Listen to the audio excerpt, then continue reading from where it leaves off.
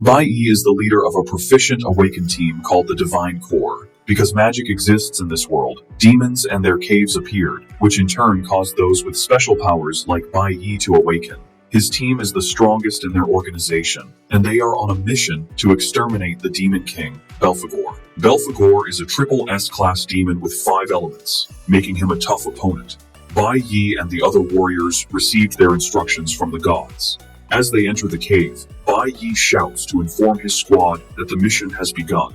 This is the 100th high-level demonic cave the proficient team has challenged. His team includes Ling Yue, Han Xiaoling, and Lucian. Due to its predicted difficulty, the mission was designated an L-class purge operation, the highest rank. However, the team is excited for the mission, as they have been promised a vacation once they defeat Belphegor. In perfect sync, the team unleashes their powers on the attacking demons. Bai Yi leads the attack as they easily cut through the demons with swift and precise attacks. This is possible because all members of the Divine Core are L-rank warriors. Within a few minutes of coordination, the team clears the cave and kills the Demon King Belphegor. The team members excitedly talk about how easy it was. However, Lucian is skeptical about the operation. He feels it was too easy for an L-rank mission, and Bai Yi agrees. The intel he received stated the Demon King had 5 elements and a hidden skill. While he is analyzing what might be wrong, Ling Yue hugs him from behind, asking if he will treat them to a feast. Tired of her, he pushes her away while telling the team they are going to have dinner at their usual spot. Han cannot believe their captain is throwing away a chance with Ling.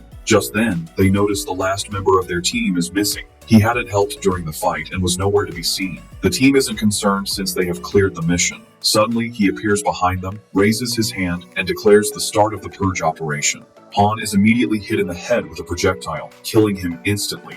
Shock runs through the team as they see Han on the ground, half his head gone and blood spilling onto the floor. While the team is still in shock, the traitor reveals that he was assigned the purge mission by God himself. Bai Yi notices he can't move his body, and the traitor reveals that they have been eating breakfasts laced with paralytic powder for the past month. The traitor then restrains the rest of the team with his divine skill, Forbidden Vines, restricting their movement. He explains that he was assigned the mission to wipe out the team and needed to prepare. While he is arrogantly explaining, Bai Yi and the others ask why he betrayed them. The traitor replies that it is God's decree to wipe out the L-class warriors. He tightens the grip on Bai Yi and the others, forcing them to scream in pain. They slowly lose consciousness as they cough up blood, still asking why their teammate betrayed them. Bai Yi reminds the man that the Divine Core never crossed any lines that deserved death. Since they followed all the rules, Bai Yi wants to know why they had to die. The traitor arrogantly tells them that God doesn't need a reason to kill them. He walks close to Bai Yi, and after choking him with his vines, he punches through his chest. Bai Yi cannot get over the betrayal, as he considered the traitor part of his family. The team had been together for 10 years and was practically inseparable. The traitor laughs at Bai Yi for being naive. He tells him he was never family. From the first day he joined the Divine Core, he has been on a mission for the gods. Essentially, Bai Yi and his team were just pawns. The traitor joined the team to study them and played his part well. Bai Yi and the team finally lose whatever life force they have left and collapse. The traitor stands over them and finishes Bai Yi off with a shot to the head. On that day, May 22nd, 2125, Bai Yi and his team of L-class warriors were killed. Their bodies lie on the ground as the traitor walks off to prepare for his vacation. As Bai Yi's consciousness fades, he suddenly hears a voice demanding they make a deal. He is shocked to find himself in chains in an unfamiliar environment. Standing before him is a creepy man in a suit with a dark aura. Bai Yi looks closer and realizes it's Belphegor, the Demon King. He wonders how the Demon King is alive. Belphegor teases Bai Yi, saying a high-ranking Demon King would not die that easily. They are in his soul domain, where the entire kingdom is his life force. Tired of the Demon King's chatter, Bai Yi suggests they get to business. Seeing Bai Yi's anger, the Demon King proposes a deal. Belphegor reveals that his hidden skill is life regression. He tells Bai Yi he can send him to the past, giving him a chance to change the outcome. After being reminded of how his team died, Bai Yi doesn't hesitate to agree to the Demon King's proposition. He is burning with rage and swears to kill the traitor and the gods who gave the orders. The Demon King is pleased and, in addition to helping him, grants Bai Yi another gift, Belphegor's heart. Bai Yi asks the Demon King why he is making a deal with him, but he is sent off before getting an answer. When he opens his eyes, he finds himself in a classroom with his teacher, Wang, yelling at him. Bai Yi has gone back 20 years to the year 2105. This was when Bai Yi was in the middle school division of the nation's Awakened Academy before his awakening. Bai Yi is surprised that he truly came back to the past. The teacher scolds him for sleeping in class, especially a class right before his awakening ceremony. As punishment, the teacher orders him to stand in the back of the classroom. Still in shock, he slowly walks to the back, staring at classmates he hasn't seen in nearly 20 years. The teacher continues the lesson, explaining the 5 elemental powers: lightning, flower, cloud, nuclear, and stellar. A person can only have one element. The teacher uses herself as an example, stating she possesses the rare cloud element. She then adds that elements are divided into 3 categories based on how they bond with the body: combat, support, and special. She explains that each team comprises the 5 elements with different roles. The school's guild team is an example, consisting of a stellar mage, a cloud warrior, a nuclear bard, and a lightning assassin. The teacher commends the students for being rare and tells them that Awakening Day is the most important day of their lives. There are nearly 100 known awakened professions, ranked from dust, lowest, to celestial, highest, with ember and abyss ranks in between.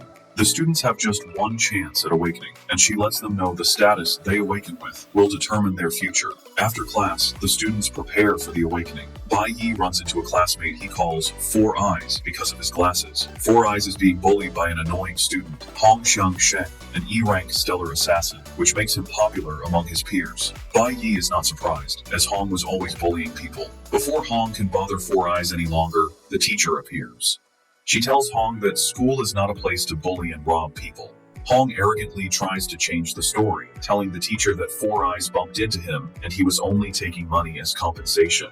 He boldly tells Huang he would have gotten her fired if not for the fact that she is attractive. After he's done, he and his friends prepare to leave. Seeing Bai Yi in his way, he shoves him aside. Bai Yi doesn't react, but instead watches the teacher check on Four Eyes. Huang is a good teacher who cares for her students despite her tough exterior. Bai Yi remembers Huang helping him in his past life after he awakened. Just then, Huang is informed it is her class's turn for the awakening chamber. Like a mother, she tells her students to stay calm to avoid injuries. In this world, there are 2 awakening methods. There is a natural awakening, like the one Hong had, which is why he is so arrogant. Natural awakening usually happens to people with strong physical constitutions and talent, activating during extreme emotional moments. The other is the artificial method, where those with potential enter the awakening chamber. The chamber is a product of knowledgeable scientists. Inside, emotions and adrenaline are intensely stimulated. This forces the dormant awakening within potential candidates to activate. Because it only happens once, it is considered the only way for someone to turn their life around.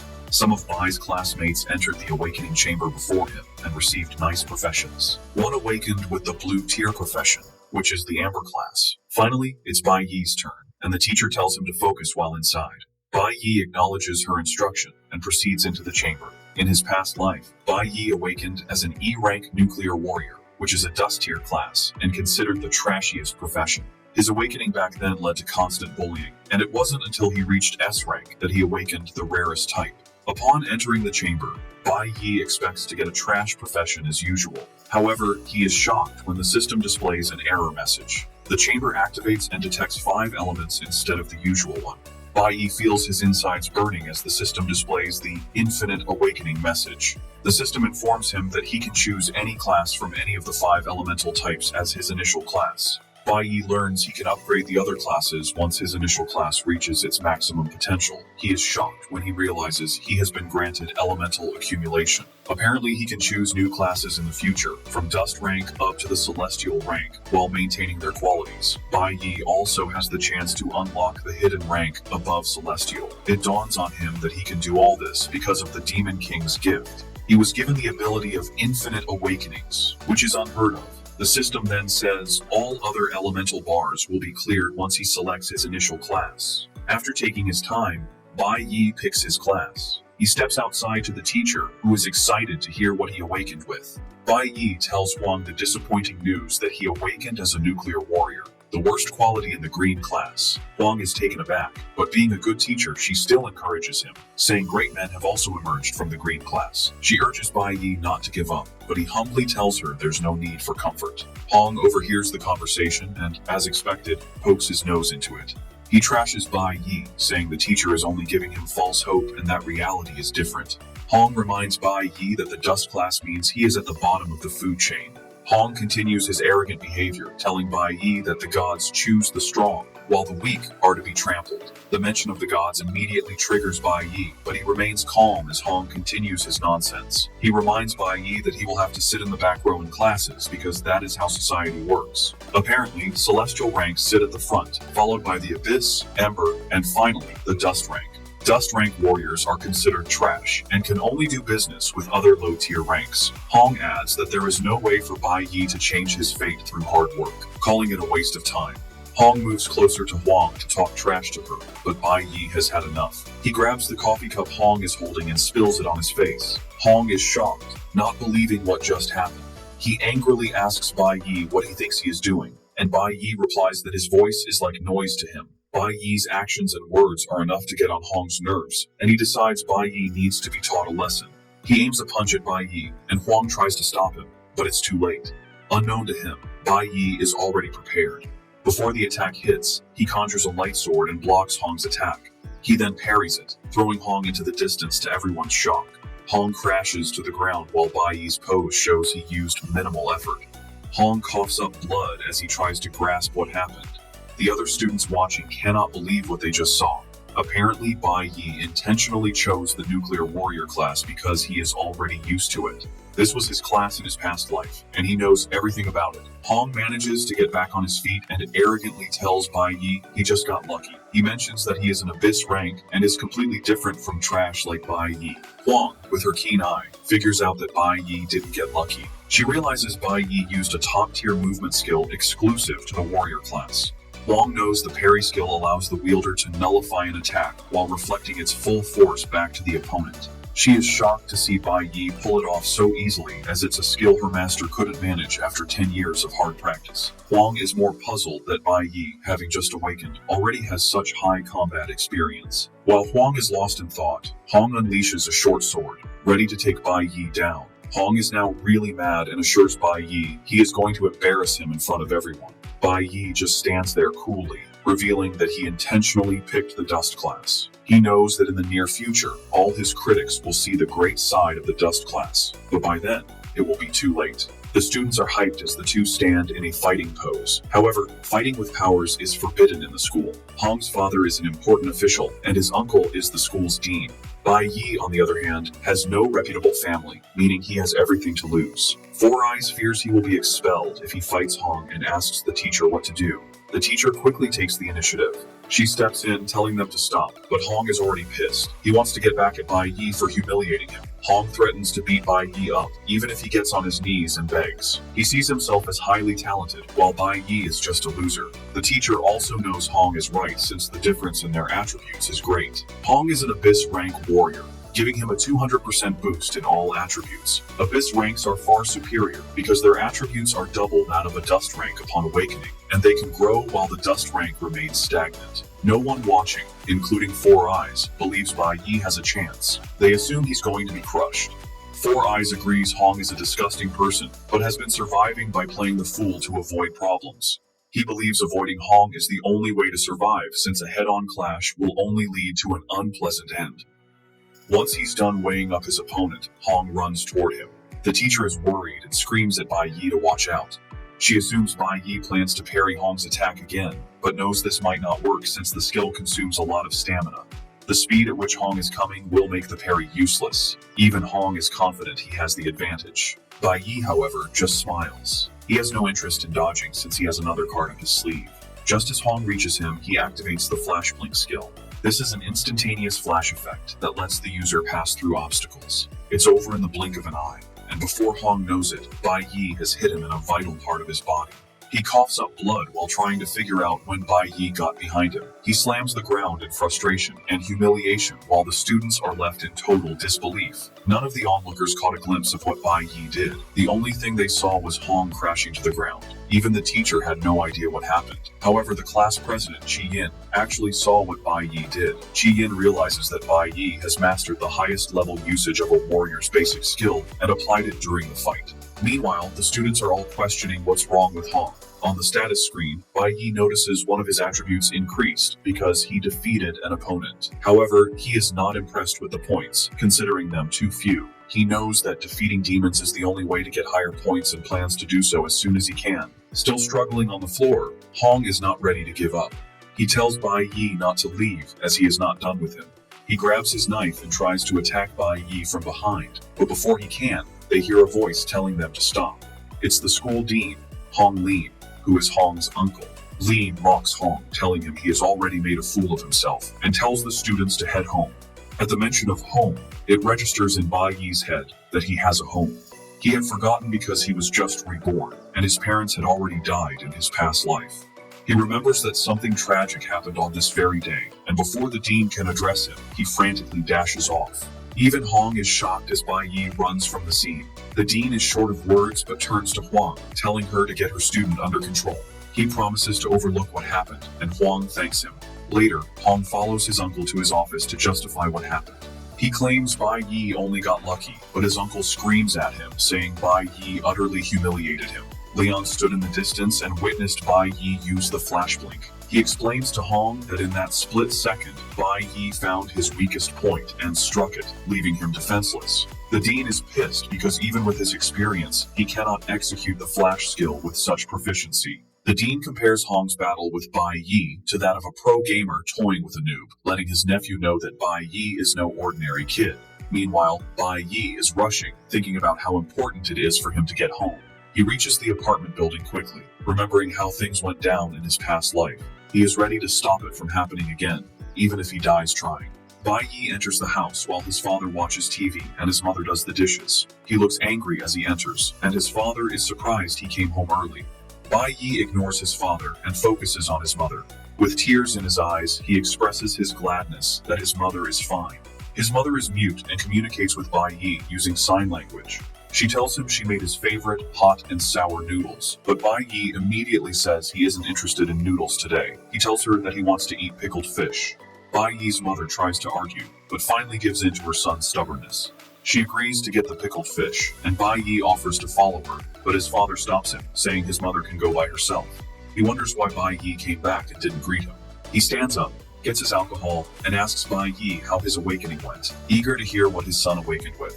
It turns out Bai Yi's father, Bai Ling Shang, is a class electric warrior and is fairly strong, which makes him dangerous. Bai Yi tells his father he didn't awaken that day because things took too long. His father demands to know why he came home early if he hadn't awakened. He mentions being disappointed with his friend's son's awakening class and expects his own son to awaken with the Abyss rank. Ling Sheng claims he awakened with the Abyss rank and has poured his sweat and blood into raising his son. Pissed and with a scary aura, he demands to know what Bai Yi awakened with. Engulfed in the aura, Bai Yi lies again that he hasn't awakened. This only makes his father angrier, and he smashes a drink bottle on Bai Yi's head.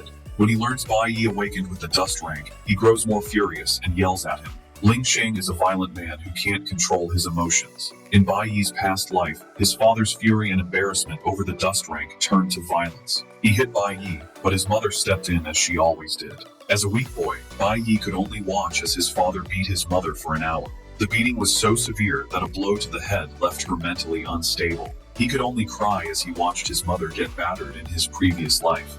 Now reborn, he aims to change things. He still doesn't have what it takes to challenge his father, a C-rank Abyss class warrior, and will need time to level up. The tactics he used against Hong won't work here. His father is on another level, with real combat experience. Bai Yi sadly realizes he can't touch his father yet. His father grabs him by the hair, ranting that he regrets Bai Yi was ever born. Bai Yi knows he is in a deep mess. His father came home early to wait for him and won't let him go until he's satisfied. Knowing his father's violence, he wanted his mother away from the house. Bai Yi is glad he got her out, but as he celebrates this internally, a blow lands on his head. Things worsen when someone enters the house. It is his mother, the very person he tried to keep from witnessing the violence. His mother is horrified to see Ling Sheng pounding on their son's head as he lies on the ground. She had rushed back as fast as she could to feed her hungry son, which explains her quick return. Bai Yi is terrified to see his mother, wondering if history is about to repeat itself. As expected, Ling Sheng turns his attention to the poor woman. In a flashback, Bai Yi sits in a prison cell. In his past life, he became the first person to advance from a green to a platinum tier. Because of this feat, his cellmate wonders why he was arrested and brought to a prison for those sentenced to die. Bai Yi's only statement was that he deserved to die because he beat his mother to death. He was sentenced to death for killing his father in revenge for what happened to his mother. Now, in the present, history is about to repeat itself. As Ling Sheng continues his madness, Bai Yi's mother runs to check on her son. Bai Yi knows he is stronger than an ordinary person who wouldn't have survived his father's punch. His mother tries to help him up, shielding him from his angry father. Ling Sheng continues his rant, telling his wife he was happy when she was pregnant. Since his siblings couldn't produce a son, he believed he was destined to restore the family's glory. However, he is disgusted by what followed. His son, his great hope, awakened with the worst class, dust rank. Ling Sheng screams at his wife, reminding her Bai Yi can't advance because it is a trash class. He blames his wife's genes for the result. Ling Sheng loses control and raises his hand to hit her, but Bai Yi won't allow it. He uses Flash Blink to get past his mother and block his father's attack. Ling Sheng is thrown backward and smiles heroically. His mother is worried, knowing what is coming next. Ling Sheng gets to his feet and arrogantly walks toward his son, intending to beat him to a pulp. Bai Yi plans to use the parry attack, but before he can activate the skill, his father's punch breaks through his sword and hits his face. Bai Yi spills blood, bitterly realizing the huge power gap between them. Before he can breathe, another punch comes. He blocks it with his hands, but the shock still injures his ribs. Ling Sheng prepares another powerful strike to put his son in his place, mad that he has the guts to defy him. Bai Yi sees the punch coming, but can't dodge or block it. He only covers his head with his hands as the blow lands. Ling Sheng tells Bai Yi he deserves to die for awakening with a useless class. Yet, Bai Yi remains standing, unwilling to let history repeat itself. Seeing Bai Yi still up makes Ling Sheng angrier. He mocks him, asking if he thinks he's the real deal just because he awakened. Ling Sheng grabs a chair, ready to smash his son. Bai Yi's mother holds him as they brace for the hit. Just then, a commanding voice outside demands they open the door. Ling Sheng is disappointed by the interruption. Bai Yi's mother holds her son, relieved by the break. However, the knock is no surprise to Bai Yi, as he arranged it. Ling Sheng acts tough as he opens the door, but his attitude changes when he sees who is there. Two tough-looking men stand at the door and ask Ling Sheng what took him so long. The two men are inspectorate investigators, Liang and Chen Jinwu. Liang is the red A-rank deputy captain, while Chen Jinwu is a blue C rank. Ling Sheng is shocked to see them, and while trembling, asks what they are doing at his house. Liang shows him a picture of a wanted criminal named Snow, asking Ling Sheng if he has seen him. Apparently, the office received a call that Snow was seen in the building, so the police are conducting a house-to-house search. Ling Sheng is relieved to hear that he is not the reason for their visit. He smiles, telling them he has not seen Snow. Since Snow is popular and always on TV, he assures them he would report it if he ever ran into him. Just then, Liang notices Bai Yi is in bad shape and asks Ling Sheng what happened. Ling Sheng lies that his son was careless and fell while buying groceries. He taps Liang on the shoulder, telling him not to worry about such trivial matters. Before he can finish, Bai Yi cuts in, telling the officers his father is lying. Bai Yi boldly states that his father hit him, which is why he is all bloodied. 18 minutes earlier, Bai Yi had used the apartment's phone booth to call the police, saying he saw Snow in the building. He knew they would not joke with any news concerning Snow, but he didn't expect them to arrive so fast. He is glad they came, as it bought him enough time. Ling Sheng tries to dismiss his son's words, lying that he doesn't have what it takes to beat his own son. However, Bai Yi counters with the truth. He tells the officers his father hit him in the head with a wine bottle and on the arm with a stool. Bai Yi continues pointing out where his father hit him, telling the officers they can evaluate his body for injuries. He takes it further by quoting their rule of law, stating that awakeners who cannot control their violent behavior and harm others are to be detained in the awakener prison for 15 days. The cops are shocked and impressed by how knowledgeable Bai Yi is. Ling Sheng turns to look at his son with contempt. With everything Bai Yi has said, Liang has no choice but to arrest Ling Sheng. The cops immediately grab him, and when he tries to reach for his son, they tell him to calm down, or they will use force. Ling Sheng is grabbed out of the house, but he threatens to wipe his son out once he is back. Bai Yi ignores him and closes the door as he is dragged away. Once they are safe, Bai Yi's mother runs over to hug him. Bai Yi is relieved that he was able to save his mother. However, he has 15 days to get stronger and promises his mother that Ling Sheng will never touch her again. Before his father was taken, Bai Yi managed to grab the key to his safe. He knows his father has something important inside, as this is how he climbed from E rank to C rank. Later, Bai Yi heads to the safe and unlocks it. The contents were a secret Bai Yi learned after his father died in his past life. He opens the safe and brings out a scary blade. Bai Yi plans to take on the demon caves using the blade. Since demon caves are the only way to upgrade his class, he knows he has no choice but to enter the labyrinth. However, there is a problem. The demon caves are under the jurisdiction of the gods, and only guild members can enter. The ones Bai Yi can currently enter are managed by the school. He can also access a hidden demon cave that he knew about from his past life. Soon, Bai Yi makes his way to the hidden demon cave, determined to surpass everyone as fast as he can. Meanwhile, in the inspectorate's detention room, officers talk about the snow sighting being a false alarm. They aren't mad, as they are always ready to check out anything related to snow. While they discuss, Ling Sheng tries to bribe them for his release. Leong is disgusted by Ling Sheng's behavior, especially since he was a guild member. The officers tell him things will get worse if bribery is added to his charges. They urge him to stay put for the night before being sent to the Awakener prison the next morning. Ling Sheng's rage is directed entirely at his son. Since Bai Yi knows his father will be out in 15 days, he is preparing to take on the demon caves to level up. Demon caves are another space parallel to their world, accessed by a door that appears out of thin air. Once discovered, they are mostly taken over by guilds because they house demonic beasts and ores, making them the best place for awakeners to improve. However, a team is usually required to enter since the caves are dangerous. The one Bai Yi is about to take on was only discovered 5 years later in his past. An F-rank cave requires 3 E-rank warriors, while an E-rank cave needs a 5-person team of 3 E-rank and 2 D-rank warriors. Bai Yi is confident the cave he is about to challenge is an F-rank. The demon caves are known to be dangerous, but since Bai Yi has no other choice, he must take on the cave by himself. He knows why he needs to get stronger as soon as possible. Armed with the weapon from his father's safe, he proceeds into the demon cave. The area is filled with ice and snow, and Bai Yi figures he is in the domain of a cloud-type magic beast. As he strolls through the domain, he soon runs into a sleeping ice bear. In front of it are human skeletons, showing that others might have entered before. While he is looking around, a bloodthirsty forest wolf appears and almost gets him. The E-rank wolf is still stronger than Bai Yi. Bai Yi leaps backward to avoid the wolf, but it comes at him again. He is able to block the wolf's teeth with the blade. Bai Yi then goes on the attack, taking down the wolf with a single slash. This is possible thanks to the A-rank weapon he is wielding. It is a weapon not available on the market, which is why his father kept it hidden. With this weapon, Bai Yi can close the skill gap between him and the beasts. The weapon is known as the Hunwu blade, made from Hunwu stone.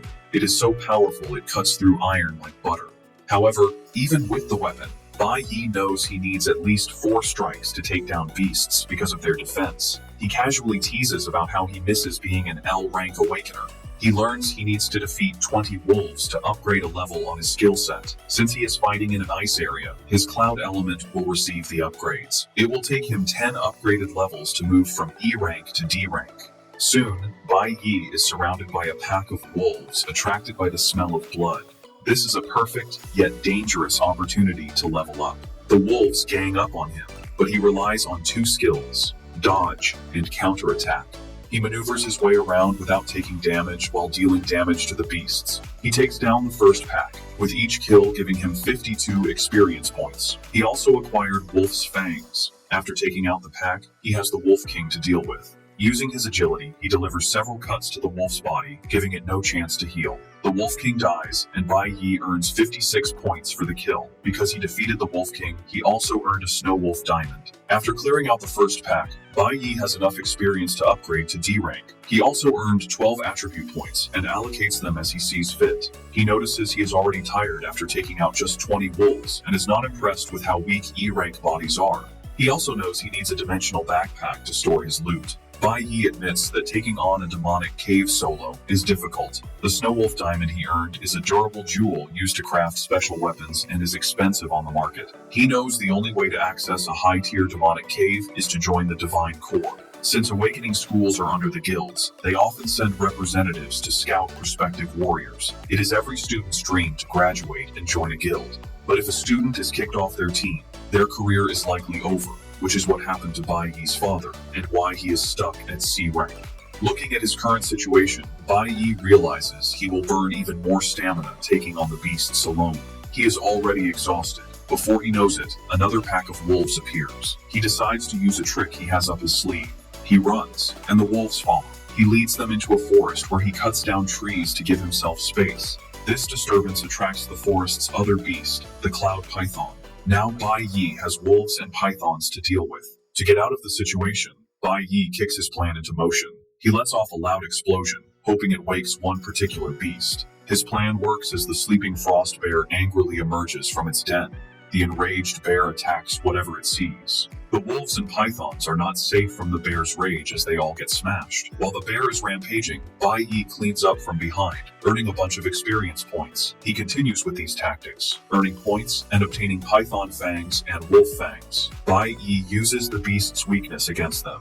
They are aggressive but lack brains. By using the bear against the others, he conserves stamina. However, he still needs to finish them off to gain experience. After fighting for some minutes, Bai Yi is exhausted. He decides to move to the next phase of his plan. Once the beasts are lined up, he hits the ice floor and breaks it to kill them. He has been analyzing the terrain and noticed they are on an ice bridge suspended between two cliffs.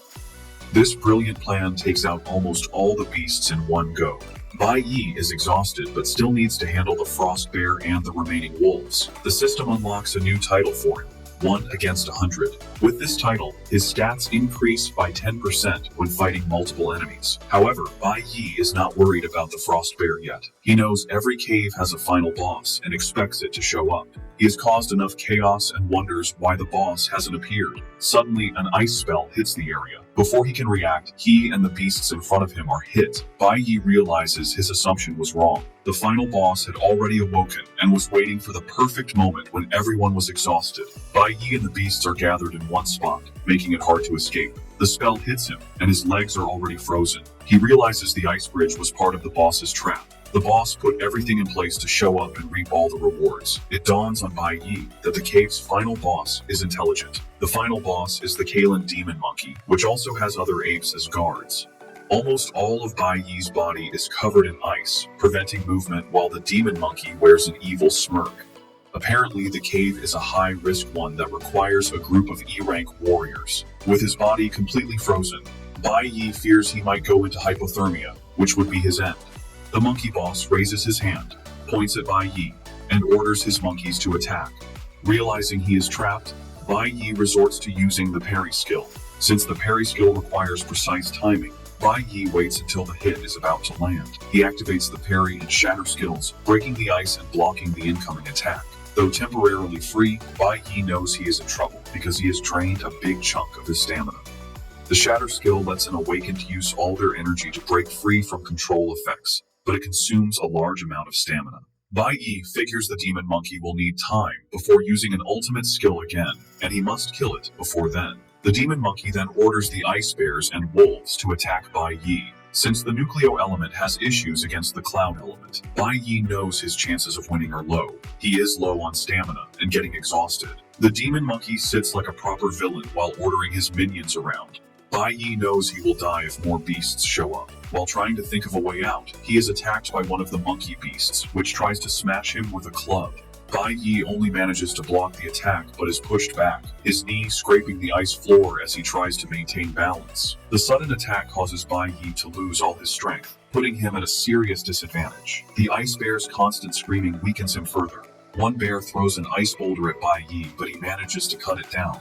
However, the cold doesn't help as his stamina has almost hit zero. Once the demon monkey notices Bai Yi is nearly drained, he uses another ultimate skill, the Ice Storm. Bai Yi is shocked, not expecting the monkey's ultimate to have such a fast cooldown. His eyes light up in horror as he stares at the incoming attack. This reminds him that in his past life, he faced life or death situations and developed a sense for recognizing opportunities. Bai Yi figures that in his current state, he has two options. He can stay and fight, but since his stamina is at its limit and he continues to take damage, he will not survive. The second option is simple: run away. Bai Yi wastes no time picking option 2 and leaps off the cliff. However, the demon monkey hits him with an ice spell that catches his feet, causing him to lose balance and fall instead. With ice formed around him, Bai Yi crashes into the river below. While he is fighting for his life, his mother enters his room back home. She thinks Bai Yi is still sleeping but is shocked to find the room empty. Bai Yi had left home the day before, a Friday, and now it is Saturday. His mom finds a note from her son saying he went to a friend's house. Bai Yi urges her not to worry, but the note only makes her more anxious since she knows he would have told her in person instead of leaving a note. She wonders what is going on with him since he has been acting differently since the day before. The woman is uneasy with several things running through her head. Back in the dungeon, Bai Yi survived the fall. Jumping off the cliff was also part of his plan. He remembers that nearly 100 beasts fell into the river when he broke the ice bridge earlier. However, he only got rewards for 40, which means the others survived. Bai Yi coughs in pain as he drags himself out of the cold river. Though he survived, he is running on very low stamina. He is suffering from blood loss, low temperature, and is in a completely weakened state. His body is also severely damaged from falling from a high place. Without a doubt, Bai Yi knows he is at his limit. As he lies there, he wonders if this is truly the end. Before he knows it, he is surrounded by beasts like the ice bears, ready to finish him off. As they get closer, Bai Yi reminisces. He remembers his time with the Divine Core, the good moments with his teammates, and his mother's care. He also remembers his father's wickedness and the pain of the traitor's betrayal. A voice in his head tells him this is the end. This is enough for Bai Yi to clench his fists and decide it is not over. He manages to stand up. Just as an ice bear is about to finish him, he raises his hand and stops its giant teeth from closing in. Bai Yi is determined that the bad things from his past life will not be repeated. He has already died once, losing everything. This time, he plans to turn it all around. With newfound determination, Bai Yi smashes the ice bear and throws it into the distance. He lets out a cold breath and grabs his short sword again. His desperate attempt triggers something that can push for a class advancement. Bai Yi stands with a yellow aura swirling around his body, surrounded by monsters. His decision to solo a dungeon and face dangerous beasts was to make himself feel the desperation from his past. This feeling triggers an adrenaline rush, which he hoped would cause a class advancement. Though he almost died, he didn't meet the conditions. However, instead of a class advancement, he learns a new ultimate skill, Nucleo Holy Swordsman. It is well ahead of its time and level. While he didn't advance his class, the skill will be very handy.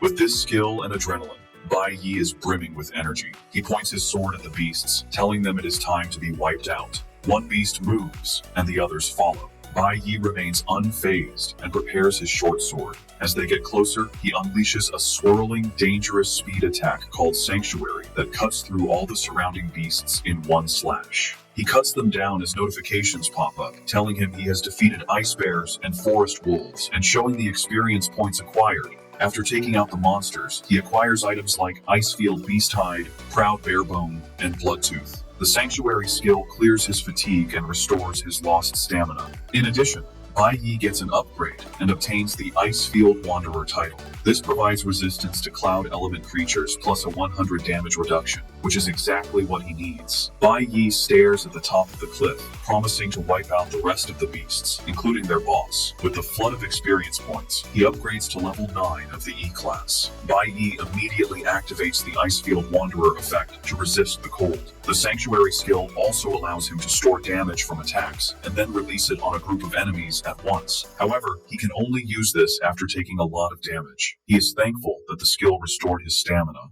Bai Yi then remembers he needs to finish quickly and return home before his mother worries. He climbs the cliff and makes his way to the demon monkey boss's palace. The demon monkey is protected by ice beasts, but Bai Yi doesn't care and bursts into the palace. After taking out more beasts, he is now at the last level of the E-class, level 10. Meanwhile, it is now 11:00 p.m., and Bai Yi's mother is seriously worried. She has prepared food, but she is left to wonder where her son is. She prays that he is fine. Now, in the boss's palace, Bai Yi takes out the ice bears guarding it and is left to fight the boss's personal guards, the scary monkeys. The monkey boss looks unafraid and orders his guards to take Bai Yi out. One monkey jumps at Bai Yi, but he simply blocks and then easily slices it in half. The monkey boss sees this and realizes things might be dire. He angrily unleashes his ultimate, the Ice Storm Assault, but it has no effect on Bai Yi, who is now immune. Bai Yi dashes toward the monkey boss. In desperation, the boss raises his staff, activating a spell that causes the jewel on it to glow. This puts the other monkeys in a hyper mode, but Bai Yi doesn't see them as a threat. He only sees them as beasts he needs to kill to reach D class. Bai Yi cuts through the beasts like they are nothing before relieving the monkey boss of one of its arms. The boss screams in pain as blood spills from the severed limb. Before it can do anything else, it finds Bai Yi looking at it with a death stare. Bai Yi unleashes a series of cuts on the boss's body, defeating it. A notification pops up, telling Bai Yi he has successfully defeated the D-Class Cloud Element user, the King of the Azure Forest, and gained 1,000 experience points. He also advances to the D-Class Nucleo Warrior. After this, he sees items to pick up. Because of the experience he gathered fighting a Cloud Element enemy, the system tells him a new profession is about to awaken. Bai Yi is shocked, having forgotten about this. A red and blue aura emanates from his body. He awakens the Cloud Element Mage profession, and can now switch professions at any time.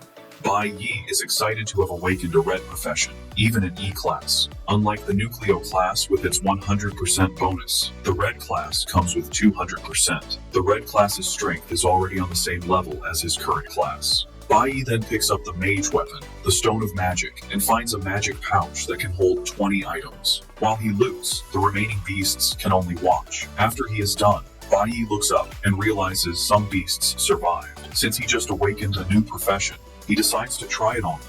He switches to mage mode, a red aura coming from his eyes as he prepares to annihilate them. It is now 5 a.m. the next morning, a Sunday. Bai Yi's mother hasn't slept and is sitting in the living room hoping for her son's return. Just then, Bai Yi opens the door, and she immediately stands up. Bai Yi enters, smiling, apologizing for making her worry. His mother runs over and hugs him tightly while crying. Bai Yi is shocked to see she has been waiting for him and hasn't eaten. He then tells her he has good news. While leaving the dungeon, Bai Yi gathered valuable items thanks to the magic pouch he found. After leaving, he meets an ore broker. The broker offers to buy the ore for 800, but Bai Yi counters with 8,000. This shocks the broker. Bai Yi doesn't argue and just takes the ore back. The broker is forced to increase his bid to 2,000, but Bai Yi counters again, demanding 5,000. The broker proposes 3,000 as his final offer. As he says this, Bai Yi starts increasing the price, and it quickly appreciates to 7,000. The broker is still arguing, but when he realizes Bai Yi won't stop, he quickly agrees to take the ore for 7,000. Since Bai Yi is experienced with brokers from his past life, he knows how to deal with them. From the money he got selling the ore, he rents an apartment for his mother. In his past life, his mother fell from one problem to another, but now, Bai Yi just wants to take care of her and make sure she enjoys herself. He concludes the apartment deal in front of his mother, shocking her with the high price. By 8 p.m. that Sunday, they settled into the new apartment. Bai Yi is happy to see his mother smiling, as it has been a long time since he saw her with such an expression. Even with a new apartment and moving up from E to D class, he knows he can't let his guard down because of his father. Bai Yi wants to settle the issue with his father before going after his main target. He then wears a magic stone on his right arm that increases an area of effect magic by 50%. At the same time, Hong is training hard to surpass his limit, jumping from one labyrinth to another without rest. Even when his sister tries to convince him to rest, he slaps her hand away. Hong is prepared to do anything to stay on top. Elsewhere, an unknown person checks the list of newly awakened students, disappointed by the lack of exceptional talent. The next morning at 7:30 a.m., Bai Yi's mother had prepared food for him. Bai Yi is shocked to realize he is running late. He asks why she didn't wake him, and she replies that he was resting so well she couldn't bear to disrupt him. She pats him on the head, urging him to eat slowly. With his mother's comfort, Bai Yi calms down, realizing it has been a long time since he slept peacefully or had an unhurried breakfast. Just then, his mother asks if there is anything he wants, like a toy or a book. Bai Yi is surprised by the sudden offer of gifts. His mother reminds him that his birthday is next Friday, June 5th. It dawns on Bai Yi that she is right, but he totally forgot, as it's been too long since he last celebrated. After his mother died in his past life, no one celebrated his birthday again, and he gradually forgot about it. As he eats, Bai Yi racks his brain to think of anything he wants, but is left confused since he already has what he truly desires. His next and most important goal is to kill the traitor who caused his and his team's death. When Bai Yi gets to school, he learns they are preparing for the combat simulation. The teacher stands before the newly awakened, telling them about it. He explains that the academy is supervised by the Divine Guild, who will be watching their every move. The combat simulation is the best way to impress them. He tells them it will serve as the school graduation assessment and will be broadcast live. The best performer will get to participate in a training camp with the high school division. The camp happens only once a year and is the best opportunity to connect with the Divine Guild. The school usually organizes the best students from middle and high schools to travel together to the Shanghai Nation, where the Divine Guild headquarters is. Bai Yi remembers the Shanghai Nation as where he met his master and where the traitor was born. However, the traitor never met his master since he joined the Divine Corps after him. Bai Yi knows he must get high scores in the assessment to get into the training camp, giving him more chances to find the traitor. The simulation battle is this Friday, 4 days away. While some are excited, people like Four Eyes are worried because it takes place inside a real labyrinth. The teacher then points to the training room for their first session, physical conditioning in the gravity room, where everyone must start with 10 sets of shuttle runs. Surprisingly, Bai Yi walks up to his teacher, saying he doesn't want to use the recommended training room. This shocks the teacher and the other students. The teacher tells Bai Yi not to get ahead of himself just because he defeated Hong, believing he is trying to skip training. But Bai Yi clarifies that he wants more specialized training. The teacher is confused and asks if Bai Yi is insinuating there is a problem with his methods. Bai Yi reveals that physical conditioning is necessary for most awakeners, so the gravity room isn't a bad option. However, he believes the shuttle run is only best for classes like assassins and warriors, which require speed and coordination, and not everyone needs this. He tells the teacher that classes like mages and chanters are better suited to train in the element room. He adds that everyone should be allowed to train differently since their classes are used differently. The teacher hears this and points out that Bai Yi is basically teaching him his job. Qian overhears and is shocked.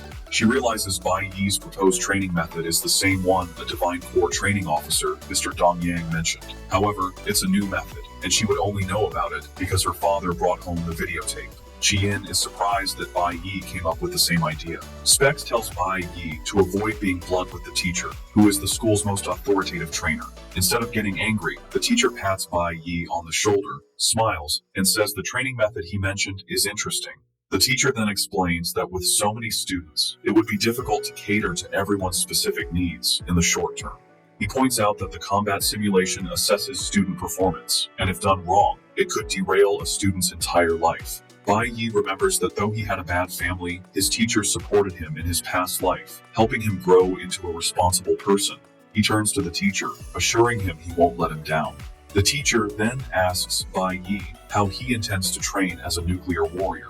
Bai Yi suggests turning on the elemental suppression in the element room to its maximum setting. This shocks the teacher and even Specs. Bai Yi lies, saying that even though he is a warrior, he wants to balance his abilities to challenge his weaknesses, hiding the fact that he wants to train his mage profession. Just then, Qi Yin raises her hand, saying she is also interested in practicing elemental control. The teacher gives in and tells the two to do as they please, but urges them to do their best during the final assessment. Qi Yin walks up to Bai Yi, suggesting they practice together, but he quickly tells her he is entering a private room, rejecting her. Qi Yin claims the rejection has fired her up to do her best. While training in the elemental room, Bai Yi has some difficulty, as he is still new to the mage profession, but plans to master it in the short time he has. He also plans to hide his ability to switch professions since the school is under the god's supervision, and every student's move is watched. He wants to avoid becoming an early target for the gods. Meanwhile, Qi Yi trains with only 1% elemental suppression, thinking she can rival Bai Yi's strength. Bai Yi is also not ready to interact with his classmates, wanting to protect them. After school, Specs and his friend catch up to Bai Yi, telling him to slow down. The two were Bai Yi's best friends in middle school in his past life. Because they were all weak, they shared the same fate of being bullied. Having his weak friends around was the only happy moment he had in middle school.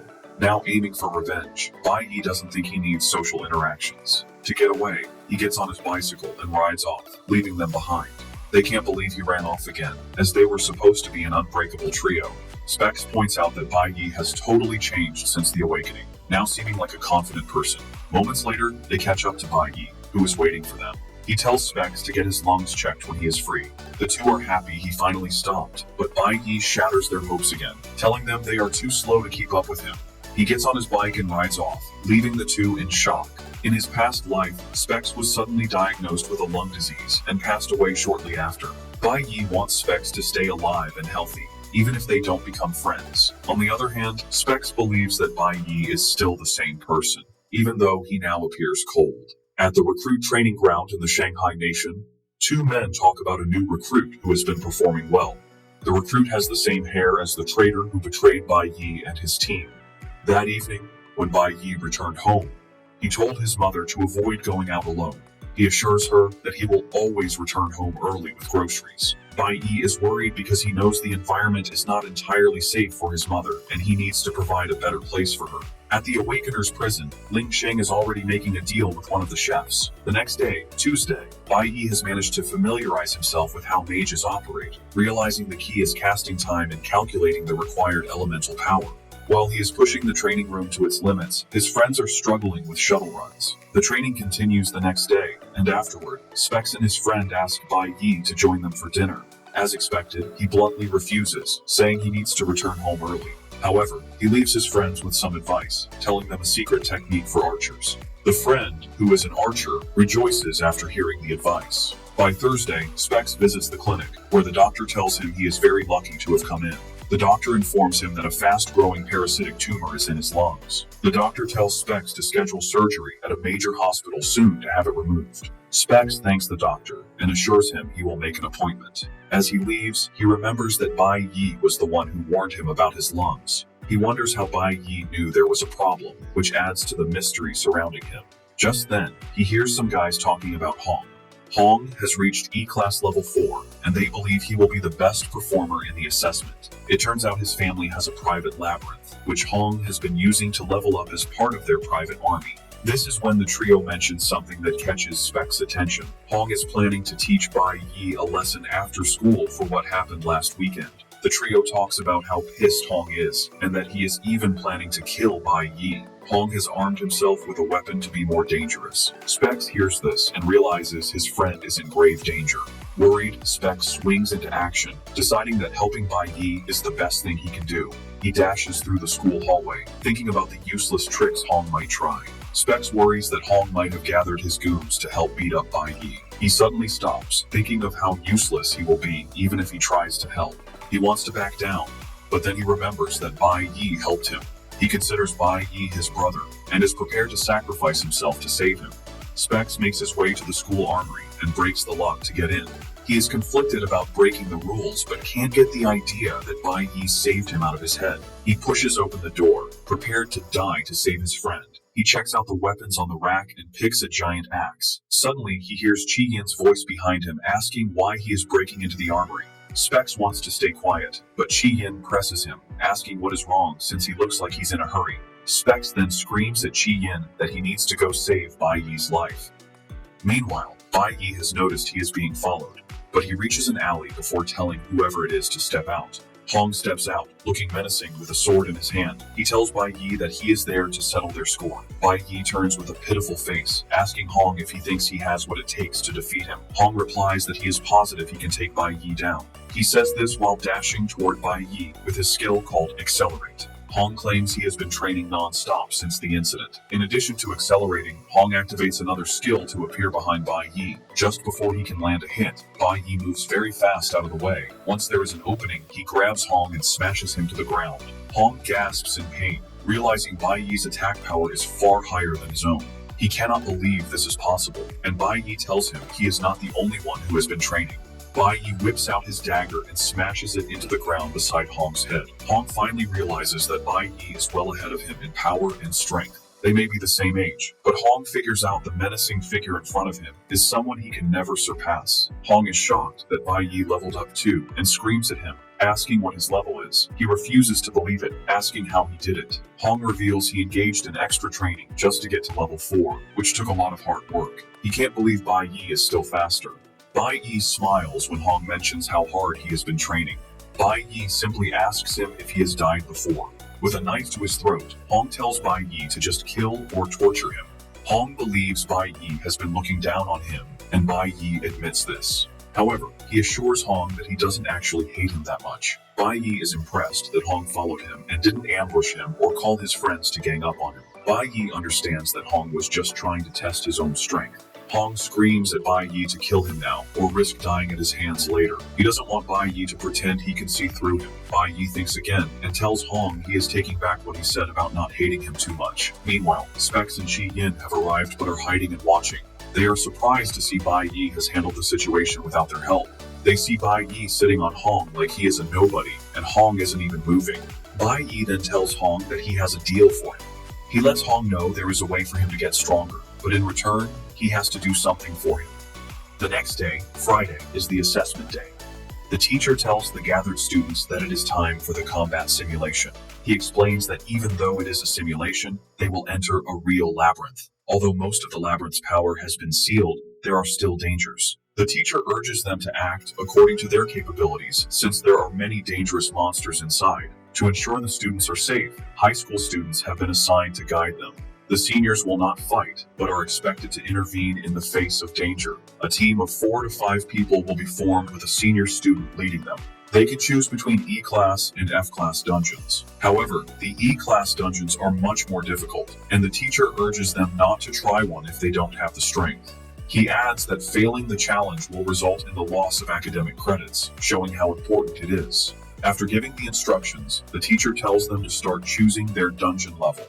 He asks the students to raise their hands if they want to challenge the E-class dungeon. A total of 8 students, including Chi Yin and Hong, raise their hands for the E-class dungeons. Specs is surprised that some students are crazy enough to take on the dangerous dungeons. Out of 180 students, the teacher announces that 8 have volunteered. He lets them know the rest will be randomly distributed to the F-class dungeons. However, Chi Yin notices that Bai Yi didn't raise his hand. Just then, Bai Yi walks up to the teacher, saying he would like to challenge the school's D-class Spirit Jade dungeon. Everyone is stunned when Bai Yi makes this declaration. When Bai Yi declared he would challenge the school's D-class Spirit Jade dungeon, a shocked silence filled the room. His teacher stared, speechless at the absurd request. Among the stunned students, Hong Qiansheng and the class president, Qi Yin, looked on in disbelief. The teacher quickly recovered and told Bai Yi he must be joking, stating that no one challenges a D-class dungeon right away and refused his request. However, Bai Yi's intense gaze showed he was completely serious. Just then, the dean of the junior high division, Hong Liang, stepped forward. He explained that D-class dungeons are very dangerous and normally for high school students who have reached D-class or higher. Unfazed, Bai Yi countered that the combat simulation rules allow students to choose their own level. He continued, saying the school's purpose is to find exceptional talent for the Divine Guild, and the criteria for such talent include bravery and strength. Bai Yi then asked if the dean really intended to deny him the chance to demonstrate those qualities. Cornered by Bai Yi's logic, Dean Hong Liang gave in slightly, but presented a new problem. All dungeons must be entered as a team. Bai Yi immediately replied that he could do it alone. This angered the dean, who declared that solo entry is forbidden by school rules to ensure student safety.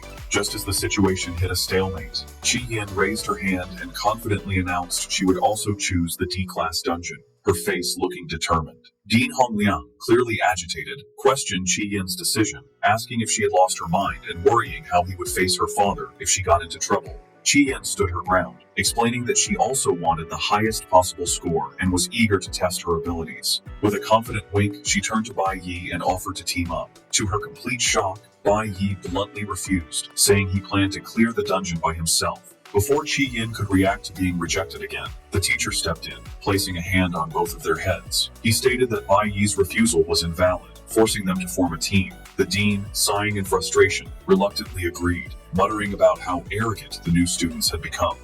The teacher then pointed out a new problem. Since their team only had 2 people attempting a dangerous dungeon, it was unlikely any senior students would volunteer to supervise them. Just as it seemed their challenge was impossible, a hand shot up from the group of seniors. A charismatic young man stepped forward with a charming smile, declaring that the flowers of the motherland always need someone to protect them. The teacher's expression turned to relief, and he told the volunteer that with him there, he could finally rest easy.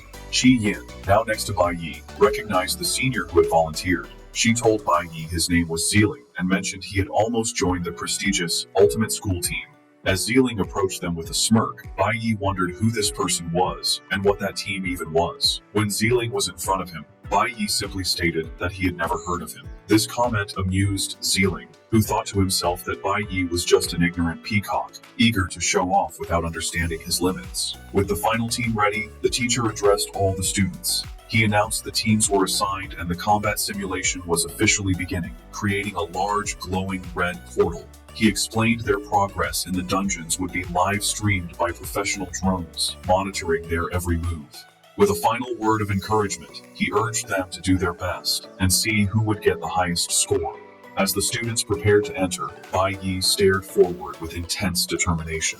The Awakened Academy was established on the site of a massive, conquered demon cave. Over time, this major cave created many smaller, lower-level portals within the school grounds, used by both junior high and high school divisions. These new dungeons, with power levels mostly between F and D class, served as perfect training grounds for the students. As students like Specs and his friend entered their portals, the combat simulation began. Inside their portal, Bai Yi, Qi Yin, and their senior supervisor Zeeling were followed by a drone. Bai Yi was aware the simulation was being broadcast and that his every action was recorded. He knew he had to control himself and not reveal all his trump cards, especially when facing unknown threats. Thinking of the gods who were watching, his reason for choosing this challenge was clear. The Spirit Jade dungeon held something he desperately needed. The team arrived in a dark forest, standing on a cliff's edge. At their feet were the remains of a thorny vine, glowing with faint green energy, evidence of their first victory. Zeeling confidently stepped between Bai Yi and Qi Yin. He told them not to worry, as he would protect them, boasting he had experience clearing even unsealed D-class dungeons with other powerful awakened. As they went deeper into the forest, Qi Yin asked Zeeling how strong the monsters in a D-class dungeon were. He explained their levels range from E5 to D5. However, since the school's dungeons have their strongest beasts sealed, it was unlikely they'd face a true D-class monster, and there wouldn't be a boss. He added with a grin that they shouldn't underestimate high-level E-class monsters, as their attack power and speed can be strong. He reminded them that as new students, they were still just small fries, and Qi Yin nodded in understanding. Zeeling then turned to Qi Yin, promising to find low-level monsters for them to farm points and assuring her he wouldn't let her get hurt. As he was speaking, he noticed Bai Yi had walked far ahead, a strange green aura glowing around him. Zeeling paused, puzzled by Bai Yi's action. He called out, warning Bai Yi not to run so far ahead in case he angered a monster. Bai Yi stopped and turned back, bluntly telling Zeeling he was being too noisy, which left the senior speechless. With a confident smirk and glowing eyes, Bai Yi told Zeeling to just stay back, as his help wouldn't be needed. Zeeling and Qi Yin could only stare as Bai Yi continued ahead, taking the lead. The view shifted to the livestream camera, showing the trio as the official broadcast for this year's combat simulation began. Back at the academy, large screens were set up for students and staff to watch the combat simulation live streams, showing the progress of the teams in the dungeons. The scene then shifts to a private room with a plaque that reads, "Ultimate School Team." Inside, a young man with green hair, the team's vice captain, was on a call. He urged the person he called captain to watch the broadcast, mentioning it was interesting this year. With a smirk, he pointed out that a junior student had chosen to challenge a D-class dungeon.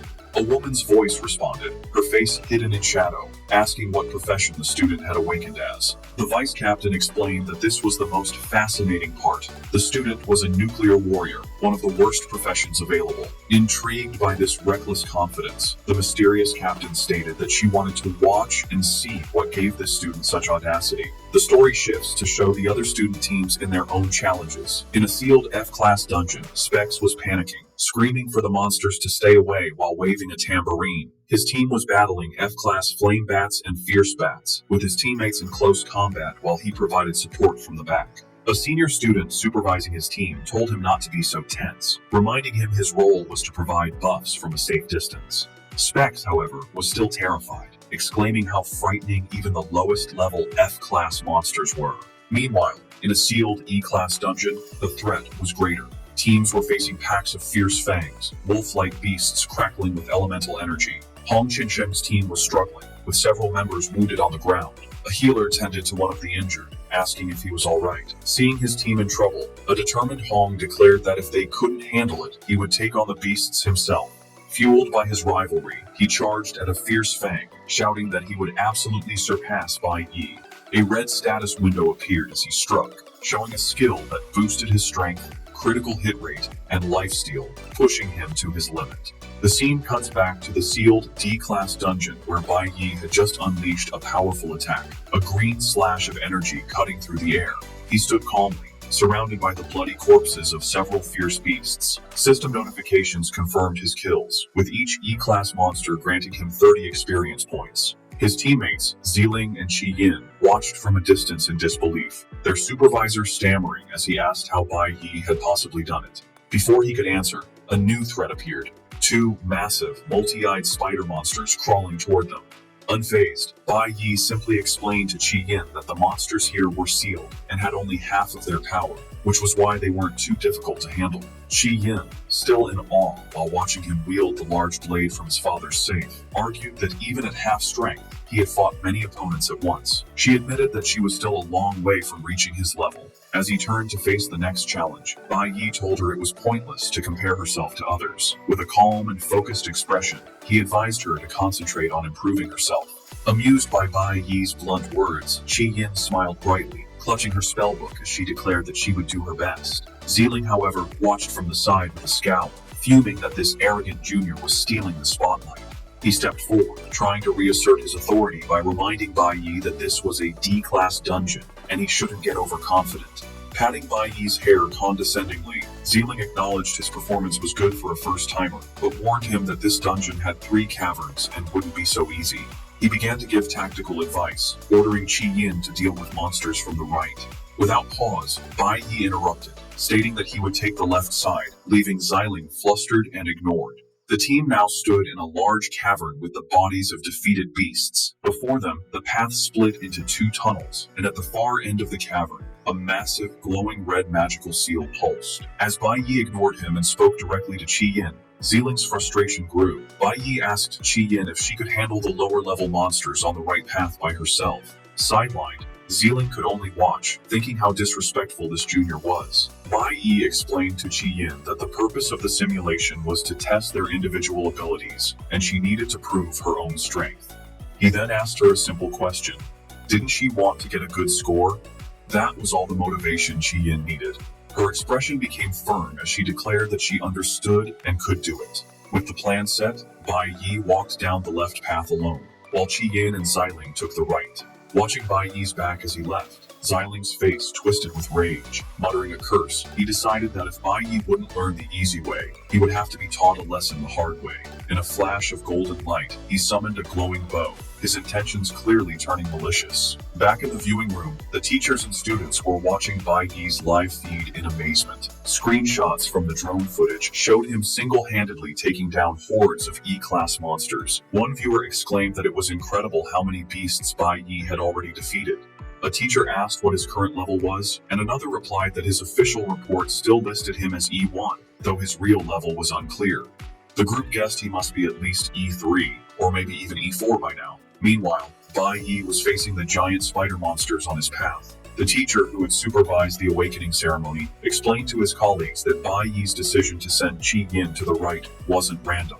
He had smartly observed the elemental matchups, sending the flower element user, Qi Yin, to face the stellar element monsters, giving her a natural advantage. The teacher praised Bai Yi's smart decisions and impressive tactical awareness, even during a high-pressure test. Recalling Bai Yi's promise not to disappoint him, the teacher smiled with pride, realizing the boy wasn't just bragging. He looked at the screen with interest, wondering what else his student would do. The scene then confirmed the teacher's analysis from Bai Yi's point of view.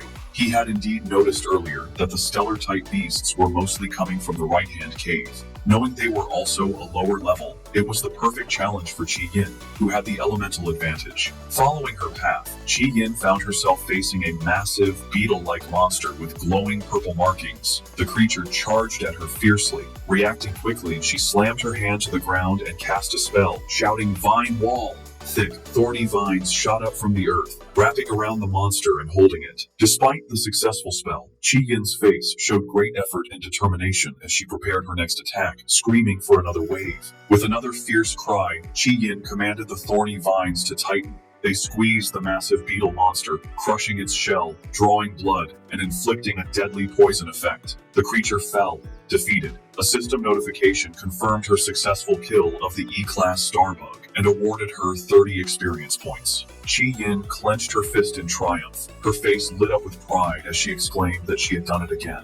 From the entrance of his own path, Bai Yi had been watching her progress. He noted that mages, even at the E-Class level, already have their basic class skills. In Qi Yin's case, it was the ability to create a poisonous wall using plants, a skill known as Vine Wall. Bai Yi was genuinely impressed. For her first time in a dungeon, she was very calm while facing monsters stronger than herself. She also had the tactical sense to use her wall skill not just for defense, but to trap the monster and create a smaller kill zone. He concluded that she definitely had a natural talent for combat. Having confirmed she could handle her side, Bai Yi turned his full attention to the massive, glowing red seal at the end of his cavern. Flames of 5 different elements flickered around it, and he figured the dungeon's sealed D-class monsters must be behind it. With Qi Yin handling the beasts on her path, he was free to focus on his own, more dangerous goal. As he approached the seal, Bai Yi considered his strategy. He was confident he could get a high score while hiding his true strength, even with the drones broadcasting his every move. However, he needed to carefully plan his next step, especially with such a powerful seal in front of him.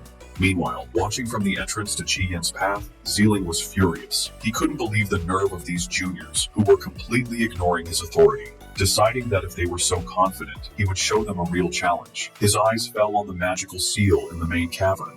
In an instant, he appeared behind Qi Yin. Drawing his golden bow, he aimed not at a monster, but at the ground in front of her. With a malicious grin, he declared that they should try this, and unleashed a bright arrow of light. The arrow struck the earth with explosive force, narrowly missing Qi Yin but blasting a deep, dark hole in the ground. Qi Yin spun around, confused by the sudden attack. Ziling, pretending to be innocent, casually asked why she had dodged, claiming he was just trying to help her by adding a buff. But from the new pit, a menacing growl echoed, and the glowing shape of a massive creature emerged. Before Qi Yin could react, a ferocious two-headed lion leaped from the chasm, charging at her with terrifying speed. A system window identified the beast as a level 11, D-class twin-headed violent lion. The sudden appearance of such a powerful, unsealed monster left Qi Yin frozen in terror. Sensing the sudden surge of powerful demonic energy, Bai Yi immediately spun around, his attention drawn to the noise on Qi Yin's path. The twin-headed lion, now fully emerged, roared as its body burst into flames. Reacting on instinct, Qi Yin threw her hands forward, desperately trying to hold the beast with her thorny vines. However, the lion's intense fire was too powerful, easily burning through and snapping the vines. With its path cleared, the beast lunged, its massive jaws wide open and ready to devour her. Frozen in terror, Qi Yin could only think it was over. From a safe distance, Ziling watched with a cruel grin, drawing his bow once more as if to add to the chaos. But just as the lion was about to strike, Bai Yi activated his Accelerate skill, a notification confirming a temporary 50% increase in his speed. He shot forward in a blur, intercepting the fiery beast mid-lunge. The sudden move caught Ziling completely by surprise. In a split second, Bai Yi shoved Qi Yin out of the way. Pushing his speed to its limit, he triggered the flash blink effect, allowing him to phase through the lion's attack and land a devastating blow on its head. The powerful strike sent the massive creature reeling backward as Bai Yi landed gracefully, placing himself between the monster and a stunned Qi Yin. Now standing defensively with his large blade, Bai Yi was surprised by the D-class monster's incredible speed, realizing this would be a difficult fight. Ziling watched the chaos with a twisted grin, thinking he knew this dungeon inside and out. He was aware that while most D-class monsters were sealed, there was always one leaked twin-headed lion that would spawn. He gloated to himself, convinced that no matter how arrogant these rookies were, they stood no chance against a true D-class monster. His sinister plan was revealed as he thought about the final detail. The lion had been enhanced by his own skills. A glowing red status window appeared over the enraged beast, confirming Ziling's trick. The lion was in a light arrow state, its gravity reduced, and its damage and speed massively increased. Ziling mentally called it the fastest twin-headed lion. Another status window showed the lion was also berserk, granting it another 10% attack and 50% speed boost. Facing this impossibly strong foe, Bai Yi's expression turned grim. Clutching the dagger from his father's safe, he wondered if he would be forced to reveal his full strength to survive. Turning to Chi Yin, he told her to retreat to a safe distance, saying this was a monster she could not handle. Chi Yin looked on with frustration and anger at herself, cursing her hesitation from moments before. The massive, flame-covered twin-headed lion leaped into the air, hurtling directly towards Bai Yi and Chi Yin. Just as Bai Yi prepared to face it alone, Chi Yin, her face full of fierce determination, thrust her hand forward and shouted her spell. Vine Wall! In an instant, thick, thorny vines shot up from the ground, catching the lion midair and wrapping tightly around its body. Not letting up, Chi Yin poured more power into her spell, screaming for another layer. With a final roar, she unleashed a triple-layered vine wall, completely trapping the fiery beast and temporarily stopping its attack. Bai Yi looked on, surprised by her sudden display of power. Turning to him, Chi Yin asked if she could join him in the fight, promising not to hold him back. She declared that even though it was a D-class monster, she wanted to face it with him. From the sidelines, Xiling watched in disbelief, wondering if the girl had lost her mind, since she had almost been eaten just moments ago. A small smile touched Bai Yi's lips as he commented on how quickly she had adjusted, admitting he thought she would have been paralyzed with fear. Chi Yin responded with new confidence, stating that she had worked too hard to be defeated here. Now standing side by side, they prepared to face the restrained D-class monster together, ready for the real battle to begin. Looking at Bai Yi with a confident smile, Chi Yin said she trusted him completely, stating that, with him by her side, she knew she wouldn't die. Bai Yi, always practical, immediately cautioned her, reminding her she had used a lot of power on the triple-layered skill and that her energy was limited. Chi Yin simply replied that she knew.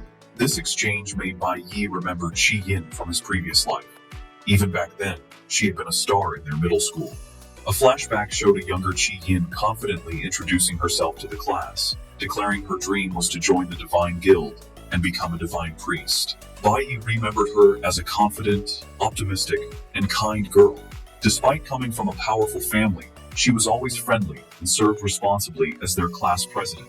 He had lost track of her later in his past life and assumed she lived an ordinary life, but in this timeline, he knew one thing for sure. She was someone he could trust. With this reliable ally by his side, Bai Yi felt confident he could pass the assessment while still hiding the true extent of his powers. However, Xiling, watching from the sidelines, scoffed at their new teamwork. He sneered, thinking they were fools to believe they could handle the beast, pointing out that the vine wall wouldn't hold it for more than a few seconds. Real combat wasn't won on confidence alone, he thought angrily, convinced that with their little strength, they had no chance against the enhanced D-class monster he had unleashed. With a cruel smirk, Xiling decided to wait. He would let them struggle and fail, and only when they were desperate enough to beg for his help would he step in. At that moment, he would teach them a harsh lesson about respecting their elders. Just as this thought crossed his mind, the twin-headed lion let out a final, earth-shaking roar and, with a massive surge of power, completely shattered the vines that were holding it. With the enraged beast now free, Bai Yi quickly made a plan. He told Chi Yin he would lure the lion, identifying it as a nuclear type, and told her to watch for the perfect moment to strike. Chi Yin immediately understood. With a shout, they split apart, baiting the fiery lion into a reckless charge. Bai Yi knew that since he had been the one to injure it, the beast's anger would be focused entirely on him. He deliberately led the enraged creature toward a large body of water at the edge of the cavern. Without hesitation, he dove in, and the lion, blinded by its fury, plunged in right after him. Underwater, Bai Yi used his incredible speed to move around the now clumsy, waterlogged beast. Finding the perfect opening as the lion struggled in the unfamiliar environment, he shouted to Chi Yin that now was the time. Responding instantly to his signal, Chi Yin cast her Vine Wall spell. Just as the lion emerged from the water, the soaking wet beast, its fiery aura gone, was completely trapped by the thorny vines. It roared in frustration, but its power was clearly reduced. With a fierce look of concentration, Chi Yin commanded the vines to constrict. The plan worked perfectly. The water had neutralized the lion's fiery abilities and disrupted its nuclear core. System notifications confirmed that its berserk and nuclear states had failed, leaving it poisoned and unable to struggle free. As Bai Yi emerged from the water and landed on the shore beside her, he confidently held his large blade ready. He declared that the beast could no longer escape, and it was time for them to end the test and claim the highest score. From his hiding spot, Xiling watched the scene, his face full of disbelief. He couldn't understand how a single layer of vines had trapped the powerful lion, especially since he would have struggled against the beast himself, and he had even enhanced its power. He could only stare and curse in frustration. Meanwhile, back in the viewing room, the teachers and staff were analyzing the brilliant strategy. One instructor explained the simple logic. Luring the nuclear-type lion into the water nullified its core skills, while strengthening Qi Yin's flower-type abilities. Bai Yi's teacher praised him for his excellent reactions and leadership, noting how he used basic elemental counters and teamwork to defeat a much stronger monster. The staff concluded that the top spot was now decided. Only the final blow remained. They excitedly discussed that once the footage was submitted to the guild, Bai Yi had a real chance of getting the highest score in the Academy's history. But just as they awaited the final strike, the live feed suddenly went black. The viewers were left confused, wondering why the broadcast would stop at such a crucial moment. Back in the dungeon, the reason was clear. The recording drone lay shattered and smoking on the ground. Zeeling stood nearby, a cruel smirk on his face and a glowing energy bow in his hand. He thought that without video evidence, Bai Yi could forget about getting the highest score. With the threat eliminated, a system notification confirmed their victory over the level 11 D-class beast, awarding them 100 experience points. Bai Yi complimented Qi Yin, telling her it was thanks to her abilities. She modestly replied she only succeeded because she followed his instructions. However, Bai Yi corrected her, explaining it was her own dedicated training that had built up enough elemental resistance, which let her use a single skill so powerfully. Qi Yin looked at him, puzzled, repeating, "elemental resistance," as if hearing it for the first time. Just then, a disgruntled Xiling emerged from hiding. He condescendingly told them that now that the boss was defeated, they could save their chatting for outside. Bai Yi and Qi Yin simply turned to face him with cold, unimpressed stares. Zeeling told them that he had enough of their supervisor's games. Bai Yi coldly confronted Zeeling, asking if he knew the grave danger he put them in by setting an enhanced D-class monster on new students. Zeeling, turning away, tried to deflect blame, claiming he intended to buff Qi Yin, but she had dodged. Bai Yi immediately cut him off, stating his skills must be pathetic if he couldn't even aim properly. With a piercing glare, Bai Yi questioned how he could call himself an archer with such poor aim. Qi Yin, now equally angry, joined in, remarking it was no wonder he couldn't get into the ultimate school team. Furious at their insults, Xiling spun around, his energy bow flaring as he asked what they had just said. Without flinching, Bai Yi stepped in front of Qi Yin, ready to block any attack. Overwhelmed by their defiance, Xiling's anger seemed to deflate into resentment. He slowly lowered his hand, muttering that the road ahead was long. Turning his back, he gave a final threat, telling them to just wait before storming off towards the dungeon's exit. After he was gone, Bai Yi and Qi Yin walked over to the wrecked drone Zeeling had destroyed. Qi Yin, fuming, commented on their senior's terrible personality. She then noticed Bai Yi examining the broken machine and asked what he was doing. Bai Yi explained their supervisor had destroyed the camera to stop them from getting a high score. Since no one could see them, Zeeling would have to leave and get a new drone. Bai Yi then pointed out that everyone else was far away in their own dungeons, which gave them plenty of time. With a small, calculating smile, Bai Yi remarked that Zeeling had actually done them a favor. He now had the perfect chance to do the rest of the things he had planned. Qi Yin could only stare at him with wide-eyed confusion, asking what he meant and what he was planning to do. Bai Yi led Qi Yin back to the central cavern, stopping in front of the massive, pulsing red seal that held the dungeon's strongest monsters. Turning to her, he asked if she could promise to keep what was about to happen a secret, adding with a smile that no one would believe her anyway. Qi Yin, confused and alarmed, stammered as she asked what he was planning.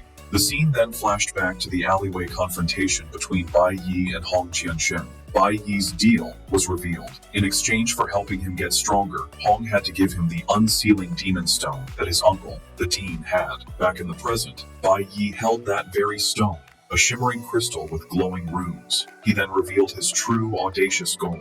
He was going to use the stone to completely unseal the Spirit Jade dungeon. He placed the crystal on the central altar, and a powerful, dark red energy immediately began to swirl around him. Qi Yin panicked, screaming that he couldn't do that. She reminded him it was a D-class dungeon, and if he broke the seal, all the high-level monsters would be released at once. As the dark energy intensified, threatening to shatter the seal, Bai Yi calmly told her not to worry, explaining the monster's power would still be partly suppressed by the seal's remaining energy. Qi Yin was not convinced, arguing that even so, there was no way the two of them could handle that many D-class monsters. It won't take two people, Bai Yi stated calmly. As he spoke, a red string bracelet on his wrist began to glow, and a powerful fiery aura erupted around him. Qi Yin could only stare, stammering in utter shock as she witnessed the impossible. Bai Yi stood before her, no longer a warrior, but a mage, holding a glowing staff and surrounded by magical energy. Qi Yin's eyes went wide as she screamed, asking how he could possibly be a mage. As a powerful red aura surrounds him, Bai Yi tells a surprised Qi Yin to stay near the exit for safety. Instantly, the magical chains holding the beasts shatter with a loud crash, and three ferocious flame-covered lions break free and charge toward them. Terrified, Qi Yin yells for Bai Yi to be careful, reaching out a hand as if to protect him. However, Bai Yi remains calm and faces the approaching beasts. Holding his staff, he summons Cloud Elemental Power as the lions roar.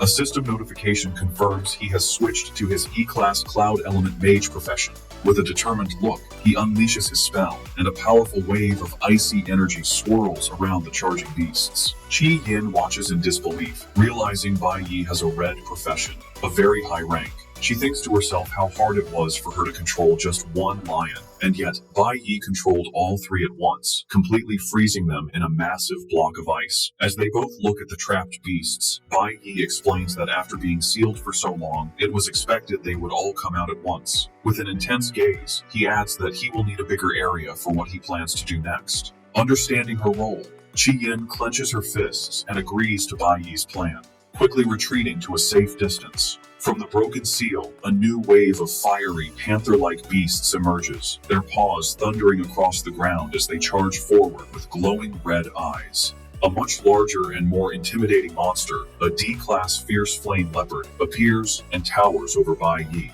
Bai Yi confronts the beast head-on. He assesses the situation, noting that while the monsters are D-class, their strength has been cut in half from being sealed for so long. As a mage, he uses his ice-forming skill, a technique that turns moisture in the air into solid ice to control enemies. He thinks to himself that his first step is to restrain all of them. As the giant shadow of a beast looms over him, Bai Yi decides it's time to change tactics. A system notification appears, and he switches his profession back to Nuclear Warrior, preparing for a direct assault. Now in his Nuclear Warrior form, Bai Yi dodges a powerful lunge from a D-class fire sword beast, a green aura flaring around him as he narrowly avoids its attack. With a confident smirk, he internally mocks the beast for trying a sneak attack on him. As another fiery beast charges, Bai Yi activates a skill, disappearing in a flash of green energy, just as the monster strikes where he once stood. In a brilliant display of power, he instantly reappears, having switched back to his Cloud Element Mage profession, staff in hand, and ready to cast another spell. A close-up reveals one of the beasts completely encased in jagged, cracked ice. Watching from a safe distance, Qi Yin is stunned, wondering how he can switch between professions so freely. It is in this moment that she has a profound realization. Seeing him fight now, she finally understands why he insisted on training in the element room. He was practicing his elemental resistance. She reflects on her own magic, realizing she used to believe strength came from raw power and casting spells often. However, after watching Bai Yi's masterful display, she understands that true strength lies in controlling one's power. Qi Yin thinks about how elemental power comes from nature and is wild and difficult to tame. She now sees that only by gaining complete control over one's elemental power can a person unlock more versatile and powerful techniques. She watches in awe as Bai Yi manipulates the ice he created, turning a basic skill into a weapon and launching shards at the trapped beasts. A spark of understanding and determination glows in Qi Yin's eye. Bai Yi stands calmly. Before him, the entire horde of monsters is trapped, wounded, and defeated within his ice constructs, a testament to his incredible skill. Qi Yin can only look on, amazed that he has already mastered his abilities so completely. Watching Bai Yi's absolute mastery, Qi Yin lowers her head and clenches her fist, a shadow falling over her face. She thinks to herself that he has already left all of them far behind. However, as she reflects on his power, her look of despair softens into a gentle, blushing smile. She admits to herself that he is incredibly cool. Just then, the ground begins to tremble from a massive, thundering footstep. From the depths of the cave emerges the dungeon's true final boss, the Spirit Jade Demon Cave Lord. a colossal D-class fierce mammoth with glowing red eyes and a dark, menacing aura. A status window confirms its level and notes its attributes are halved because it is still in a sealed state. While any other student would be terrified, Bai Yi looks on with intense, glowing eyes, completely unfazed. He thinks to himself that the beast has finally appeared, revealing he had been expecting it. The mammoth lets out a roar and charges forward, leaping over the ice constructs that held the other defeated monsters. In response, Bai Yi is surrounded by a swirl of green energy as he switches back to his nuclear warrior class. He declares internally that the very thing he needs is on this beast. He stands his ground, ready for a final confrontation as the massive creature barrels toward him. In a stunning display of speed and power, Bai Yi leaps into the air and delivers a precise, powerful strike to a vital point on the mammoth's forehead, landing a critical hit that draws blood. Bai Yi drives his glowing green dagger deep into the mammoth's tough hide, drawing blood with his powerful strike. He lands gracefully as the colossal beast recoils, now bleeding from several wounds. With a grim expression and blood on his face, Bai Yi internally notes that this sealed level 15 mammoth is weaker than the level 10 monkey boss he fought before. Roaring in pain, the wounded mammoth thrashes its massive head and charges at Bai Yi in a blind fury, its powerful stomp cracking the ground beneath it. Undeterred, Bai Yi moves with incredible speed, unleashing a relentless series of attacks and landing multiple critical hits on the beast's vital points. Overwhelmed by the assault, the mammoth finally stumbles, its massive body beginning to fall. Sensing victory, a new power awakens within Bai Yi. His eye begins to glow with a brilliant golden light, and he is suddenly surrounded by a powerful fiery aura. Holding his dagger ready, he prepares to unleash a devastating final attack. Activating his title, 1 against 100, Bai Yi unleashes his ultimate skill, Sanctuary. A massive, horizontal wave of golden energy erupts from him, sweeping through the cavern and engulfing the mammoth and every other monster in its path. The colossal mammoth can only roar in terror as the overwhelming power washes over it. The attack is so powerful that it not only hits the final boss, but also destroys the other beasts still trapped in Bai Yi's ice constructs, instantly killing them. A flood of system notifications appears, confirming the defeat of multiple D-class monsters, twin-headed lions, fierce flame leopards, and fire sword beasts, awarding him hundreds of experience points for each kill. The final notifications confirm the defeat of the level 15 D-class fierce mammoth, which grants him a massive 1,000 experience points. He also loots valuable materials, including fiery beast bones and a high-grade material called the Jade Tooth, used for forging E-class nuclear weapons. Standing in the now-cleared dungeon, Bai Yi holds a crescent of pure golden energy in his hand. His personal status screen is displayed, showing a significant increase in experience across his flower, cloud, nuclear, and stellar elemental bars. With his objective seemingly complete, he casually dismisses the golden energy with a flick of his wrist and turns to leave. As he walks away, he looks down and sees a peculiar item left behind where the mammoth's body vanished, a pink, yin-yang shaped stone. A system notification identifies the item as the responsive Jade Stone, a pair of jade stones with a special function. Staring at the precious object, Bai Yi thinks to himself that he has finally obtained it, revealing this was his true goal for unsealing the dungeon all along. After his victory, Bai Yi is showered with rewards. System notifications confirm his massive power increase. His nuclear warrior class is now D-class level 13, and his cloud element mage class has reached D-class level 11. While reviewing his new stats and holding the responsive Jade Stone, he notes with satisfaction that even his mage profession has advanced. His 1 against 100 title has also upgraded to One-Man Army, which now grants a 20% boost to all attributes and a 10% lifesteal effect when fighting alone. Meanwhile, Qi Yin walks silently through the cavern filled with the bodies of defeated monsters, still processing the incredible power she just witnessed. Bai Yi approaches her and calls her name. With a serious expression, he reminds her of her promise to keep what she saw a secret. Surprised, Qi Yin can only say, "Huh?" as a notification appears, showing she has also leveled up, reaching E-class level 7 in her flower element mage profession. Back at the academy, the massive energy surge from the broken seal has sent the staff into a panic. The teachers, including Bai Yi's homeroom teacher, are seen running frantically down the halls. The teacher exclaims they've never detected an energy surge this large before. As they rush towards the dungeon entrance, they run into Xiling, who is strolling calmly. The teacher confronts him, demanding to know why he isn't inside protecting the junior students. Before Xiling can answer, the teacher shouts that the seal has been broken, and they don't have time to talk. He and the other staff members push past a shocked Xiling, hurrying to deal with the crisis. Left alone in the hallway, Xiling's feigned shock melts into a twisted, malicious grin. He begins to laugh, thinking to himself that payback has come much faster than he expected. The teachers burst into the dungeon cavern, frantically shouting Bai Yi's and Qi Yin's names. They stop dead when they find the two students standing perfectly safe and unharmed. The lead teacher can only stammer in confusion. Bai Yi calmly greets him, asking why they have come. The bewildered teacher looks past them to the main seal at the back of the cavern, which is completely intact. He wonders aloud if the monitoring equipment reported an error, relieved that the students are safe. The scene then shifts to Friday, May 29th. Right before the end of the school day, Xiling is meeting with the green-haired vice captain of the ultimate school team. With a smug grin, Xiling asks if the materials he has submitted are finally enough to secure the last open spot on the team. The vice captain, however, smiles slyly and apologizes, informing Xiling that their captain has already chosen someone else. Xiling is stunned and enraged, demanding to know who was picked over him. He grabs the vice captain, yelling that the spot was supposed to go to the most valuable person, and questioning if his own strength and background were not enough. Just then, a woman's voice from the doorway states that they have already found the most valuable person. A confident woman with brown hair, the captain of the team, enters the room with a smirk. A status window identifies her as Ling Yue, a golden lightning assassin of an unknown level.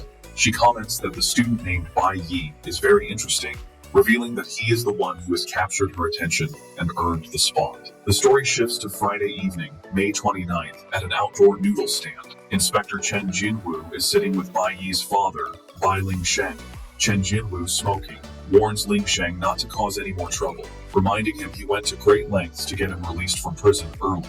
While eating his noodles, Lingsheng casually confirms he understands, though his expression quickly darkens into a resentful glare when the inspector isn't looking. Chen Jinwu leans in, informing Lingsheng that he has heard Dean Hongliang will be arriving next Friday, and asks if he understands what that means. Lingsheng simply tells him to relax. Just then, Chen Jinwu's phone rings with a call from his superior. Annoyed, Chen Jinwu gets up to leave, telling Lingsheng he is heading back to the team, and that Lingsheng should also go home soon. Watching the inspector walk away, Bai Lingsheng agrees that he will of course be going home soon. As he continues to eat, his face twists into a mask of pure rage, his eyes glowing red with menace as he thinks about returning home.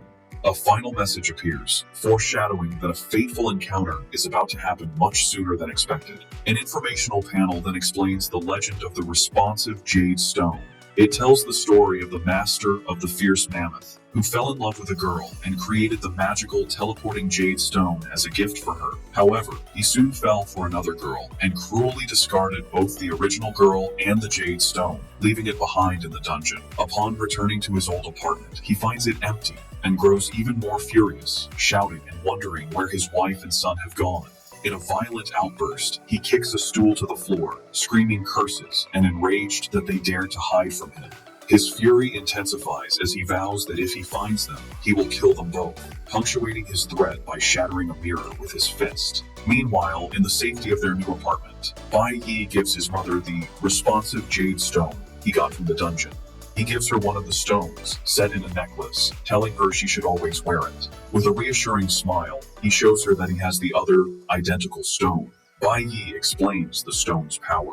If she is ever in danger, she just needs to crush the stone, and he will sense it, allowing him to instantly come to her side. Taking her hands, he confesses he couldn't feel at ease leaving her alone without this safety measure. As his mother holds the necklace, Bai Yi reflects sadly on how she has never received jewelry or the simple joys a woman should have. His mother, concerned for him, gently suggests that he shouldn't spend his weekend just looking after her. She encourages him to go out and have fun with friends his age. Bai Yi smiles and tells her not to worry, saying he has no need for that. His answer doesn't reassure her. Instead, she looks worried and insists that everyone needs friends and important people in their life. Her words make him pause and fall silent. He turns away, pondering her question about important people. His thoughts drift to his past life, and a vision of his old Divine Core teammates, Ling Yue, Han Xiaoling, and Lucian, appears in his mind. A wave of sadness washes over him as he wonders if he will ever have the chance to meet them again in this new timeline. Late that night, at 11:58 p.m., Bai Yi stands before a wild D-class demon cave. He reflects that with the responsive Jade Stone now protecting his mother, he no longer has to be distracted by worry. This is another hidden demon cave he knows about from his past life, one that only opens for 1 hour each night between midnight and 1 a.m., giving him very little time. With his mother safe, he can now focus entirely on improving himself.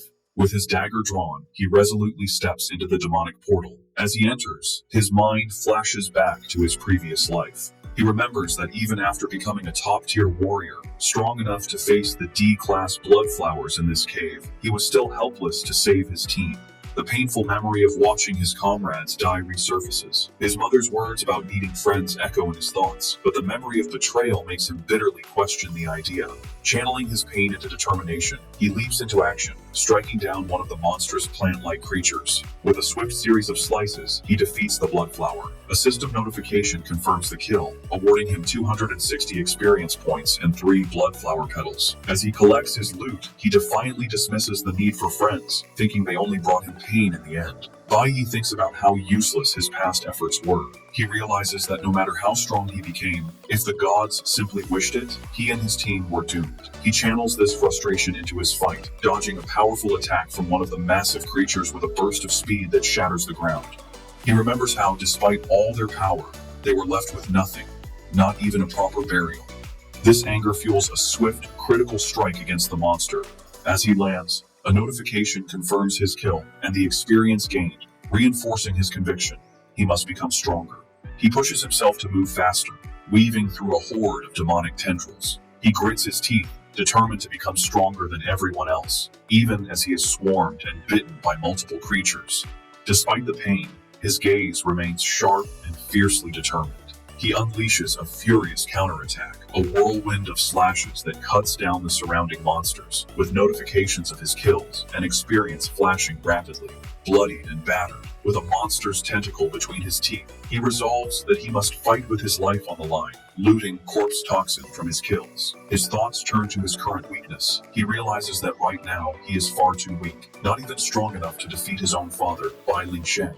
He then thinks of the greater threats ahead, like the talented trader from his past life. Wiping the blood from his mouth, he comes to a solemn realization. He understands there are no shortcuts or easy paths for him.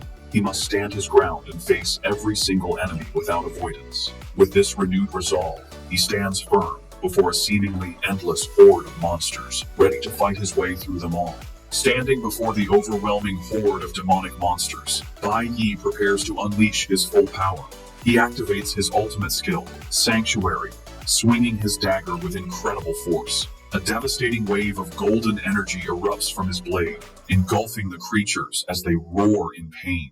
The powerful attack instantly destroys the swarm, and a flood of notifications confirms his kills, awarding him hundreds of experience points for each defeated bloodflower and corpse orchid. After the immense attack, Bai Yi lands, his body still covered in golden flames as he pants from the effort. Bloodied but determined, he glances at the time and realizes the demon cave entrance will close in just 20 minutes. Looking across the cleared area, his eyes lock onto the dungeon's leader. He knows he must hurry and defeat the boss before his time runs out. On Saturday, May 30th, at 12:39 a.m., Bai Yi stands before the final boss of the dungeon, a massive, wood-like creature. Surrounded by a powerful green aura, he holds his weapon ready and declares that it is the monster's turn to face him. To his surprise, the boss doesn't react as expected. Instead, it leaps away with incredible speed, disappearing in a blur of green light. The creature, a level 20 D-class lord named Ye Warren, reappears and launches a fierce attack, forcing a surprised Bai Yi to dodge. Recovering quickly, Bai Yi swings his own weapon in a powerful counterattack, cleanly slicing off one of the monster's arms. However, his victory is brief. The boss remains calm and gathers green energy in its remaining hand. It activates a self-healing skill, and Bai Yi watches in shock as the severed arm completely regenerates in seconds. He can't believe its incredible regenerative ability. Before he can process this, Ye Warren slams its fist into the ground, causing many sharp, vine-like tendrils to erupt from the earth. Despite the boss's regeneration and the erupting tendrils, Bai Yi turns to face the creature with a calm expression. However, his confidence is shattered when the bloodflower monsters he had defeated begin to rise from the ground, roaring back to life. He watches in disbelief as the resurrected beasts charge toward him, wondering how they could be standing again. He knows a D-class lord shouldn't be able to resurrect its minions, and this strange development puts him on edge. While his attention is focused on the charging horde, a shadowy whip-like attack lashes out from his blind spot. His eyes widen in shock as the attack hits him, piercing clean through his side in a spray of blood. The force of the blow sends him stumbling backward, impaled by the dark tendril. As he struggles, he realizes the horrifying truth. A second, almost identical lord has appeared. A system notification identifies this new monster as Chi Warren, the twin brother of Ye Warren, another level 20 D-class lord. Bai Yi grits his teeth in pain, realizing he's facing two bosses at once. The two twin lords now stand together: Ye Warren, the green one, fully recovered, and Chi Warren, the purple one, who just ambushed him. Faced with this impossible situation, bloodied and cornered, Bai Yi's expression hardens, his eyes glowing with fierce, unyielding determination. Trapped inside the hidden dungeon, Bai Yi's time runs out. At 12:59 a.m. on Saturday, the demonic portal begins to destabilize. A moment later, at 1 a.m., the entrance to the demon cave slams shut, leaving him trapped inside with no way out. Later that day, Saturday, May 30th, at 6 p.m., a heavy rainstorm rages outside. Inside the new apartment, Bai Yi's mother paces anxiously, staring out the window. She worries that she hasn't seen her son all day, and that he hasn't responded to her messages or calls. Fearing he has gone to a dangerous place again, she decides she must go find him. She leaves the apartment and heads out into the stormy night. A menacing figure has been waiting. A voice sneers, commenting on how well she and her son have been doing. The source is revealed to be Bai Ling Sheng, who drops empty liquor bottles on the wet pavement. He stands soaked in the rain, consumed by fury, muttering about how they dared to rent a new apartment behind his back. As lightning flashes, he stares up at the building with contempt, remarking that they found a nice place. His face is a mask of pure, unhinged rage, his eyes glowing with malice. Meanwhile, Bai Yi's mother passes through the building's security gate and steps outside. She suddenly freezes, a sense of dread washing over her as she clutches the responsive jade stone around her neck. Her eyes widen in terror as she realizes she is in grave danger. Back in the sealed demon cave, Bai Yi is exhausted but still fighting. He pants, gripping his large blade, thinking that this is the fifth wave of monsters. No matter how many times he cuts them down, they just keep getting back up. As another resurrected bloodflower attacks, he slashes through it, but the system notifications now show he is only gaining a single experience point per kill. He quickly realizes that repeatedly killing these monsters is pointless, as it yields no experience or items. With this understanding, he concludes he must find and destroy the source of their endless regeneration. His eyes turn to the two glowing D-class lords, Ye Warren and Chi Warren, identifying them as the source. The regenerative power is flowing from the bosses themselves. With a new strategy, Bai Yi ignores the resurrected horde.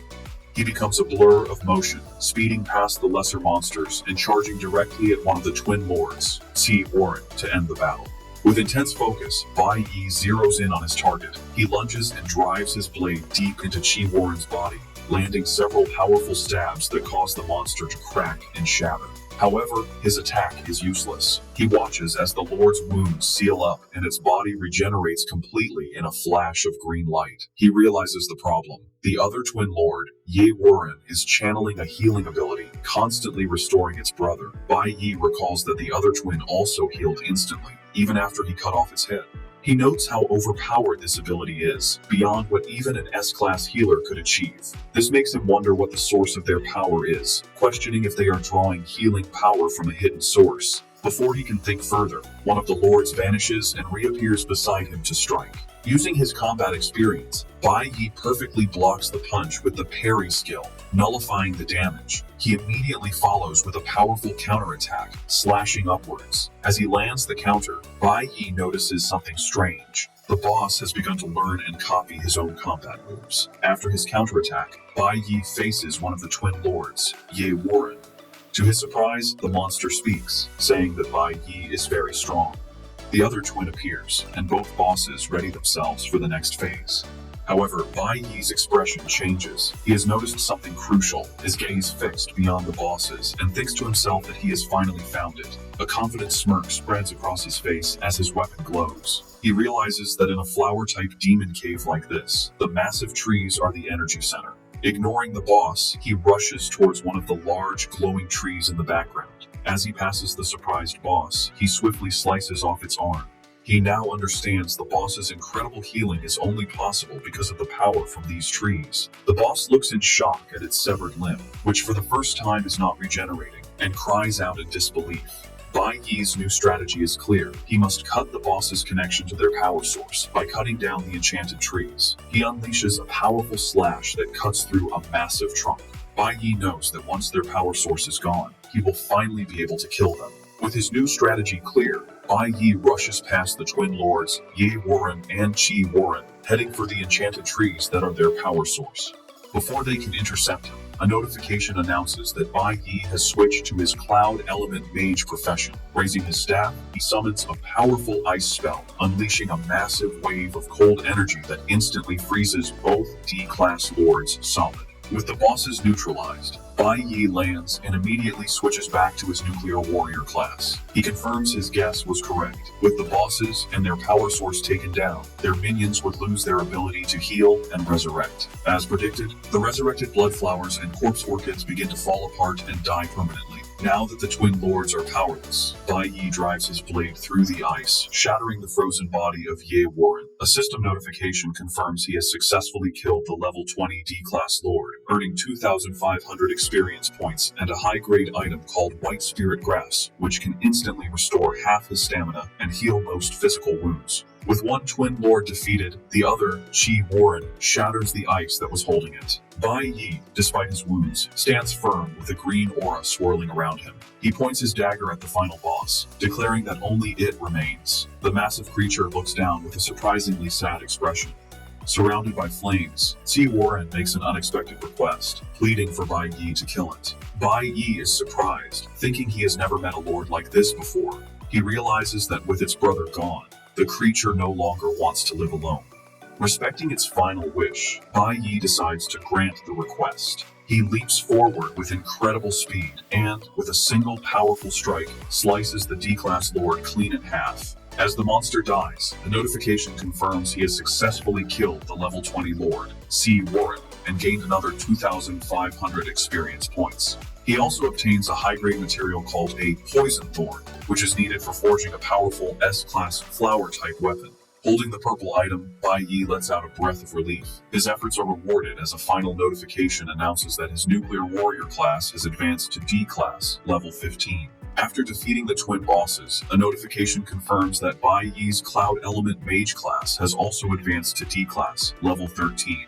With the final boss dead, the red entrance to the demon cave reopens, allowing him to leave. However, before he can exit, a new status screen appears, showing his flower element bar is now completely full. This triggers another awakening.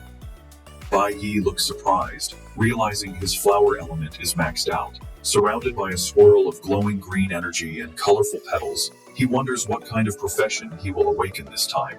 He recalls his last awakening granted him a powerful red profession and smiles, anticipating what's next. A new notification appears, revealing his new class, a level 1, E-class Flower Element Summoner. His excitement immediately turns to shock and disappointment as he realizes it's only a blue profession, a much lower tier than he hoped for. After a moment, he composes himself, thinking that the summoner class doesn't have high stat requirements and wondering what its main skills are. A skill description window appears, detailing his new abilities. His active skill is Flower Spirit Contract, which lets him form a contract with the soul of a defeated flower-type demon, forcing it to serve him. The passive skill, Flower Field, lets him see the souls of recently deceased flower-type demons. Bai Yi's interest grows as he reads the description, particularly the part about making a contract with a demon's soul. Realizing the potential of his new skill, Bai Yi wonders if he can form a contract with the two powerful bosses he just defeated. With his Flower Field passive skill now active, he turns and sees the glowing blue souls of the twin lords, Ye Warren and Qi Warren, hovering over their remains. With a determined expression, Bai Yi decides to seize the opportunity. A notification appears, confirming he is activating the Flower Spirit Contract skill. He reaches his hand out towards the two souls and, with a confident smirk, commands them to come to him. In a swirl of brilliant blue energy, the souls of the twin lords are pulled towards him and reform into their powerful physical forms, now bound to serve him as his new summons. The scene shifts to a stormy Saturday night at 6 p.m. Bai Lingsheng, soaked by the rain and armed with a knife, stalks outside the apartment building, his eyes filled with rage. Just as he prepares to act, his phone rings, interrupting his murderous plans.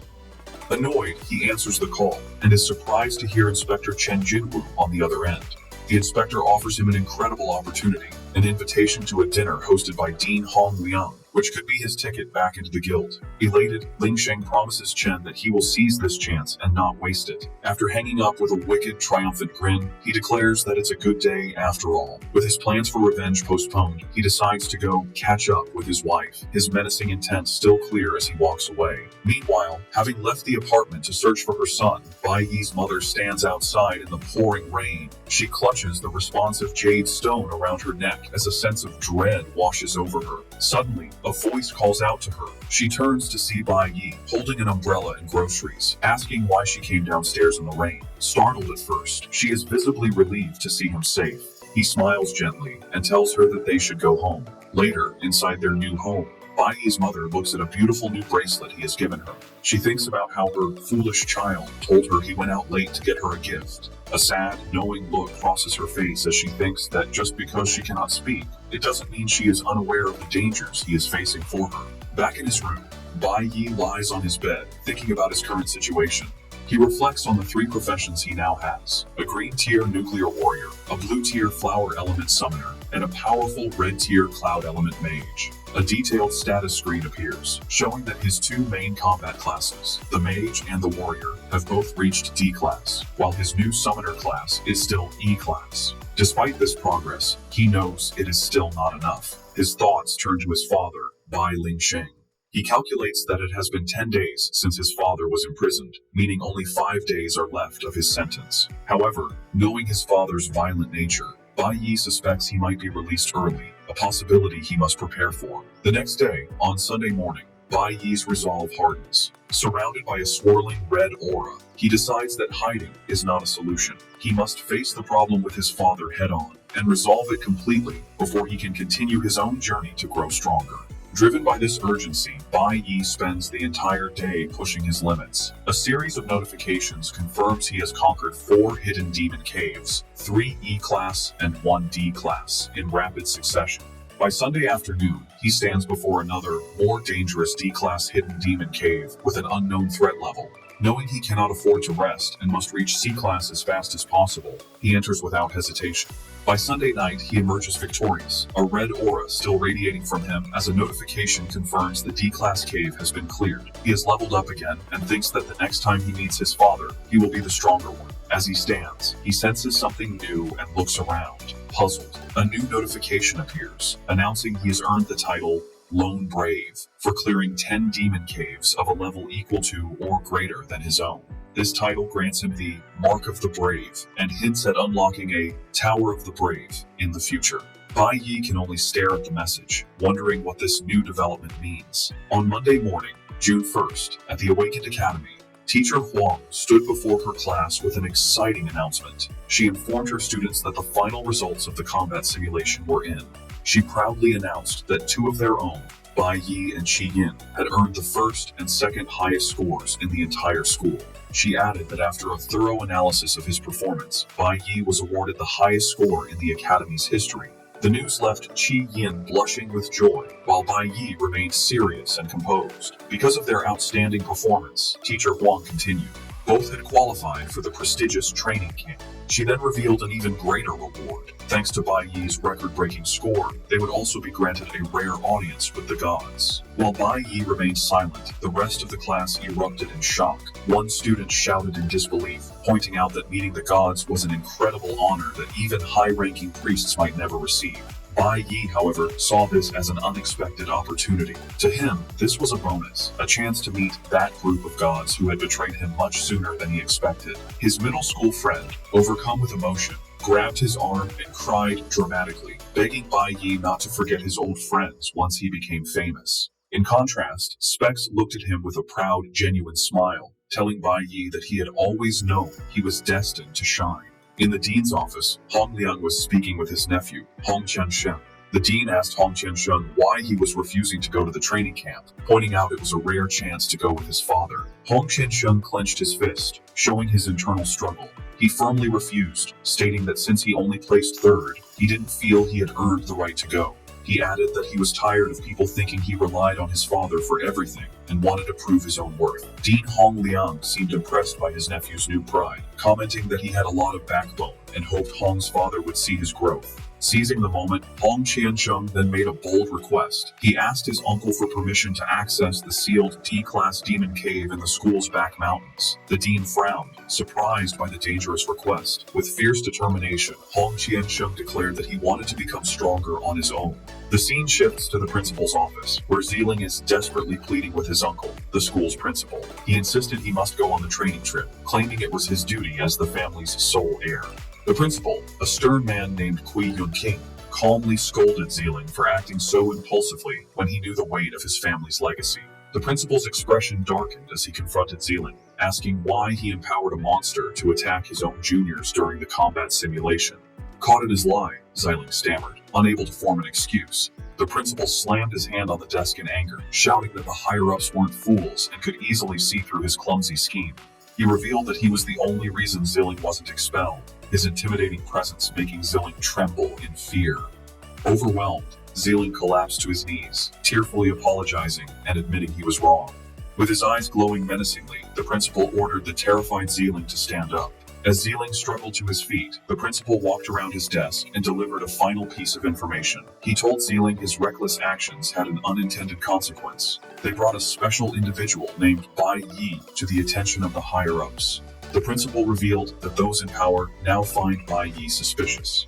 Kui Yun-king continues to explain the situation to his nephew, Zeeling. He says Bai Yi's growth has been too fast, which has made the higher-ups suspicious. Because of this, he reveals the gods themselves have requested to meet Bai Yi in person. After explaining the stakes, the principal grants his nephew's request. He tells his nephew he can go on the training trip, but he must fix his bad attitude and be more discreet. The principal sternly warns Zeeling that if he causes more trouble, he won't be able to protect him. Zeeling is overjoyed by the news, his face lighting up with a grin as he eagerly agrees to his uncle's terms. However, as he leaves the office, his expression turns malicious. He clenches his fist, thinking to himself that Bai Yi should just wait, as he will get his revenge during the trip. His thoughts then turn to Ling Yue, and with a sinister look, he vows that he will make her his sooner or later.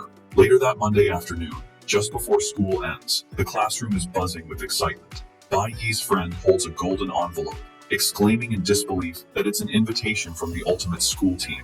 The letter formally invites Bai Yi to join them, an honor that sends a shockwave through the class. The students explain this is the most powerful team in the academy, and that joining it is a direct path into the Divine Guild. Another student adds it was founded by the only golden assassin the school has produced in years. The students are amazed, noting people usually have to fight desperately for a chance to join. Yet Bai Yi was directly invited, and it's unheard of for the high school team to recruit a middle schooler.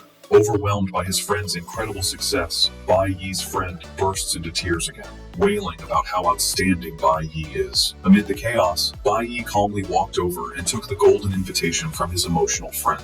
To the absolute shock of everyone in the room, he then walked to a nearby trash can and casually dropped the invitation inside. His friend and the other students shouted in disbelief, asking if he was a fool for rejecting such a prestigious invitation.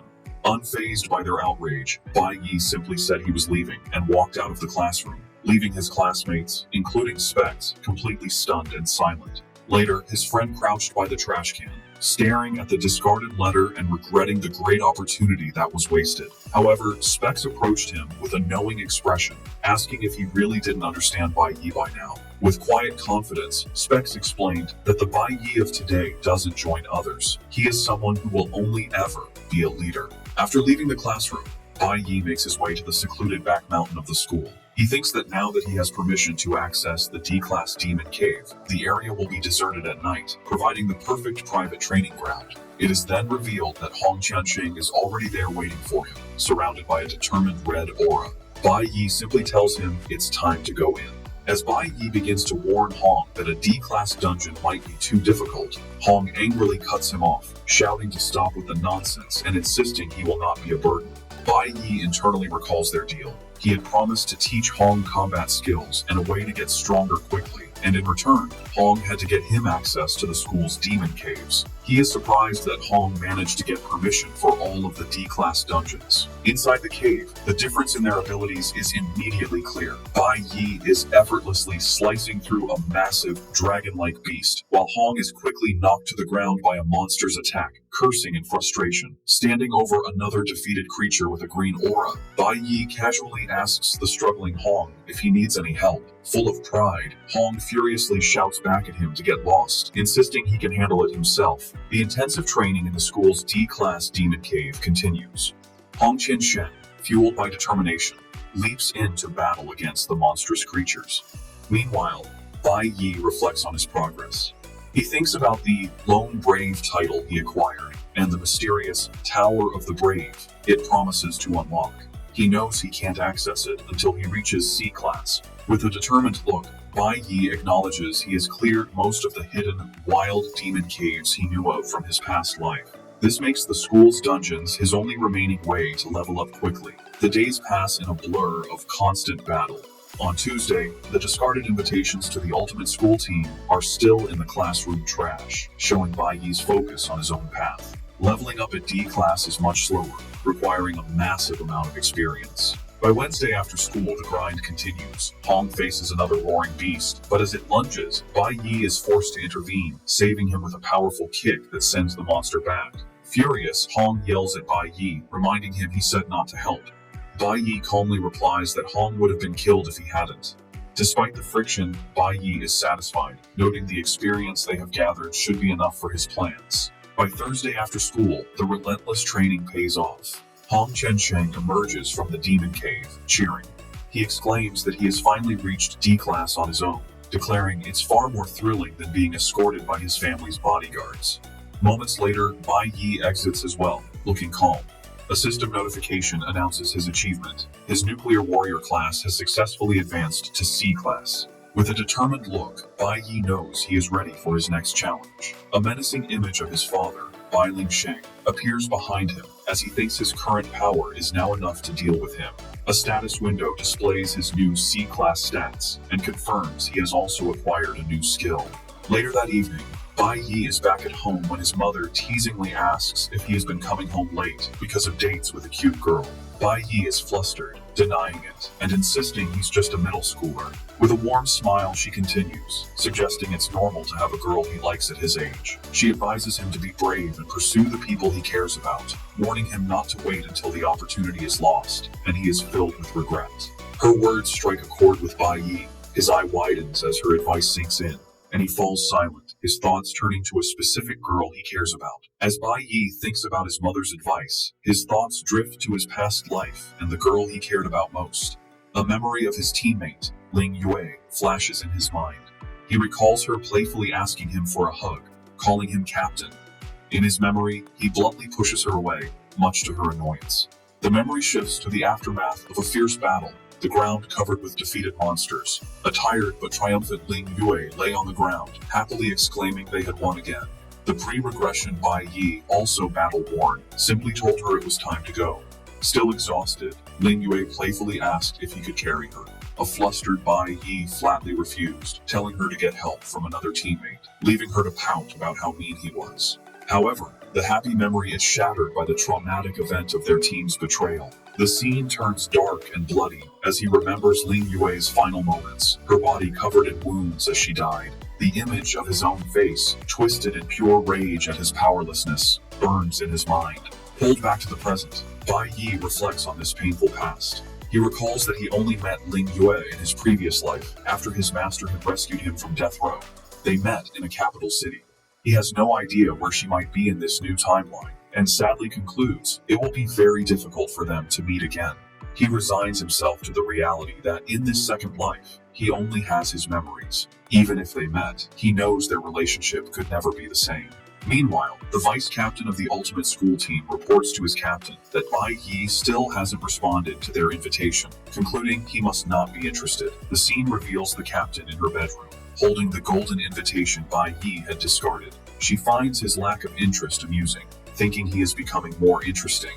With a confident smirk, a status window identifies her as Ling Yue, a golden lightning assassin, and the captain of the ultimate school team. She decides she will meet him herself the next day and will personally deliver the invitation. On Friday, his birthday, Bai Yi sits at the table in his home with a gift box in front of him. His mother, sitting across from him, tells him with a warm smile that it's his birthday present. Slightly surprised, Bai Yi looks at the gift before opening it. Inside, he finds a scarf and is puzzled. He wonders why she would give him a scarf when summer is starting. Alongside the scarf is a note with a heartfelt message, wishing her dear son eternal happiness and to bravely live the life he chooses. Suddenly, his eyes widen with realization. He asks his mother if she knew that he would be going to the Shanghai Nation soon.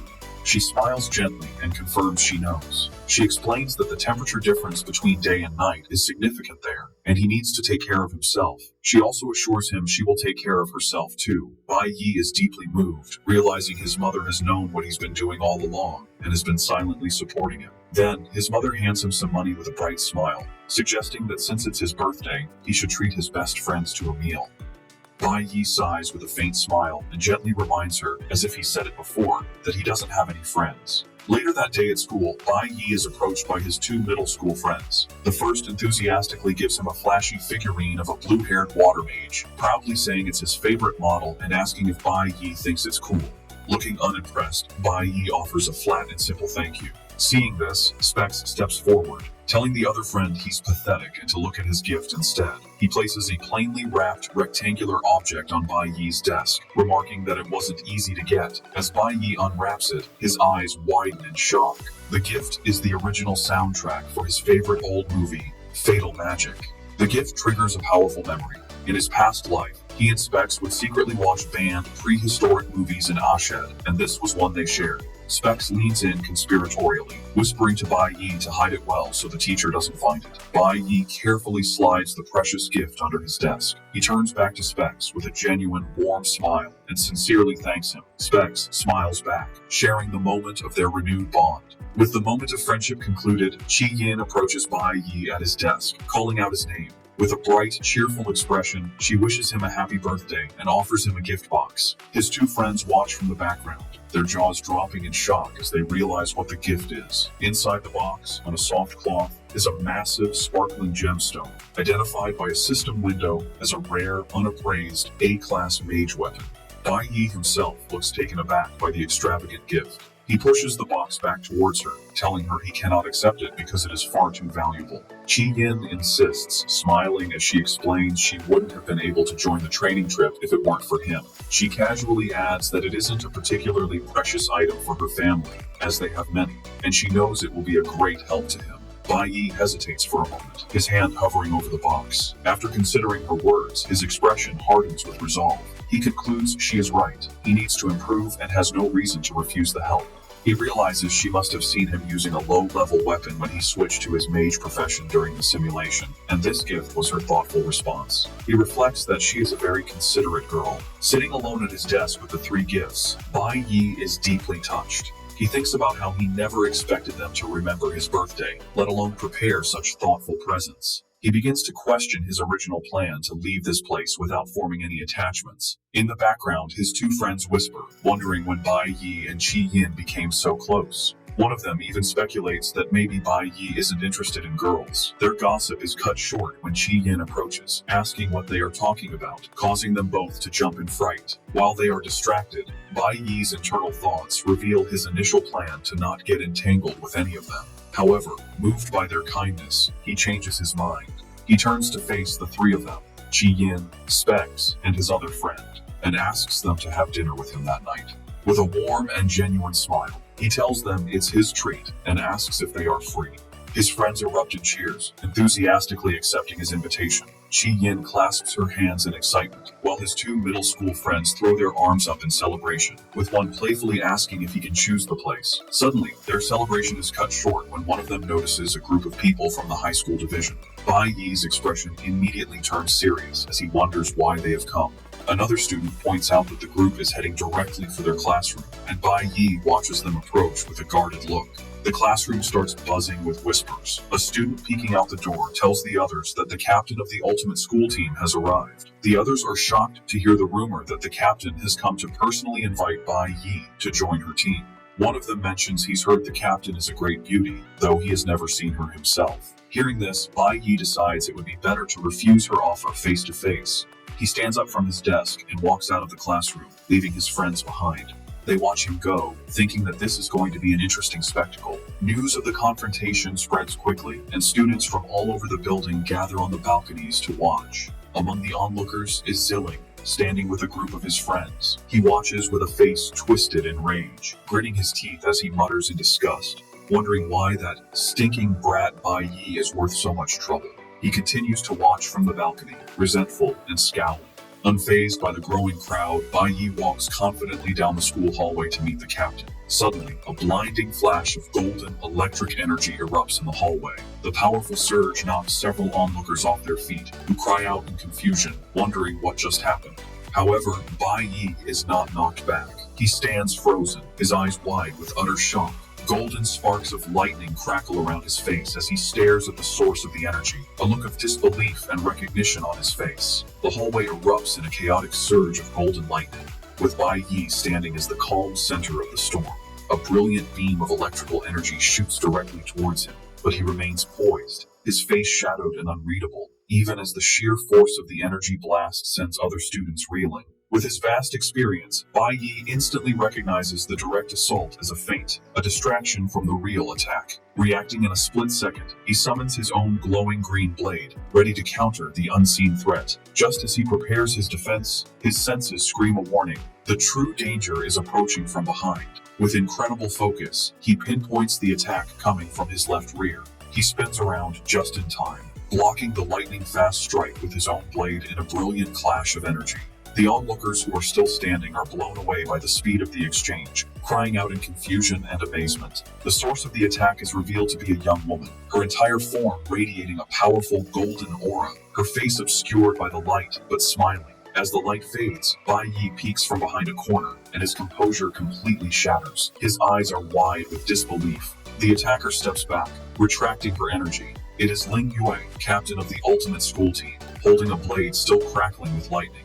She smirks at him, impressed, and compliments his quick reflexes, stating that she knew she hadn't chosen the wrong person. Bai Yi can only stare back, completely stunned and speechless. The person from his past life, the one he thought he might never meet again, is standing right in front of him. Staring at Ling Yue, Bai Yi remembers his past life with her. He recalls her cheerful, playful nature, always asking for hugs with a bright smile, or teasingly asking him to carry her after a tough battle. He also painfully remembers how he, emotionally closed off, would always push her away, leaving her to pout about how mean he was. Back in the present, Ling Yue, still crackling with lightning, explains that since he didn't respond to her team's invitations, she decided to visit him in person. The other students, including Bai Yi's friends, watch in stunned silence. Specs and his friend whisper nervously, thinking how awkward it will be when Bai Yi rejects the famous captain to her face. Composing herself, Ling Yue extends a hand for a formal introduction, starting to say her name. However, Bai Yi walks right past her outstretched hand. In one fluid motion, he pulls her into a firm, warm hug. The crowd is stunned into silence. From the doorway, Qi Yin stares in disbelief, while on the balcony, Xiling's face twists with rage. Held in Bai Yi's embrace, Ling Yue looks up at him, her confidence replaced by surprise and a hint of a blush. Bai Yi looks down at her with a soft, sincere expression. He speaks a familiar name from their past and says softly that it has been a long time. As Bai Yi holds Ling Yue, his two middle school friends are freaking out, shouting in disbelief that he would hug her in public and wondering if it's a romance that crosses social classes. Specs corrects his friend, explaining Ling Yue isn't older. She was in their grade but skipped ahead to high school after awakening early. In the background, Qi Yin stares, looking completely dazed. Regaining her composure, Ling Yue breaks from the hug. She disappears in a flash of lightning and reappears beside Bai Yi, tapping his shoulder with a finger still crackling with energy. With a confident smirk, she asks if his surprising hug meant he accepted her invitation to the team. She continues her pitch, explaining the ultimate school team is fully funded with the best resources. She adds they know faster ways to grow stronger than just clearing school dungeons, and suggests they could fight side by side. Bai Yi listens to her offer in silence. Then, looking at her directly, he gives his firm answer. He tells her he won't be joining the ultimate school team. He adds that since he doesn't plan on staying at the school long, joining a club would be meaningless. After firmly rejecting her offer, Bai Yi extends his hand. He confidently tells Ling Yue that while he won't join her team, he plans to establish his own guild soon. He takes her hand in a firm shake, assuring her with a determined smile that when that day comes, they will get the chance to fight side by side. Their moment is interrupted by the vice captain, who runs up asking why Ling Yue is there. He explains someone named Hong Chu has returned, and the principal has ordered their team to greet them. As she turns to leave, Ling Yue tells Bai Yi they will see each other again on the training trip. She gives him a final glance over her shoulder, promising a proper chat then. Before walking away, she pauses and asks why he said, "It's been a long time," when they had never met. Bai Yi offers no answer, standing silently with an unreadable expression as she goes. From a distance, Xiling watches the entire exchange, his face contorted in silent fury.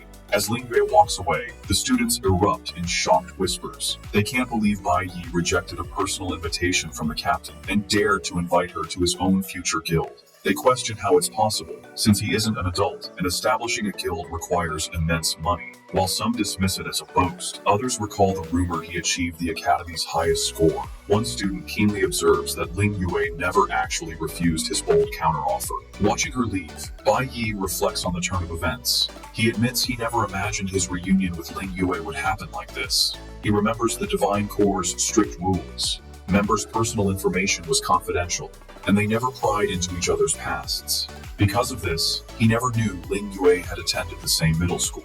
He realizes he almost missed the chance to meet her again in this timeline. A small, genuine smile spreads across his face. He concludes this unexpected and wonderful reunion is a very pleasant birthday surprise. Later that evening, Bai Yi keeps his promise and treats his friends, Chi Yin, Specs, and his other middle school friend, to dinner at a barbecue restaurant. As they eat, Specs teases the other friend for picking the place, who defends himself by saying Bai Yi wanted barbecue, and he just recommended the restaurant. The conversation soon turns serious. While grilling meat, Specs asks Bai Yi if he was being genuine about his plan to establish his own guild. Chi Yin follows up, concerned, asking about his statement that he wouldn't be at the school for long and questioning his plans for high school. Taking a calm sip of his drink, Bai Yi confirms their suspicions. He tells them that after the training trip, he plans to stay in the Shanghai Nation.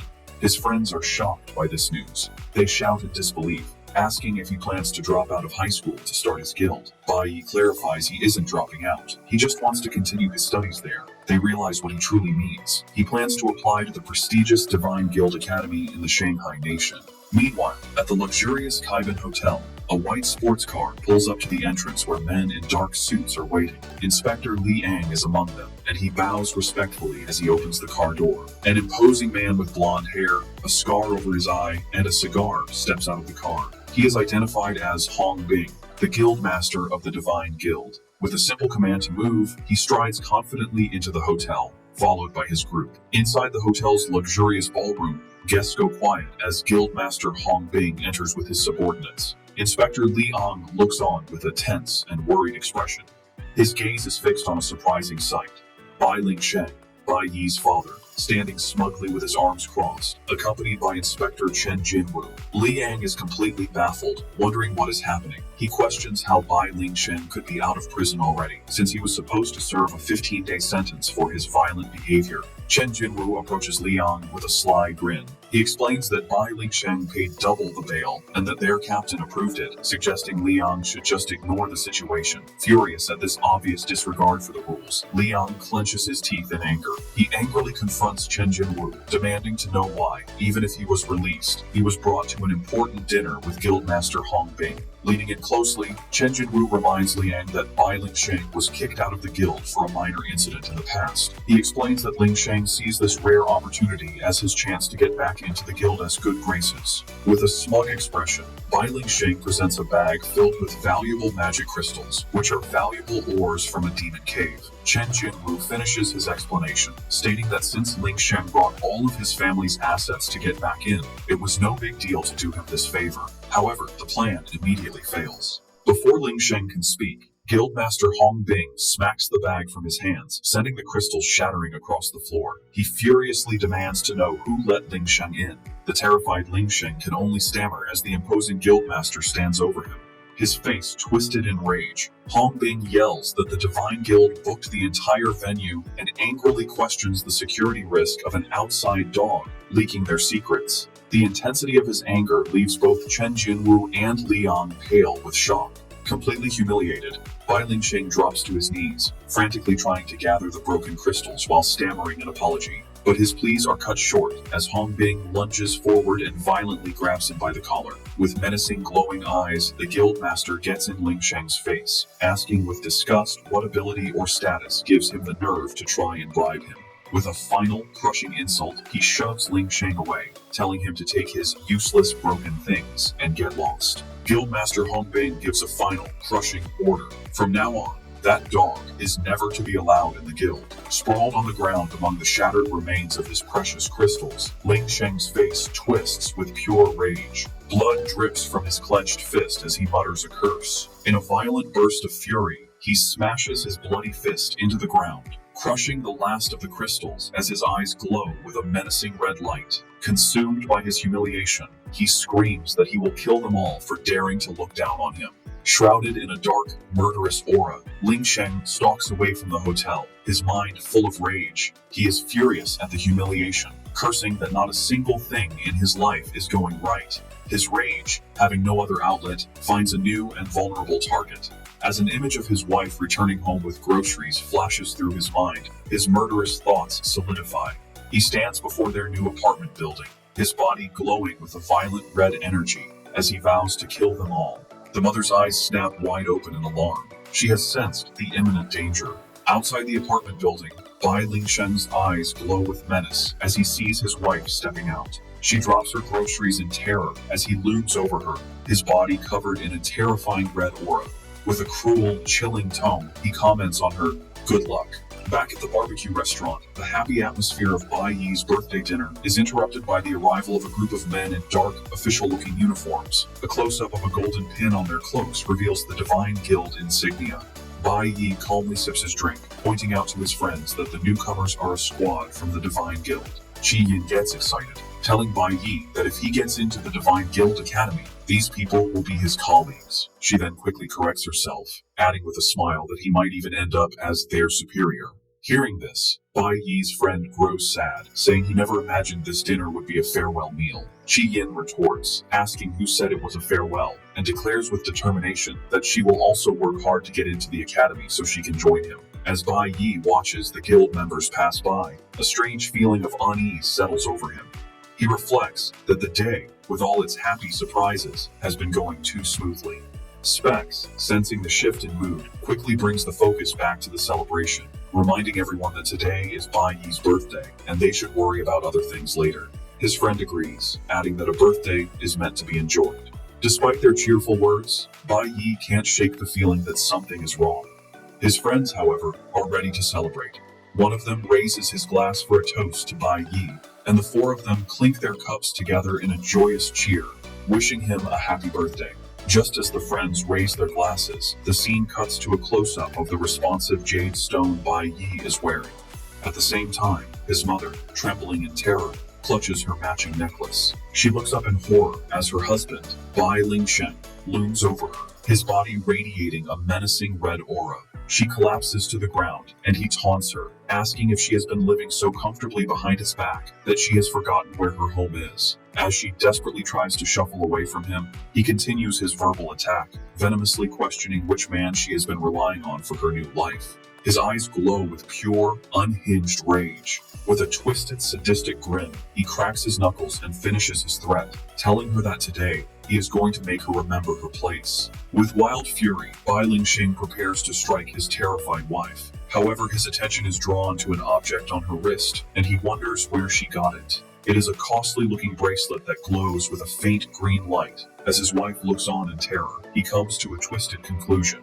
Laughing manically, he deduces she must have gotten it from another man, which would explain how they could afford such a nice apartment. In a burst of violence, Lingsheng throws a punch towards his helpless wife, who is cowering on the ground. Just as the blow is about to land, her bracelet erupts with brilliant green energy, forming a protective barrier. From this light, two enormous, monstrous figures emerge. To Lingsheng's astonishment, a large armored hand catches his fist in midair, stopping his attack completely. He stares, confused and unable to understand what just happened. Standing before Bai Yi's mother are now two imposing summoned beasts, Ye Warren and Chi Warren, who stand between her and her husband. The protectors address Bai Yi's mother, telling her not to worry about Bai Yi, as they will protect her to the death. At that moment, Bai Yi's mother has a flashback.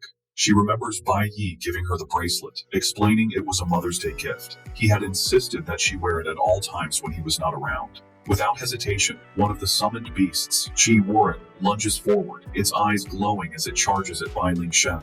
Lingsheng scrambles to evade the powerful purple energy-infused strike. He quickly finds himself on the defensive, forced to fight both Chi Warren and the other summoned beast, Ye Warren, at the same time.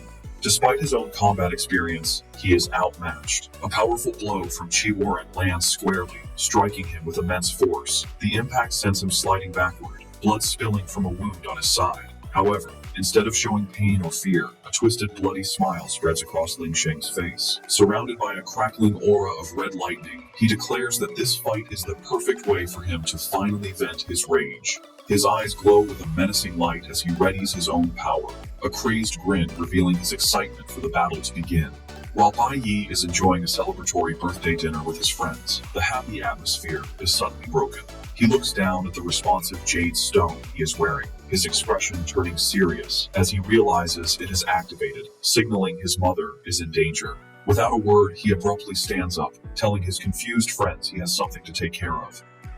He rushes out of the restaurant, promising he will be back soon and leaving his friends shocked by his sudden departure. Once outside, Bai Yi immediately calls Hong Qiansheng, asking for an update on the information he had requested. On the other end, Hong confirms Bai Yi's worst fears. His father, Bai Lingsheng, was released from prison early. Hong adds that his father then went to a reception hosted by Hong's father but was humiliated and kicked out. Hong finishes by saying that after leaving the hotel, Lingsheng's location is unknown. As this information sinks in, his call to his mother's phone goes unanswered, confirming she is not safe. Bai Yi stands in the alley, piecing everything together. He realizes with horror that the hotel his enraged father was kicked out of is very close to the new apartment he rented for his mother. He understands that if his father ran into his mother in his current violent state, she would be in grave danger. Fueled by urgency, he grips the handlebars of his bicycle with immense force. Leaping onto his bike, he speeds off into the night, his eyes glowing with fierce determination as he races to get home and save her. As Bai Yi races home, he is worried. He reminds himself that he left his summoned beasts, his nameless brothers, to protect his mother. However, the scene at the apartment is grim. Bai Lingsheng, crackling with a powerful red aura, stands over the defeated body of one of the summons. Chi Warren, scoffing at how weak it was. Bai Yi's fears are confirmed. He knows his low-level summons won't be able to hold out against his father for long. The remaining summon, Ye Warren, stands as a final defense, shielding Bai Yi's mother and urging her to stay behind him as the menacing Lingsheng approaches. Lingsheng smirks, his malicious eyes glowing as he easily deflects the protector's attacks. In a last, desperate act, the badly wounded Chi Warren grabs Lingsheng's leg, trying to stop him. Annoyed by the interruption, Lingsheng looks down at the creature, calling it a nuisance. With a swift, brutal motion, he grabs the summon and snaps its neck, finishing it off. In a murderous frenzy, he repeatedly mutilates the creature's body, his rage echoing with silent screams to kill.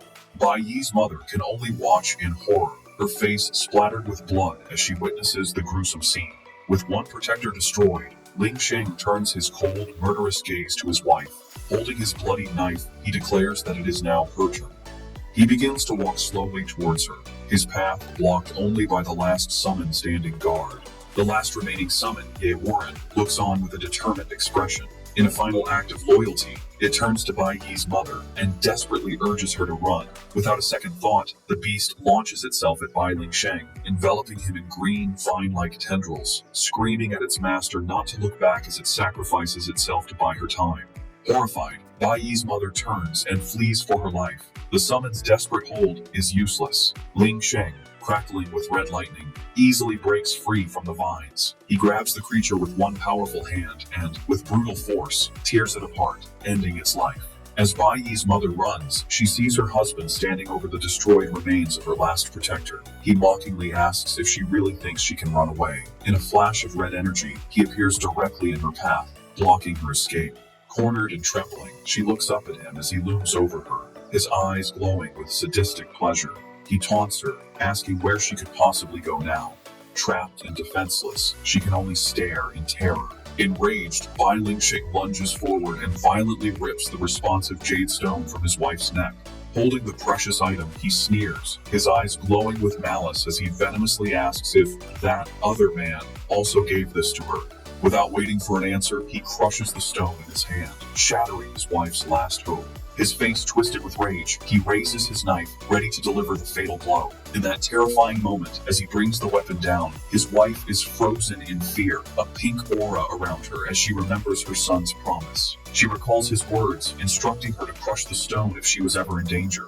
His voice echoes in her memory, promising that the instant the stone broke, he would appear by her side. Just as the blade is about to strike, a hand shoots out, grabbing the sharp edge with a bare grip and stopping the attack inches from her. Bai Yi has arrived, teleporting in a flash of light to stand between his mother and his father. His mother stares, her eyes wide with terror and disbelief at her son's impossible appearance. Bai Lingxing is equally stunned, his face contorting in shock and fury at the sudden interference. With a fierce, unwavering gaze, Bai Yi tightens his grip on the blade, a powerful aura beginning to glow around him. He looks his father dead in the eye and declares with finality that this ends now. The intense confrontation brings back traumatic memories from Bai Yi's past life.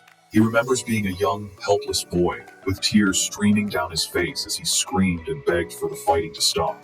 The scene flashes back to a horrific day. His father, Bai Lingxing, in a fit of rage, was viciously beating his mother with a wooden plank while the young Bai Yi was tied up and forced to watch. His father raged, screaming about how hard he worked while they enjoyed themselves, his mind twisted by resentment. The young Bai Yi could only watch the brutal assault. A reflection of his mother's suffering burned into his eye as he helplessly screamed for his father to stop. He begged and pleaded, but his father's fury was absolute. Overwhelmed by pain and helplessness, Bai Yi could only cry as his mother was beaten unconscious. He recalls the events that led to the tragedy. It was the first weekend of his first year of high school. His mother had taken him to an amusement park, but they forgot to tell his father they would be home late. That same day, his father had failed to find a job and, when he returned home, unleashed all of his frustration and rage on them. In that moment, the demon that had always lurked inside his father was set free.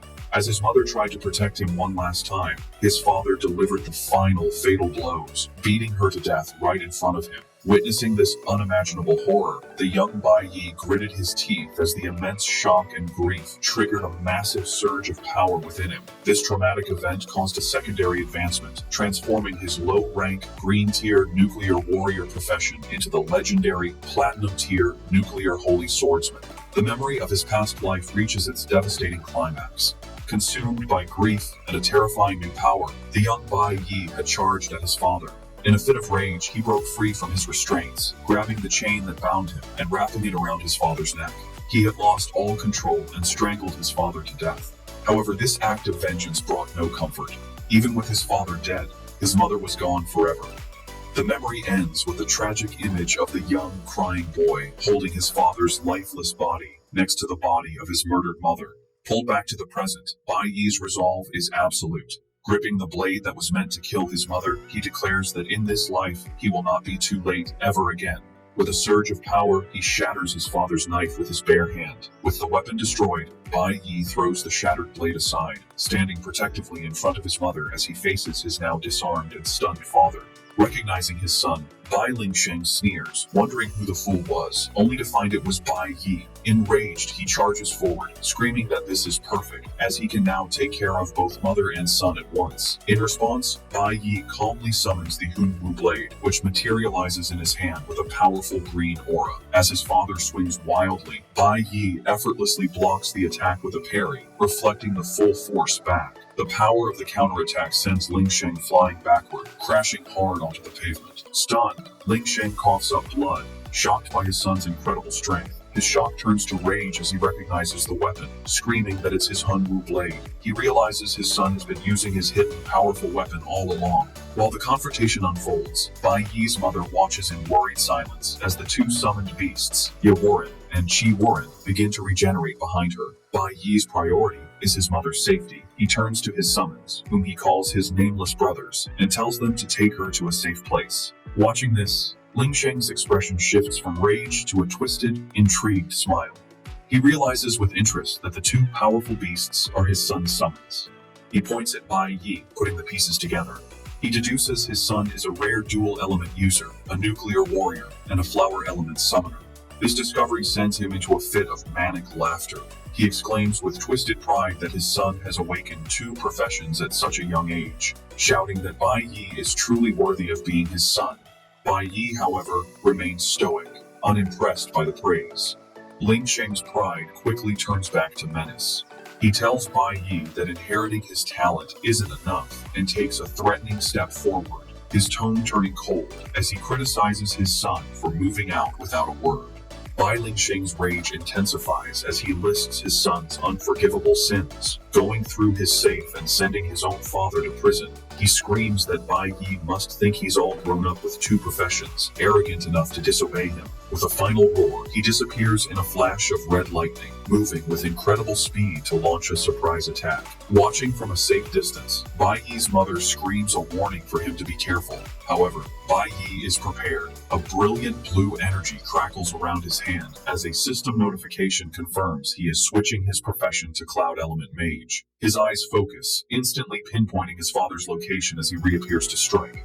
With a single, powerful command, Bai Yi unleashes a massive wave of ice, trapping his father in a frozen prison mid-attack. Ling Sheng is completely encased in ice, his face a mask of shock and confusion. He struggles, wondering what this power is and why he is frozen. He mutters in disbelief, questioning if his son really has dual professions. Standing calmly before him, Bai Yi coldly corrects him, stating that he is wrong. The two now stand face to face, the power dynamic completely reversed, with Ling Sheng trapped and helpless. Bai Yi continues, his voice without emotion, telling his father that the number of professions he can awaken has nothing to do with him. He finishes with a final devastating statement. In his eyes, his father is now completely worthless. Ling Sheng's eyes widen in pure fury at the insult, and he struggles violently against the ice, screaming in rage at what his son just said. Furious with his son's defiance, Bai Ling Sheng unleashes a surge of red lightning, scoffing at Bai Yi's arrogance. He reminds his son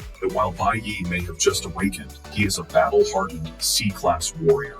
With a roar about who is the real boss of the family, he shatters the ice prison in an explosion of energy. However, Bai Yi is completely unfazed. Now in his nuclear warrior profession, he readies the Hunwu blade and easily blocks his father's furious punch with a powerful swing of his own. Without giving his father a moment to recover, Bai Yi charges energy into the blade and lunges forward, delivering a devastating stab that completely bypasses his father's defenses. Ling Sheng stares down at the blade in his chest, his face a mask of pure disbelief. He can't understand how his son's attack broke through his defenses, muttering that it should be impossible. Wincing in pain, he pulls the blade from his body and collapses to his knees, clutching the wound. He questions how Bai Yi could have such incredible attack power, insisting a newly awakened E-class warrior should be nowhere near this strong. Bai Yi stands over his defeated father, a menacing red aura swirling around him. He states that from this day forward, they are no longer father and son. He continues, declaring that his mother will also have no more connection to him. With a cold, unwavering gaze, Bai Yi tells Bai Ling Sheng that in his eyes, he is now nothing. Crushed by the physical and emotional blow, Ling Sheng trembles in defeat. Then, a low chuckle escapes his lips, slowly building into a maniacal laugh as he kneels before the son who completely overpowered him. Refusing to accept his defeat, Bai Ling Sheng screams at his son, questioning if he knows who worked tirelessly to earn money and support the family. He insists that Bai Yi will always be his son, and nothing can change that fact. Calling his son an ungrateful brat, Ling Sheng lunges forward in a last, desperate attack. However, Bai Yi effortlessly dodges and counters with a powerful kick to his father's face. The force of the blow sends Ling Sheng tumbling across the pavement. As his father struggles to get up, Bai Yi closes in.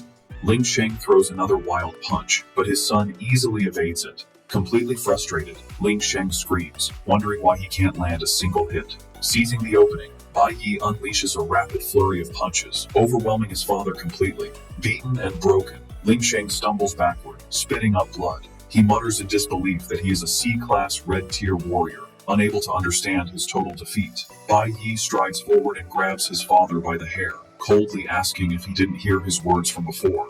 With his face twisted in rage, he tells his father that he is no match for him at all. Bai Yi's mind floods with painful memories of the years of abuse, where his father beat his mother, while a young, helpless Bai Yi was tied up and forced to watch in horror. Bai Yi remembers his father used violence at home because he was too cowardly to face those stronger than him outside. He sees his father as nothing but weak, useless trash, reliving the moment his father smashed his head into the ground. Returning to the present, Bai Yi grabs the badly beaten Bai Lingsheng by his hair, screaming that he doesn't deserve to be called a man. With unrestrained rage, he smashes his father's head onto the pavement. Hidden behind her summoned protectors, Bai Yi's mother watches the scene in terror, weakly calling her son's name. Defeated on the ground, Bai Lingsheng begs his son to stop, reminding him that he is the father who raised him and pleading with him to consider their family bond. The mention of a family bond only enrages Bai Yi further. His eyes fill with a cold fury. He grabs his father by the collar and yells, asking if he ever thought about their family bond when he was beating them. Bai Yi is haunted by vivid memories of his father's cruelty. He recalls a time when he was just 7, his father grabbing him by the ear while he cried in pain and then repeatedly smashing his head against a wall. He remembers pleading that he was wrong while his terrified mother begged her husband to stop. But his pleas were useless. His father only pulled harder, ripping off a piece of his ear and causing him to scream in agony. Bai Yi's anger intensifies as he recounts how the violence never stopped, even after his ear was torn, and thinks of the countless times his mother was beaten.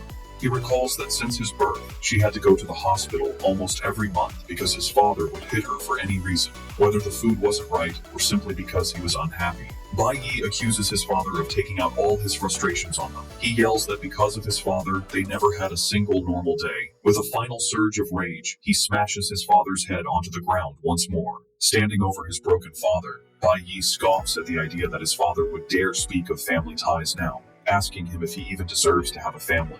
Bai Lingsheng lies motionless on the cracked pavement, completely defeated. He struggles to push himself up, weakly apologizing and admitting he was wrong. He continues to beg, promising he will never be like that again. Finally, Bai Lingsheng gets on his knees and bows his head to the ground, crying out that he is truly sorry while Bai Yi looks down on him with cold, glowing eyes. Unaffected by his father's pleas, Bai Yi looks down at him, his own eyes glowing with a golden light. He tells his father this is just like last time. Once his father realized he was no match, he started to cry and beg for forgiveness. A memory from Bai Yi's past life flashes through his mind, showing his father kneeling before him next to a broken chain.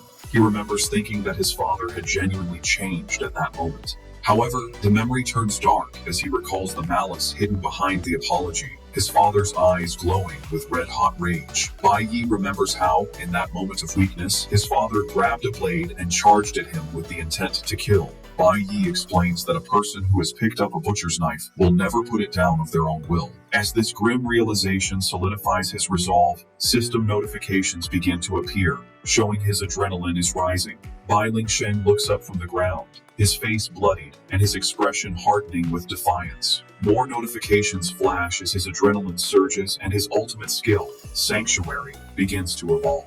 Surrounded by a powerful golden aura, Bai Yi raises his Hunwu blade, ready to deliver a final, decisive attack. Another notification appears, announcing that he has unlocked a new skill, Binary Judgment. As Bai Yi prepares to strike, his mother cries out his name in desperation, reaching out as if to stop him. Bai Yi scoffs to himself at the idea of a criminal truly repenting. He decides it's better to ensure his father can never commit another crime. He unleashes powerful, golden energy slashes from his blade, severing his father's tendons. Bai Lingsheng screams in agony from the attack. Lying in a pool of his own blood, Bai Lingsheng cries out in pain over his ruined tendons. Terrified and broken, Bai Lingsheng begs for his life, desperately reminding Bai Yi that they are father and son. His pleas are ignored, as Bai Yi's expression remains cold and resolute. Switching to his Cloud Mage profession, Bai Yi summons a shard of ice and freezes his father's mouth shut, silencing him completely. With a grim look, Bai Yi raises his weapon for the final blow. He recalls that his father already died at his hands in his past life, so he sees no reason not to do it again. Just as he is about to strike, a voice suddenly calls out, telling him that's enough and startling him. He wonders aloud whose voice it is, recognizing it's a woman's voice. The voice comes from one of his summons, Ye Warren, which stands protectively behind his mother. As a flower element summon, it is transmitting his mother's voice directly to him. Through the summon, his mother pleads with him, urging him not to become a monster like his father. She tells him that his father has already lost everything he was ever proud of. Her words seem to reach him as he pauses and looks back, his expression softened by her plea. Through her summon, Bai Yi's mother explains that his father will now live every day in regret and resentment, and this is the greatest punishment for him. Bai Yi looks conflicted, but she continues, pleading that she doesn't want to see him become the next monster in their family. Even more, she doesn't want to see his future self living in darkness. This triggers a painful memory from Bai Yi's past life, where he was imprisoned for killing his father and sentenced to live his days behind bars. The weight of his mother's words and this memory is heavy on him. With new resolve, he looks up and tells his mother that he understands. He turns to face his father, who is frozen with ice, and declares that while he will not kill him, he will never allow him to get close to them again. Bai Yi grips his glowing blade, revealing the skill he is about to use is one he also had in his previous life. He unleashes his binary judgment skill, a devastating cross-shaped slash of golden energy designed to destroy the awakened power of an enemy of the same or lower rank. The attack strikes Bai Lingsheng, and a notification confirms his awakened power has been lost. Bai Yi stands over his now powerless father. He sheathes his weapon and gives his final command. His father is to leave the city by the next day and stay away from his mother forever. He walks toward his mother, who is protected by her summons, and gives a final, chilling warning. He tells his father that his summon, Ye Warren, will remember his scent. If he ever comes within 3 kilometers of his mother again, even if it means spending his life in an awakened prison, Bai Yi will hunt him down and kill him without mercy. Lying on the ground, completely broken and powerless, Bai Lingsheng can only look up at the sky with tears in his eyes as the ice on his face melts away. He whispers that he understands, accepting his utter defeat. The night is quiet over the city after the violent confrontation.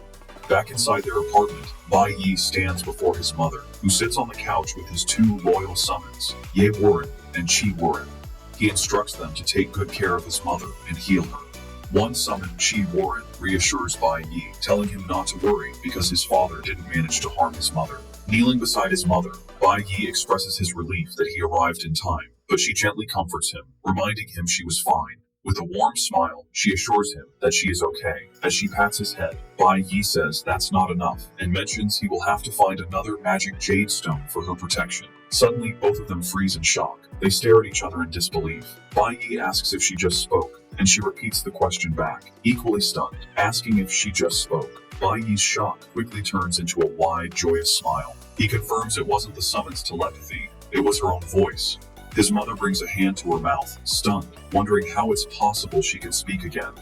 Ye Warren explains that his mother's inability to speak was from minor nerve damage, which it was able to heal. Several days pass. Bai Yi sits on a large tree branch overlooking the city as one of his summons, Ye Warren, asks if he truly cannot stay.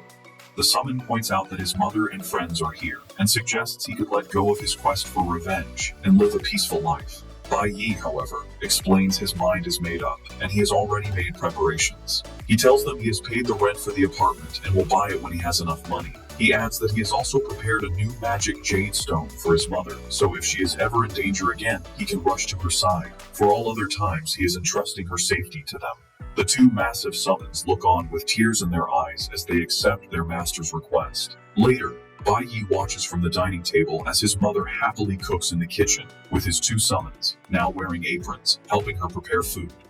He thinks to himself that while his mother knows he is leaving for a training journey, she doesn't know he is no longer the simple son she remembers.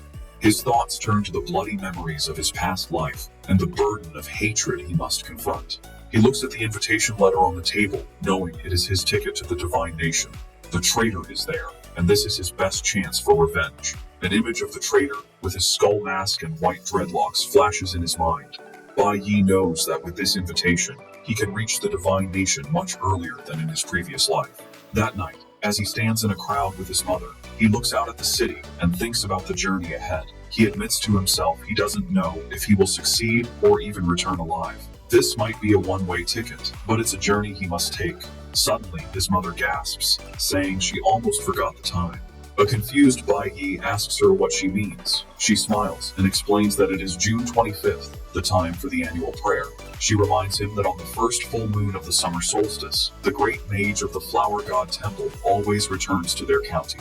Bai Yi realizes he had forgotten that his mother is a follower of the flower god sect. He reflects that she never asked when he was leaving, and he never told her that he departs the very next day. He decides this is for the best and he will leave quietly. As he watches his mother pray, he admits to himself that he has never been good at saying goodbye face to face. The scene shifts to a hospital room where Specs is recovering in bed after surgery. A doctor is speaking with his parents, assuring them that the operation went smoothly. He explains it was a minor procedure, but Specs will need a few days of rest, adding they were fortunate their son noticed the problem in time.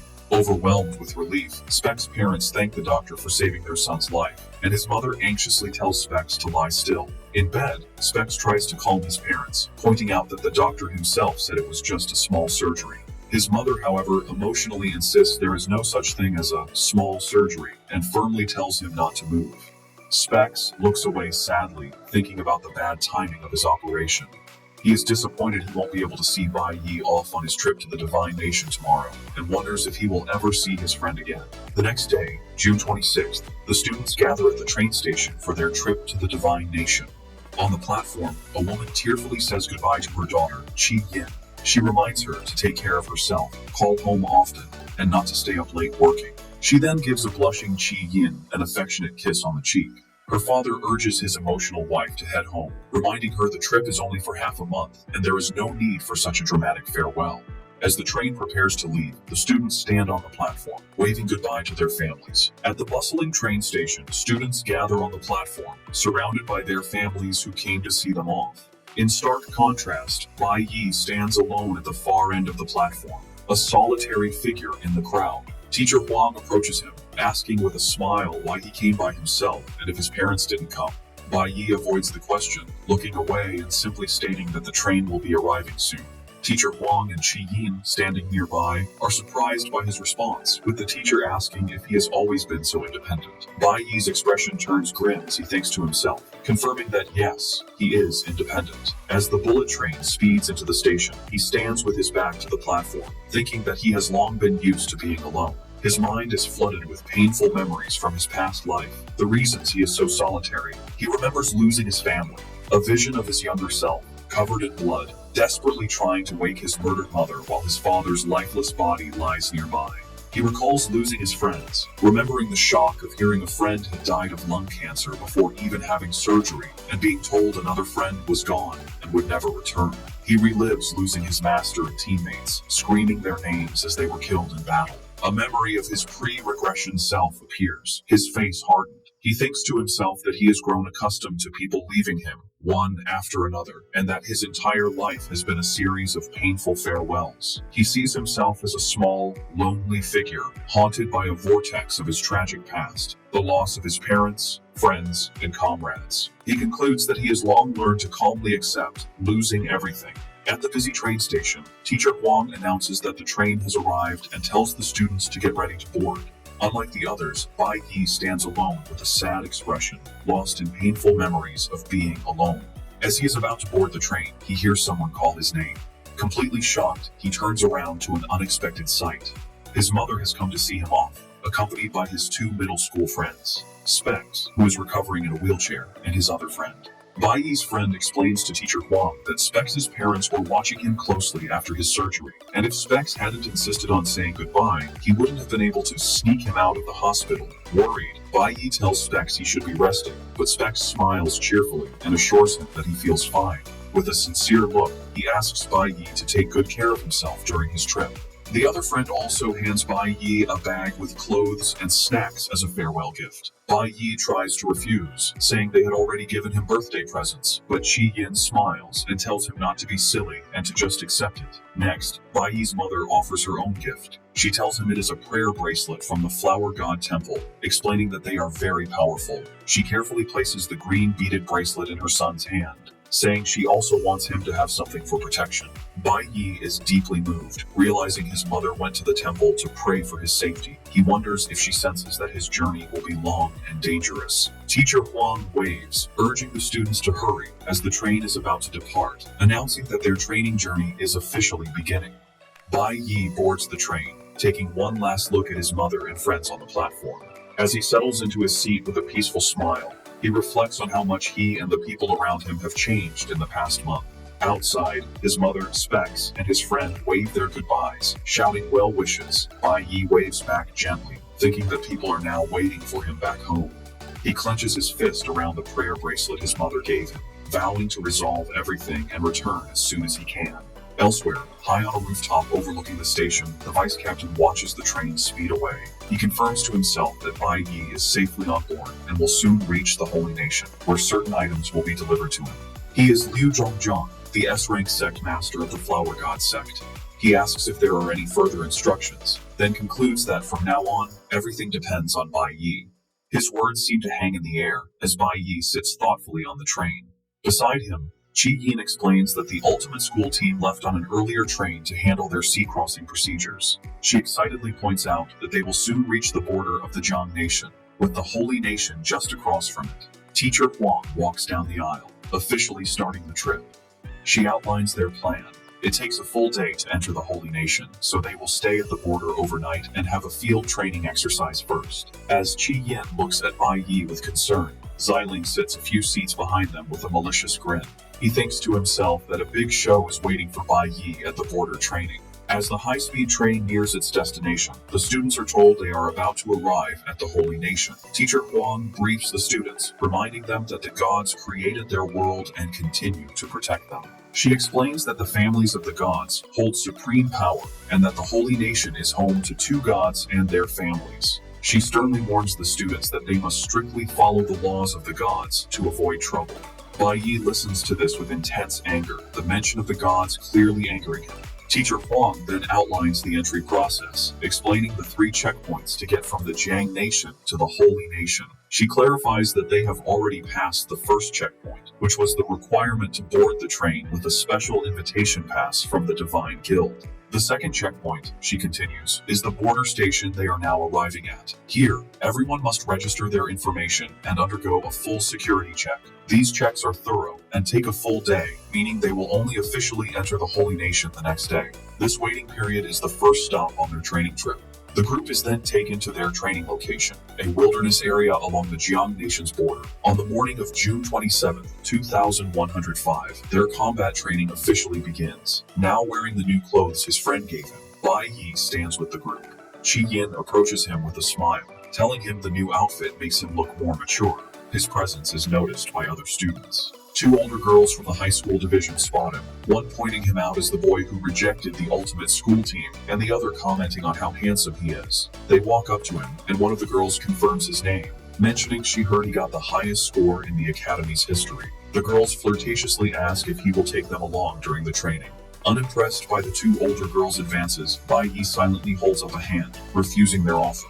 The girls are not offended, instead they giggle, thinking that his cold rejection is quite cute. As Bai Yi walks away, he thinks about his goals. He knows the monsters in this wilderness area are too low level to be useful to him now. He reflects that after reaching C class, leveling up becomes much more difficult, unless he finds a different way. Just then, a confident young man in a suit approaches the 2 girls, boasting that he was also number 1 in his year. He dismisses the school's tests against sealed monsters as nothing special, claiming that real-world beasts are completely different. Putting his arm around one girl, he winks and says, "This kind of real combat is where true skills are revealed." He is identified as Zhang Jun, a high school C-class stellar warrior. Immediately charmed, the girls ask him to take them along during the training. Zhang Jun laughs and agrees, while Bai Yi walks past the group without a second glance, indifferent to their drama.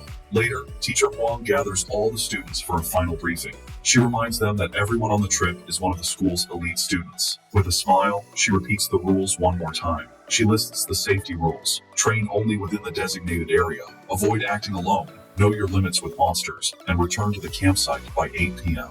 Before she can continue, the impatient students shout that they already know the rules. Led by Zhang Jun, a group of students eagerly rushes into the forest, excited to start hunting. Standing apart from the main group, Xiling watches them go. A sinister smirk plays on his lips, hinting that his plans are already in motion. Meanwhile, in the capital of the Holy Nation, Guildmaster Hongbing is greeted by his subordinates upon his return. He is informed that the hunting competition is about to begin, and that the captain of the Shen'an team has been waiting for him. Vice Captain Liu Zhongjiang remarks on the privilege of the ultimate school team, noting they were able to follow the guildmaster's train and bypass the security checkpoints. With a cigar in his mouth, Hong Bing turns to the young man beside him and instructs him to go wait with the team. The young man is revealed to be his son, Hong Qiansheng, who looks nervous but agrees. Back in the wilderness, the training is underway. Zheng Jun easily defeats a lizard-like monster with a powerful, glowing punch. He stands triumphantly over the E-class beast as a red aura surges around him. The two senior girls cheer him on, exclaiming how cool a red-tier C-class professional is. Zheng Jun casually brushes off their praise. In the foreground, Bai Yi ignores them, instead studying his own status on a holographic interface. He reviews his progress, noting that all three of his professions, Cloud Element Mage, Nuclear Warrior, and Flower Element Summoner, have now reached C-Class. However, he has been stuck at this level for over 10 days. Bai Yi understands that to gain any real experience, he must defeat monsters that are a higher level than him. Unfortunately, the monsters in this area are scattered and low level, barely worth any experience points. Killing beasts weaker than himself gives almost no reward, making it a slow way to get stronger. Suddenly, the situation changes. The confident Zhang Jun is sent flying by a massive purple spider-like monster, identified as a D-class flower warrior. He and the two girls are terrified, realizing the creature is far too powerful for them. Wounded and panicked, Zhang Jun sits on the ground and yells for someone to help him with the poison, screaming that this is a full-power, unsealed D-class monster from the wild. Having easily dealt with the others, the enormous spider monster turns and charges directly at Bai Yi. As the students scream a warning, Bai Yi stands his ground, calmly summoning his glowing green blade, ready to face the beast. With one swing of his blade, Bai Yi easily defeats the giant D-class spider monster that had terrified the other students. Notifications confirm the kill, giving him experience and a poisonous spider leg as loot. Zhang Jun and the two senior girls stare in disbelief at his power. Bai Yi, however, is unimpressed. He notes that loot from low-level monsters is useless and takes up space. He thinks about how the Divine Guild controls all high-level monster zones, which is why the power gap between C-Class and B-Class is so big. With a dismissive gesture, he tosses the D-Class item away. The silver-haired girl is shocked that he would throw away a D-Class item, but Bai Yi waves her off. He remembers from his past life that there were high-grade magic crystals near the Holy Nation's border, so he decides to search deeper in the forest for better materials. Later that evening, before 8 p.m., Bai Yi is deep in the dark forest. He has found several magic crystals but senses something is wrong. He knows these crystals are born from concentrated energy, usually found in demon caves or areas with many monsters. As he examines one, he realizes its power has been drained, as if absorbed by something. A notification identifies it as a withered magic crystal. Looking around, he notices the surrounding trees are also lifeless, as if their nutrients were sucked out. He wonders what kind of demon could absorb energy so quickly, and questions if a D-class monster could have such an ability. His search leads him to a dead end at a tall cliff with a waterfall. At the base of the waterfall, something on the ground catches his eye. He sees a broken container leaking a strange green fluid. He crouches to get a closer look, wondering what it is. Meanwhile, back at the campsite, it is 8 p.m. Teacher Huang is by a large bonfire, roasting giant monster legs for the hungry students. The students are amazed, saying their teacher hunted so many D-class monsters by herself. Teacher Huang explains with a smile that this is also a wilderness survival simulation, and finding food is important. She points out most of them fought all day and didn't think about finding a meal. Two exhausted students complained that the trip didn't provide food, staring suspiciously at a roasted tentacle and wondering if it's safe to eat. Teacher Huang and Qi Yin are sitting quietly by the fire with roasted monster meat. Teacher Huang notes that Bai Yi and Ziling haven't returned from the forest yet and tells the group to save some food for them. Qi Yin compliments her teacher, saying she thought Teacher Huang was only a theory teacher, but is surprised by her combat skills. Teacher Huang replies that before teaching, her dream was to join the Divine Guild, or become a priest. She sighs, admitting she was never strong enough to even try for it. She then confides in Qi Yin that this is her first time visiting the Holy Nation. She thanks Qi Yin and the other students, explaining it is because of their and Bai Yi's excellent performance that she finally has the chance to see the Holy Land she has always dreamed of. As Qi Yin starts to respond, two red eyes suddenly glow in the darkness behind her. Teacher Huang's face contorts in shock. Without hesitating, she shoves Qi Yin out of the way. A massive, sharp green leg bursts from the shadows, impaling Teacher Huang through the chest. Splattered with her teacher's blood, a horrified Qi Yin screams her name. The other students scream in terror, wondering what the creature is. At the same time, Bai Yi is racing through the dark forest. He knows he must hurry and warn everyone to evacuate. He realizes the danger is connected to the broken Zifeng industrial container he found. Back at the camp, the mortally wounded teacher Huang clutches the appendage in her body. With her last strength, she tells the students to run and find the nearest guild for help. She then pulls the leg from her chest, revealing their attacker. A colossal, terrifying insect-like monster with glowing red eyes looms over the campsite, declaring its nutrients are its own. The students realize with horror they are facing a B-class demon. A system notification identifies the creature as a B-class flower warrior, called the corpse spider. It is intelligent, classified as extremely high risk, and came from the Zifeng Industrial Laboratory. The warning states that anyone who sees this monster should flee immediately and contact the Divine Guild. The story flashes back to earlier that morning in the wilderness, showing Xiling's point of view. Filled with resentment, he thinks about how Bai Yi has stolen all the attention since his arrival. With a furious expression, he complains about Bai Yi's arrogant attitude. He holds a container from Zifeng Industrial with a label identifying its contents as an extremely dangerous B-class corpse spider. He then breaks the container, releasing the small, insect-like creature and telling it to absorb nutrients from the area. With a malicious smirk, Xiling reveals his sinister plan. He will wait until the monster has beaten everyone, then step in to save the day, showing everyone who the true savior is. The scene shifts back to the present at the campsite, where Xiling's plan has gone horribly wrong. He stares in desperation, wondering how things could have gotten so bad so quickly. Drawing his energy bow, he realizes with horror that the creature has grown far too fast. The now huge corpse spider glares down at the terrified students, letting out a menacing roar. The students are wounded and terrified, with the badly injured teacher Huang standing protectively in front of them. As this unfolds, Bai Yi is racing towards the chaos. He remembers fighting an S-class version of this same monster in his past life, and knows that even with his advanced skills back then, it was a very difficult fight. He analyzes the creature, noting its strengths in both offense and defense. He knows that the students and teacher, with their highest rank being C-class, stand no chance against a B-class monster. He comes to a grim conclusion. Even he cannot defeat it without using his full power. However, he hesitates. If he uses all of his abilities, he would reveal that he has more than one profession. He fears that doing so would attract more unwanted attention from the gods. The huge corpse spider looms over the students, who lie defeated and scattered on the ground, having been taken down in an instant. The badly wounded teacher Huang struggles, realizing that the monster's attacks have a paralyzing effect. Despite the pain, she clenches her fist, determined to protect her students. She looks up at the monster, wondering what she can do as it glares down at her. The monster mutters about delicious nutrients as a long, grotesque tongue emerges from its mouth. Its attention then falls on Qi Yin, who is also paralyzed and unable to move. Just as the monster is about to strike Qi Yin, a sharp piece of ice suddenly flies through the air and hits it directly in the head. The attack came from teacher Huang, who, despite her own paralysis and injuries, screams at the monster, telling it not to touch her children.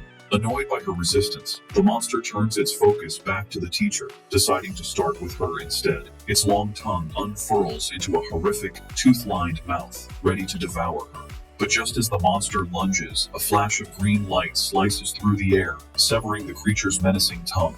Bai Yi appears, standing protectively between the monster and the shocked teacher Huang, having arrived just in time. Bai Yi stands protectively before the injured and shocked teacher Huang, his expression calm and focused. As the corpse spider attacks again, he meets it head-on, slashing repeatedly with his blade and cutting the monster's ugly tongue to pieces. Surprised by the fierce counterattack, the monster hesitates for a moment. Seizing the opportunity, Bai Yi moves with incredible speed, grabbing teacher Huang and carrying her to safety behind him as a powerful green aura surges around him. The enraged corpse spider lunges at him, but Bai Yi, now surrounded by a red aura, moves to intercept it. He quickly realizes that the attack power of his C-class warrior profession isn't enough to harm the B-class beast. Knowing he needs a different strategy, he decides to control the monster first. A system notification confirms he has switched to his Cloud Element Mage profession. Leaping into the air, Bai Yi summons his powerful mage staff and unleashes a C-class control skill. A massive wave of jagged ice erupts, surging towards the corpse spider and instantly freezing it solid in a thick prison of ice. Bai Yi stands before the frozen B-class monster, a red aura still radiating from him as the other students look on in stunned silence. Jong-jun and the two senior girls are in complete disbelief. Jong-jun stammers that the little handsome boy managed to freeze a B-class monster, while the silver-haired girl exclaims that he isn't a nuclear warrior. Pointing a trembling finger at Bai Yi, Jong-jun asks the question on everyone's mind, if he is a dual-class professional. Bai Yi looks back at them, his expression firm. He thinks to himself that even if it means exposing his secret, he cannot just stand by and watch his classmates get killed. Teacher Huang, still bleeding, but now able to stand, weakly asks Bai Yi if he is all right. Before he can answer, the massive ice prison holding the corpse spider begins to crack. The monster inside threatens that this isn't over as the ice continues to break apart. Suddenly, the entire ice structure shatters into pieces, but the monster is nowhere to be seen. The other students are confused and panicked, asking if it disappeared or if it's dead. Bai Yi stands calmly amidst the ice shards, stating that it's not over yet. He explains that he only managed to injure it, and it will likely reappear soon. With a grim and furious expression, he admits his current strength is not enough to kill the beast, and urges everyone to evacuate immediately. As the students help the injured teacher Huang, she refuses to leave, telling them to go on without her. Bai Yi turns and asks her why she would stay. She explains that Ziling has not yet returned, and Bai Yi remains silent. With fierce determination, Teacher Huang declares that as a teacher, she has a duty to bring back every student she brought out. She adds that they were all supposed to gather at the campsite at 8 p.m., and she worries about what would happen if Ziling returned to find everyone gone. Hearing this, Bai Yi calmly reveals the shocking truth. Holding up the broken container he found in the forest, he tells his teacher that Ziling was the one who released the monster in the first place. A painful memory flashes through Bai Yi's mind, back to a happier time in his past life with his team, the Divine Corps. He remembers them eating together, with Han Xiaoling happily exclaiming about the food, and Ling Yue playfully teasing him for eating so fast. This warm scene is interrupted by the memory of the traitor, who jokingly warned Bai Yi to control his eating habits, a seemingly normal interaction between teammates. The memory shifts to the horrifying moment of betrayal. Bai Yi remembers his body suddenly becoming paralyzed and unable to move. The traitor calmly explained that for the past month, he had mixed a paralytic powder into their breakfast noodles, revealing he had made thorough preparations to wipe out the strongest team. Back in the present, standing amidst the chaos at the campsite, Bai Yi reveals the shocking truth to Teacher Huang and the other students. He holds up the broken container he found in the forest and firmly states that Ziling released the monster.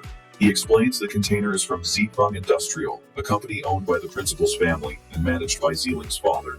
Hearing this, Qi Yin looks shocked as she understands. Bai Yi continues, saying the company's labs use special bottles to store miniaturized demon beasts, and he found the broken pieces of this bottle in the woods. He concludes that only someone from the Zifeng Industrial family could have had access to it. Meanwhile, Ziling is seen walking through the forest, looking back towards the campsite. Overcome with anger and panic that his plan failed, he furiously punches a tree. He rants to himself, regretting he didn't get rid of the evidence and questioning why Bai Yi had to interfere and ruin everything. His frustration turns to a deep hatred for Bai Yi, whom he blames for all his problems. With a face twisted in rage, he screams that it is always Bai Yi's fault.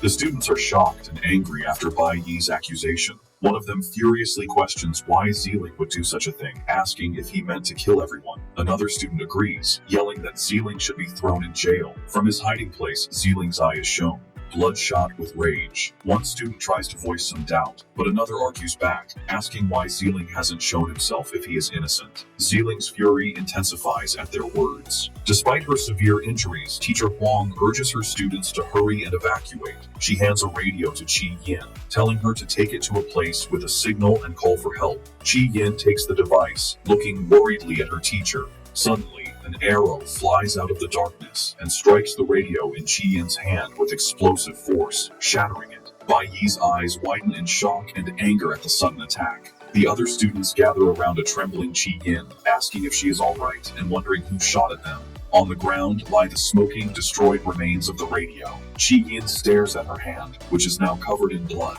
Seeing this, Bai Yi's expression hardens with rage. Before they can react further, a canister is thrown into their midst, landing on the ground and releasing a thick green gas that quickly envelops them. The students are confused by the strange gas, and they begin to cough as they cover their mouths. One of them realizes with alarm that the gas smells of paralytic powder. As the disoriented students wonder who was attacking them, the silhouette of Xiling appears, walking calmly through the green mist. In the swirling green gas, Bai Yi stands silently, his face hidden in shadow as the students around him cough and choke.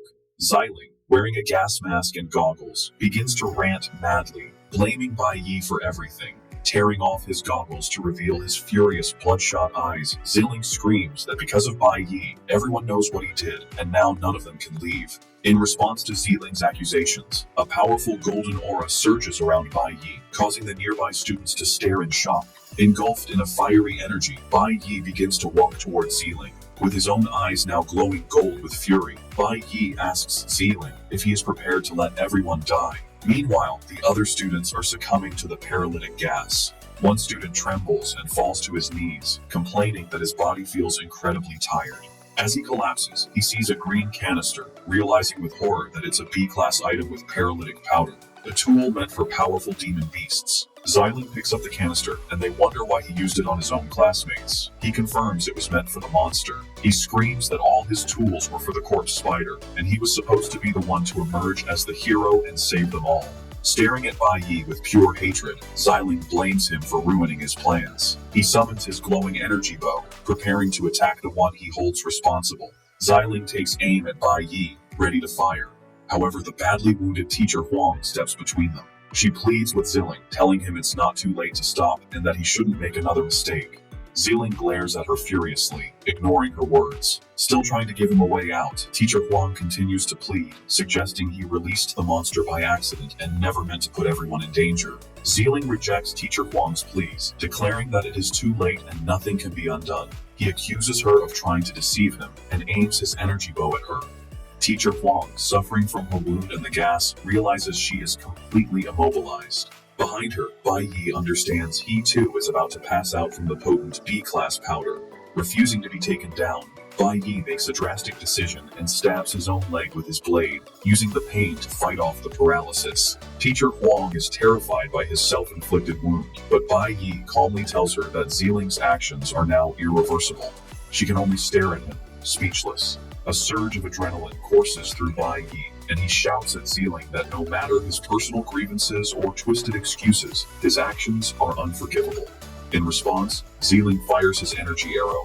The sight of a teammate attacking another triggers a traumatic memory for Bai Yi, reminding him of the traitor from his past life who betrayed the divine core. Filled with righteous fury, Bai Yi screams at Xiling, questioning how he could dare point his weapon at his own people. With astonishing speed, Bai Yi deflects the arrow and instantly closes the distance between them, leaving Xiling confused by his speed. Before Xiling can react, Bai Yi unleashes a furious slash with his blade, severing Xiling's arm at the shoulder. Xiling screams in agony, his face splattered with his own blood. Bai Yi looks down at him with cold, unwavering eyes, his face spattered with Xiling's blood, and declares that betrayal is unforgivable.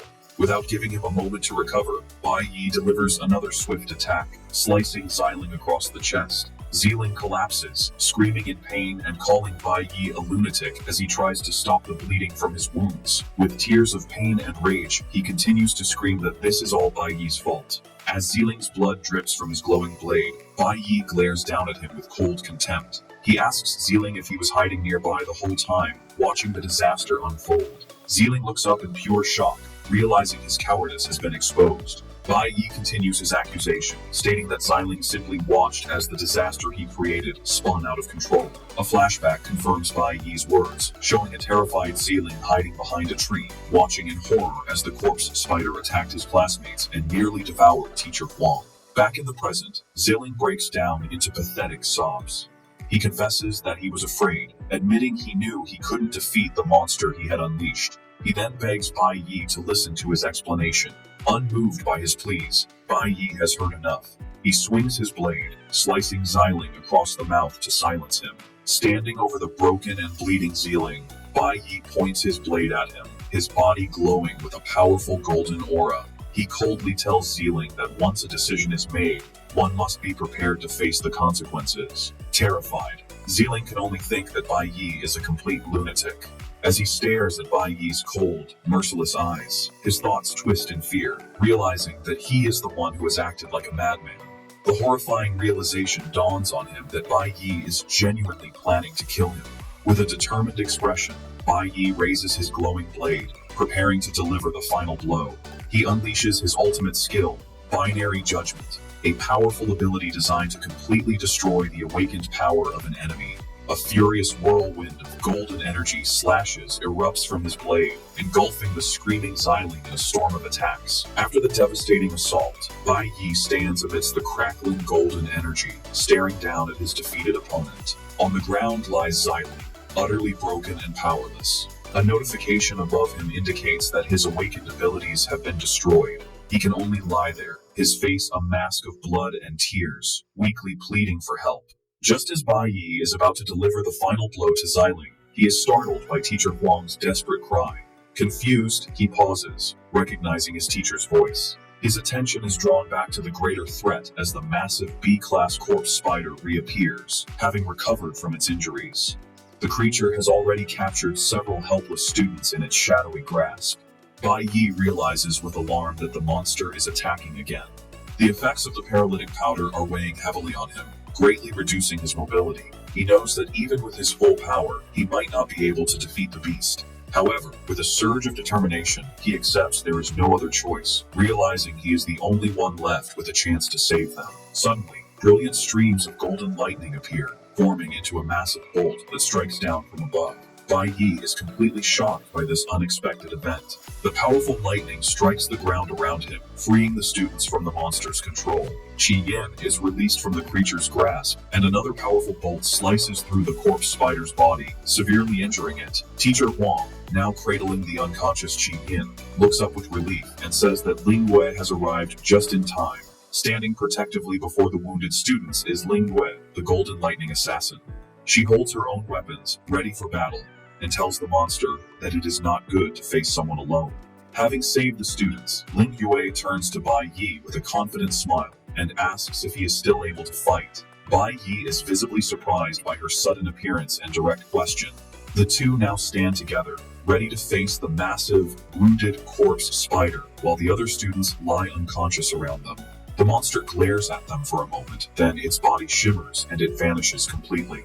Ling Yue is confused, wondering if it disappeared, but Bai Yi quickly explains that the creature has a camouflage ability. He tells her that after he injured it earlier, it must have hidden itself to recover.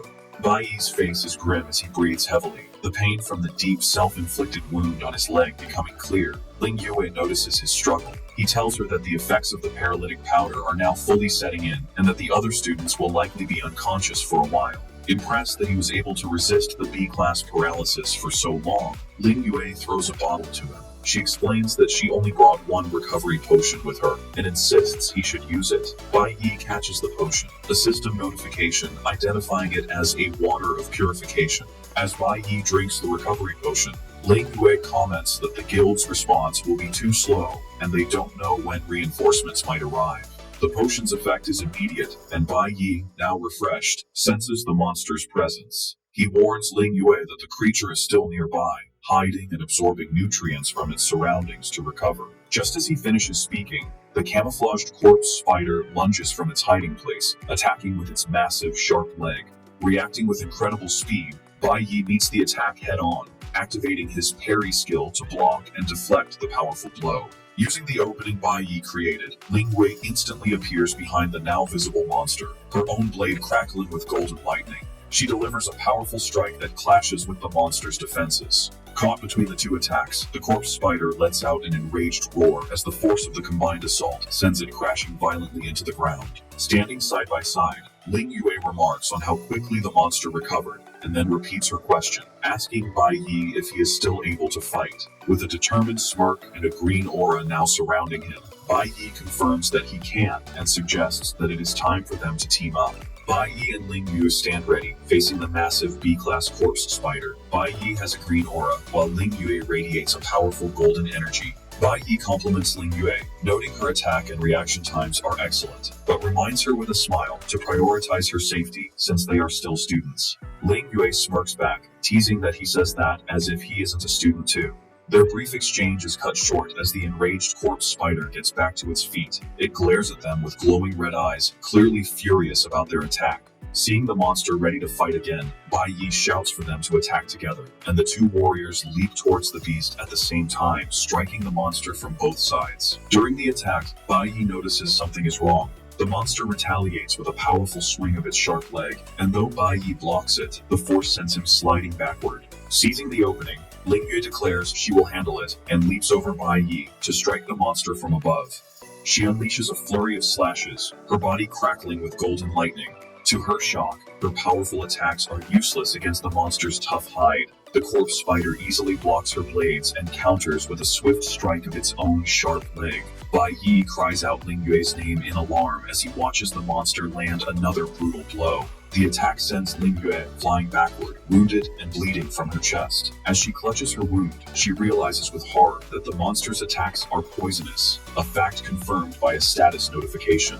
As the corpse spider continues its assault, Bai Yi moves to protect the injured Ling Yue, using his parry skill to block the monster's attack.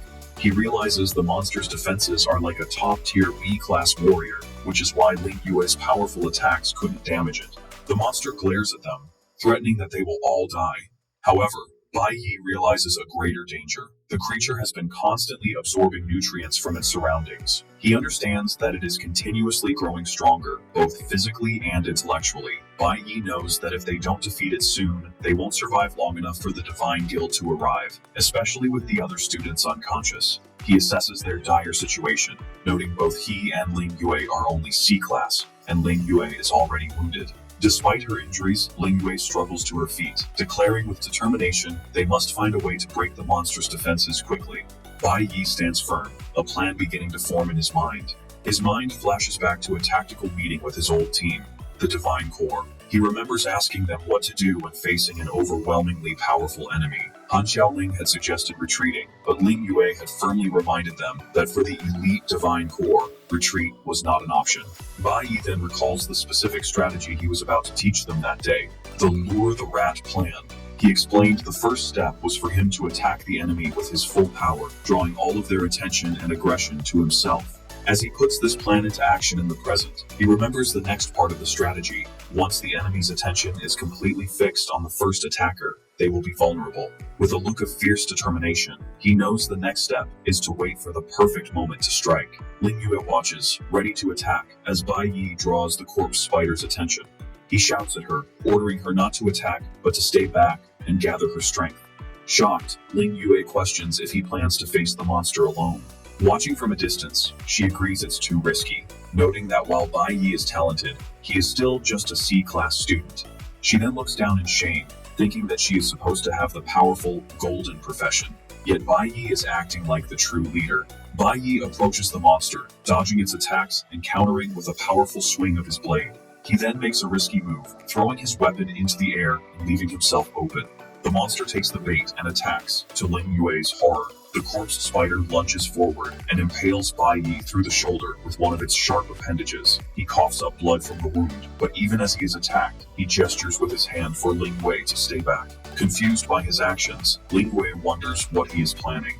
The massive corpse spider looms over the impaled Bai Yi, gloating over its victory. It scoffs at the weakness of humans, declaring they are nothing more than nutrients for it to eat. As it prepares to devour him, its grotesque, tooth-lined mouth opens wide above his head. However, Bai Yi, though badly wounded, has been waiting for this exact moment. He thinks to himself that the time is right. He takes a deep breath and screams Ling Yue's name, shouting that now is the time to attack. Responding instantly, Ling Yue is engulfed in a powerful golden aura as she activates a skill called Flash God, which greatly increases her movement speed. Bai Yi's risky plan is revealed. He had noticed the monster was only vulnerable when it was about to eat its prey. He correctly guessed that the moment it opens its mouth, its tough defenses are temporarily lowered. He knows this is the most critical step of the Lure the Rat plan.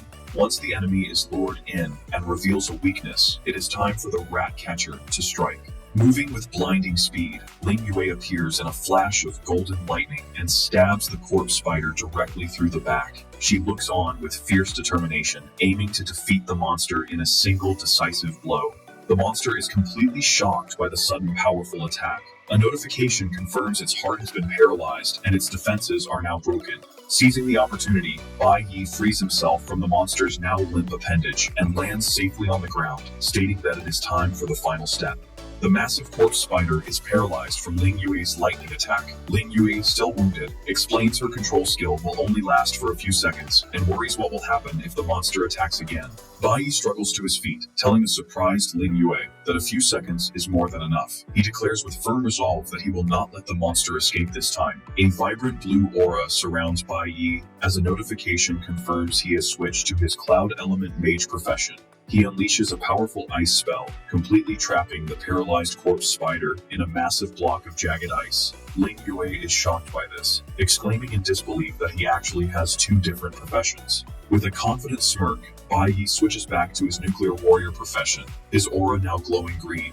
He states that the power he has built up from his injuries and fatigue is now enough for his plan. He and Ling Yue unleash their ultimate attacks at the same time, a massive wave of golden and green energy that completely destroys the frozen monster. A series of system notifications appear, confirming the successful defeat of the corpse spider. The rewards are huge, over 10,000 experience points, 300 flower element points, a level up for his cloud element mage class, and a B-class armor material called Spider's Carapace. As his wounds and fatigue heal, Bai Yi notes to himself that he needs to defeat high-level monsters to gain good experience. Ling Yu stares at him, completely amazed. She explains that while some rare geniuses in the world have dual elements, she has never heard of someone awakening two different professions at such a young age. Before she can react, a blue aura swirls around Bai Yi's hand as he switches to yet another profession, Flower Element Summoner. He thinks to himself that since his summoner class is now C class, he can form contracts with up to 6 demons, and he currently has 4 empty slots. Using his flower spirit contract skill, Bai Yi reaches out to the defeated monster's spirit, commanding it to come to him. A system notification confirms the contract is successful, and he has a new E-class flower warrior summon.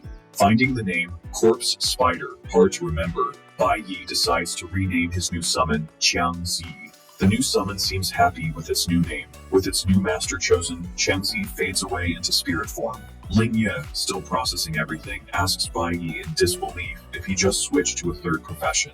She remarks that he is truly full of surprises. Bai Yi then asks her if she can keep everything she saw today a secret. With a knowing smile, Ling Yue notes he has all these abilities, but didn't reveal them during the official assessment. Guessing he wants to keep his true power hidden, she confidently reassures him that she can be trusted with a secret. Just as their conversation ends, a group of men in dark uniforms appear on the scene, announcing that Squad 26 has arrived. The leader of the squad, a man with blue hair, asks if they are all right, relieved that they finally made it in time. They are the Holy Nation Divine Guild's Eastern Order 26th Squad.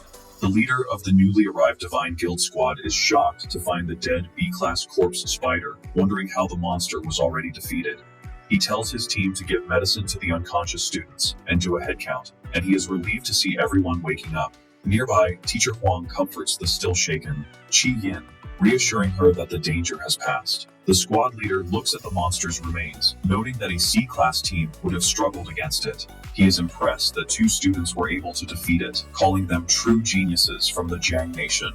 Bai Yi and Ling Yue stand together, both still covered in blood from the fight. Zhang Jun, now humbled, approaches Bai Yi with the 2 senior girls. He tells Bai Yi that they are only alive thanks to him, and one of the girls adds that if it weren't for his heroic actions, they would all be dead. With a sincere expression, Zhang Jun extends his hand, thanking Bai Yi for saving everyone. At the same time, Ling Yue's team members rush to her side. The vice captain and a pink-haired girl in her team begin to heal her wound, asking if she is alright and scolding her for running back alone. The girl asks Ling Yue how dangerous it was, but Ling Yue calmly reassures them that everything has been resolved. The vice captain boasts that people shouldn't underestimate their captain, reminding them that as a golden profession user, a genius who appears only once every few years, there is nothing she can't handle. However, Ling Yue turns away thoughtfully, stating that today she met a true genius. She looks over at Bai Yi as he accepts Zhang Jun's handshake, thinking to herself that he is a person full of mysteries. After the situation is under control, a Divine Guild squad member announces that the headcount is complete, but one student is still missing. He tells the rest of the students to board the special train, stating that the guild will handle the search for the missing person.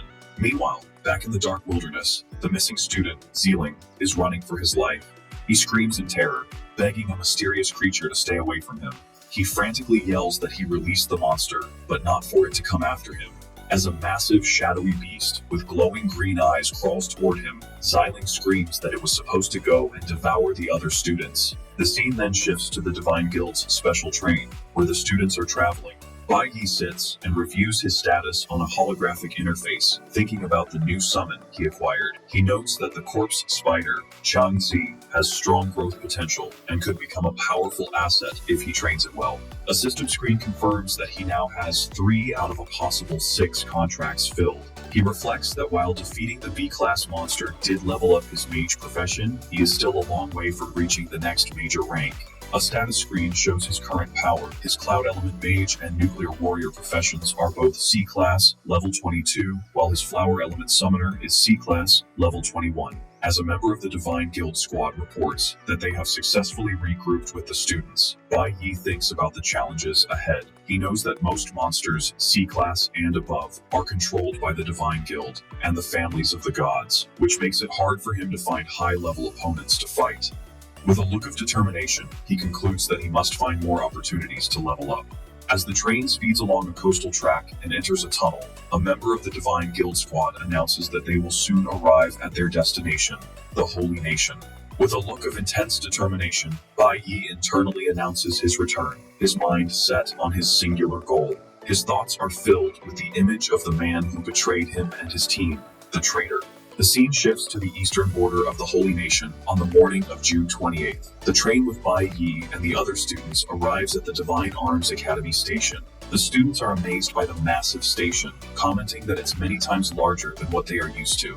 As Bai Yi walks through the crowd, he hears his classmates talking about how this must be the richest country in the world. A well-dressed man greets the students and introduces himself as the director of the Divine Arms Academy's Eastern Campus. He warmly welcomes them and says he will now lead them on a tour of the highest institution for awakened beings, the Divine Arms Academy. Bai Yi's expression turns serious when he recognizes the name of the school. He knows this is where the traitor graduated from. Based on his memories, he calculates that the traitor, Chris, should be studying at the academy right now. Bai Yi's gaze hardens as he thinks that it's finally time for them to meet. The director leads the students to a large, impressive statue of a knightly figure with a sword and shield. He explains that this is a monument to one of the 5 great creator gods, Cadmus Davis. The students look up in awe, with some remarking that the Davis family is the most powerful family today and that they are seeing their idol. The students start excitedly talking among themselves about the rumor that they might get to meet the God Clan during their trip. The director of the Divine Arms Academy continues his speech, explaining their world's history to the students. He says that when a demon dragon appeared and devastated the land, it was the great Cadmus Davis who stood up, killed the beast, and helped humanity survive. Afterwards, to unite the strongest humans, he founded both the Divine Guild and the Divine Arms Academy. He explains that the Academy is the most elite institution for the awakened in the world, the undisputed number 1. Each year, it only accepts 100 students from around the globe, all between the ages of 12 and 18. Furthermore, all applicants must have reached at least B rank and must also pass an extremely tough entrance examination to be considered. The students are stunned by these demanding requirements. One of them murmurs that he struggled with all his might just to get past D rank and barely reach C rank. Another student agrees, noting how rare it is for anyone in the country to reach B rank, let alone before age 18. Standing nearby with the vice captain, Ling Yue smiles and remarks to herself how difficult it is to get into the Divine Arms Academy. While the others are overwhelmed by the difficulty, Bai Yi's thoughts are focused. He recalls that despite these impossibly high standards, the traitor was a graduate of this very academy. A memory from his past life flashes in his mind, a man introducing the skull-masked Chris as their new teammate. He then remembers that same man whispering to him, explaining that while they couldn't look into each other's pasts, he should know that Chris was the most outstanding graduate of the Divine Arms Academy and was incredibly strong. Coming back to the present, Bai Yi's expression is one of pure determination, as he confirms to himself that, according to the timeline, the traitor should be at the academy right now. He clenches his fist tightly, filled with resolve. He He knows he must reach B rank as fast as possible. He has to become stronger than the traitor, and he absolutely must get into the Divine Arms Academy. As the students think about the high standards of the Divine Arms Academy, Chi Yin stands behind Bai Yi, thinking. She believes that if Bai Yi said he wants to stay at this school, he must have a way to do it. Suddenly, a well-dressed older man startles Chi Yin by calling her Little Princess. He asks why she came to the Holy Nation without visiting her father first. A flustered Chi Yin turns to face the man, while the other students look on in confusion. The academy director sees the man, bows respectfully, and greets him as Secretary Chen. Secretary Chen tells a surprised Chi Yin that her father is ill from overwork, but had told him not to tell her. Upon hearing the news, Chi Yin immediately rushes off with Secretary Chen toward a waiting car. The other students watch this, with one wondering about Chi Yin's identity, noting that the academy director was so respectful to her family's secretary. Before they can think about it further, a luxurious black limousine pulls up, leaving the students shocked at how fancy the cars are in the Holy Nation. A chauffeur opens the door, and a group of stylishly dressed young people get out. The academy director approaches them and says they are late. A tall, red-haired young man from the group smirks, explaining that students from their private academy have to train in demon lairs every night. The red-haired young man from the private academy explains to the director that they were late because they had a big battle the day before and were tired, asking for some understanding. The director then introduces the two groups. He explains that students from two schools are on this trip and introduces the newcomers as local students from the Eastern Border Supreme Private Academy. The students from Bai Yi's school are impressed, commenting on how stylish the local students look. When the director turns to introduce Bai Yi's group, the red-haired leader arrogantly cuts him off, saying there's no need for an introduction.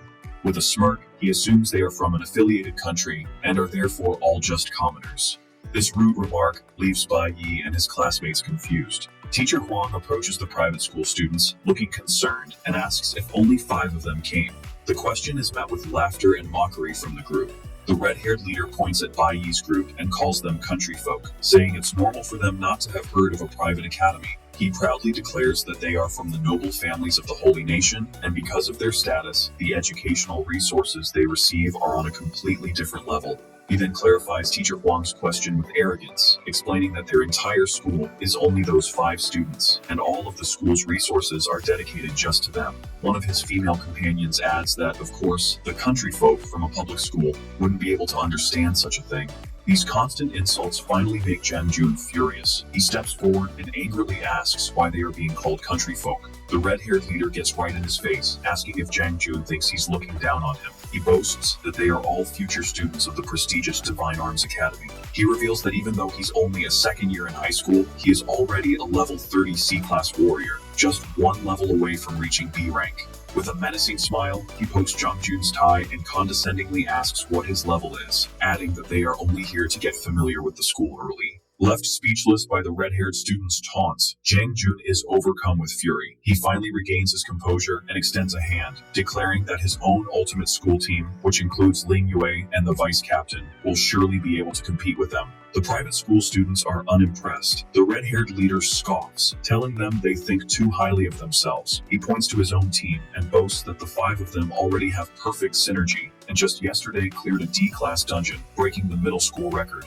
The girl with the beret smiles condescendingly, questioning the point of telling them this, since they have probably never even seen a D-class demon lair. She adds that ordinary people from commoner districts could never understand the refined lives of the nobility. These insults leave Zhang Jun and the other students from his school shaking with rage. The red-haired leader continues his arrogant speech, declaring that their goal is to become God's blessed, while the visitors will spend their entire lives in the countryside. The term God's blessed triggers a deep reaction in Bai Yi. He thinks to himself that this title is the highest social status an ordinary person without divine blood can achieve. It's the goal everyone pursues, and the very position he reached in his previous life. However, his memory turns bitter as he recalls that in the end, achieving that status meant he was nothing more than a dog for the gods. An image of his past self in chains flashes through his mind, and he silently vows that he will never live that kind of life again. Suddenly, the loud whirring of a turbine fills the air, causing all the students to look up in shock, wondering what the sound is. A futuristic flying vehicle soars over their heads. One student recognizes it with alarm as an exclusive mount belonging to the God Tribe and questions why it would appear here. The futuristic flying vehicle descends, landing with a gust of wind. A man emerges from the smoke, noting that all the students seem to be gathered there. The private school students turn around in surprise as the man approaches. They recognize him with a shout, identifying him as Lin Feng, a God's Blessed from the powerful Dibi's family. Lin Feng looks over the crowd and states that if the students are here, then Bai Yi must be among them. This declaration confuses the arrogant private school students, who are shocked and wonder who Bai Yi is and why someone as important as Lin Feng would be looking for him. In response, Bai Yi turns and walks toward Lin Feng with an intense glare. Lin Feng addresses Bai Yi, adjusting his glasses and confirming he is the one who single-handedly and perfectly cleared the D-Class demon lair during the simulation. He explains that the God Tribe, specifically the Devis family, is very interested in his performance because the family is hosting a hunting competition. They have extended a special invitation for Bai Yi to come and observe. Bai Yi remains completely silent, his face unreadable. This news, however, leaves the private school students dumbfounded. They are shocked to hear Bai Yi cleared a D-Class dungeon by himself, and even more so that he received a direct invitation from the God Tribe. With a polite smile, Lin Feng gestures toward his vehicle and asks Bai Yi to please come with him. Bai Yi recalls the origins of their world's current order. 100 years ago, the world fell into chaos when powerful monsters attacked humanity, who were too weak to fight back. In this desperate time, 5 powerful gods appeared. They acted as humanity's guardians, killing the great monsters and protecting the people. With their help, the human world was saved. From that day on, humans deeply respected the gods and worshipped them. To continue their protection, the gods remained in the mortal world. They gave humanity great knowledge and power, helped them build strong armies, and created new laws to govern them. They even joined with humans and had children, creating a new lineage. The direct descendants of these unions became known as the God Tribe.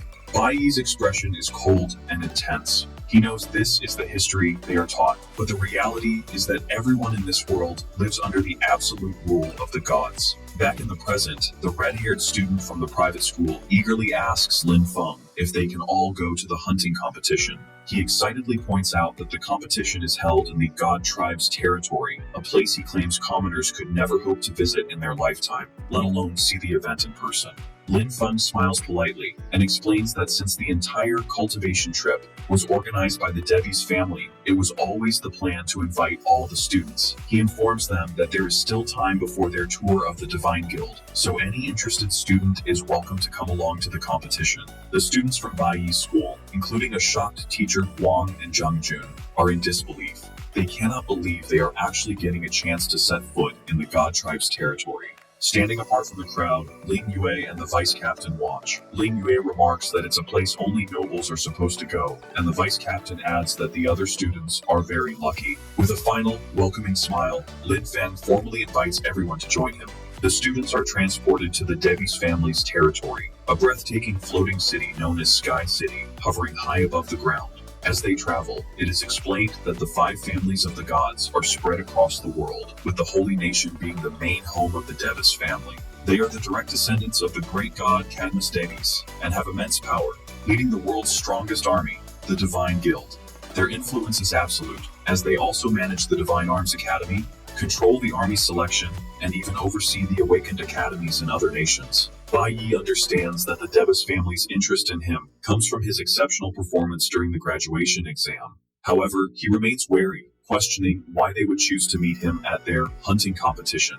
Upon their arrival, the students are led into a very rich hall, decorated with priceless art, including the Mona Lisa, and so large it made them feel small. They look around in awe, realizing this is truly the home of the God Tribe. The hall is patrolled by the family's elite security, the priest's security team. As he takes it all in, Bai Yi's face is grimly determined. He realizes that after all this time, he has finally come face to face with the God Tribe again. Inside the grand hall guarded by the Devi's family security, a man stands with his back to the group, looking at the Mona Lisa. He announces that the guests have arrived. He recalls that his grandfather believed art was the only proof of humanity's existence, while his father believed it was ruins. He introduces himself as Shin Davies, the heir to the Davis family, and reveals his own twisted view, that creating ruins is a form of art itself.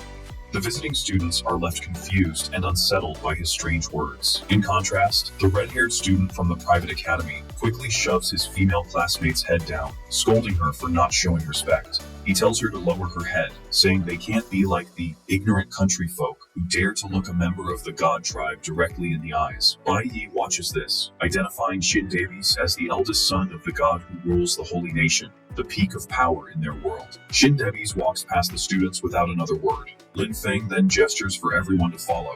They are led to a massive outdoor arena called the Hunting Grounds, a large forest contained within a high-tech, hexagonal energy barrier. The students look on in awe at the sheer scale of the arena. Their wonder turns to a mix of fear and excitement when they spot the gigantic monsters moving inside.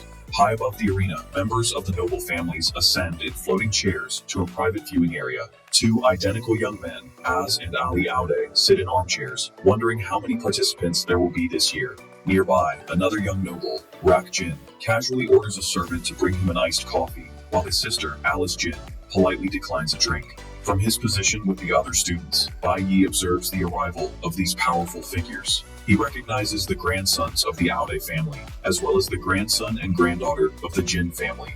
He finds it significant that members of three different god families, Davies Aude and Jin, are all present at the same event. Shin Davies stands before the massive energy barrier, looking out at the hunting grounds. Lin Feng steps forward to address the crowd, announcing that the hunting competition is about to begin, and he will explain the rules. He explains that the competition takes place entirely within the arena, a battle between awakened individuals and the monsters inside. The monsters, he clarifies, are all C-class beasts captured from around the world by the Divine Guild. To increase the challenge, the volunteer participants must not have reached B rank. The competition is point-based, with each kill of a C-class monster earning 10 points, and the final rankings are determined by the total score. The students from Bai Yi's school are shocked by these rules. One of them points out that if the participants are below B rank, their strength is not much different from their own. Another student whispers nervously that it usually takes an entire team to defeat a single monster of the same rank, concluding that the volunteers must be very brave to face them alone. Nearby, Ling Yue stands with her arms crossed, observing silently, while the pink-haired girl on her team looks on with fear, and the vice-captain watches the proceedings. Lin Feng continues his introduction, explaining this year's hunting competition is also a special celebration day. As he speaks, a pedestal rises from the ground. He reveals that for this special occasion, the Davies family has prepared a generous reward for the winner, showing a shining, high-tech chest. With a grand gesture, Lin Feng announces it's time for this year's participants to enter. A large section of the arena wall opens, allowing the competitors to walk onto the hunting grounds. Lin Feng announces there are 12 participants this year, naming Louis from the Sacred Code Nation and Lin Qing from the Ye country as examples, while the crowd watches on massive holographic screens. The students from Bai Yi's school watch with a mix of awe and concern. They guess the participants must be very experienced, with one student noting that killing a single monster of the same rank alone is an incredible feat. Yet there are hundreds of beasts in the arena, and only 12 competitors. He concludes the event is very dangerous. Another student points out the huge rewards, mentioning a rumor of S-class equipment for the winner, and a personal reward from the God Tribe for an outstanding performance. This isn't enough for a timid student, who mutters he would rather prioritize his life. Another agrees, saying he'd be scared to death if such a monster stood before him. Throughout their talk, Bai Yi remains silent and detached. Suddenly, Shin Davies calls out to Bai Yi from across the crowd. He walks towards Bai Yi, confirming his identity. Shin mentions Bai Yi clearing a D-class demon lair by himself in middle school, and suggests he has not yet reached his limits. Bai Yi stares back at him, his expression intense and unyielding. Shin's face hardens as he gives a direct command. With a snarling beast visible on the screen behind him, he tells Bai Yi to kill a C-class monster for him, right now. Shin Davis' demand shocks the crowd. The students from the private academy are aghast, with the blonde-haired girl questioning how a student could be expected to fight a C-class monster alone. The red-haired boy reminds her it is a direct request from the God Tribe, implying it can't be refused. Ling Yue, watching from a distance, thinks this must be why Bai Yi was specially invited. Confident in his abilities, she believes that since he helped her defeat a B-class monster, killing a C-class beast should not be hard for him. However, Bai Yi interrupts her thoughts with one unexpected word. No. This declaration leaves Lin Yue completely shocked. Bai Yi then steps forward and asks how a single monster could possibly be enough. With a confident smile, he announces that since he is already there, he should be allowed to participate in the entire hunting competition.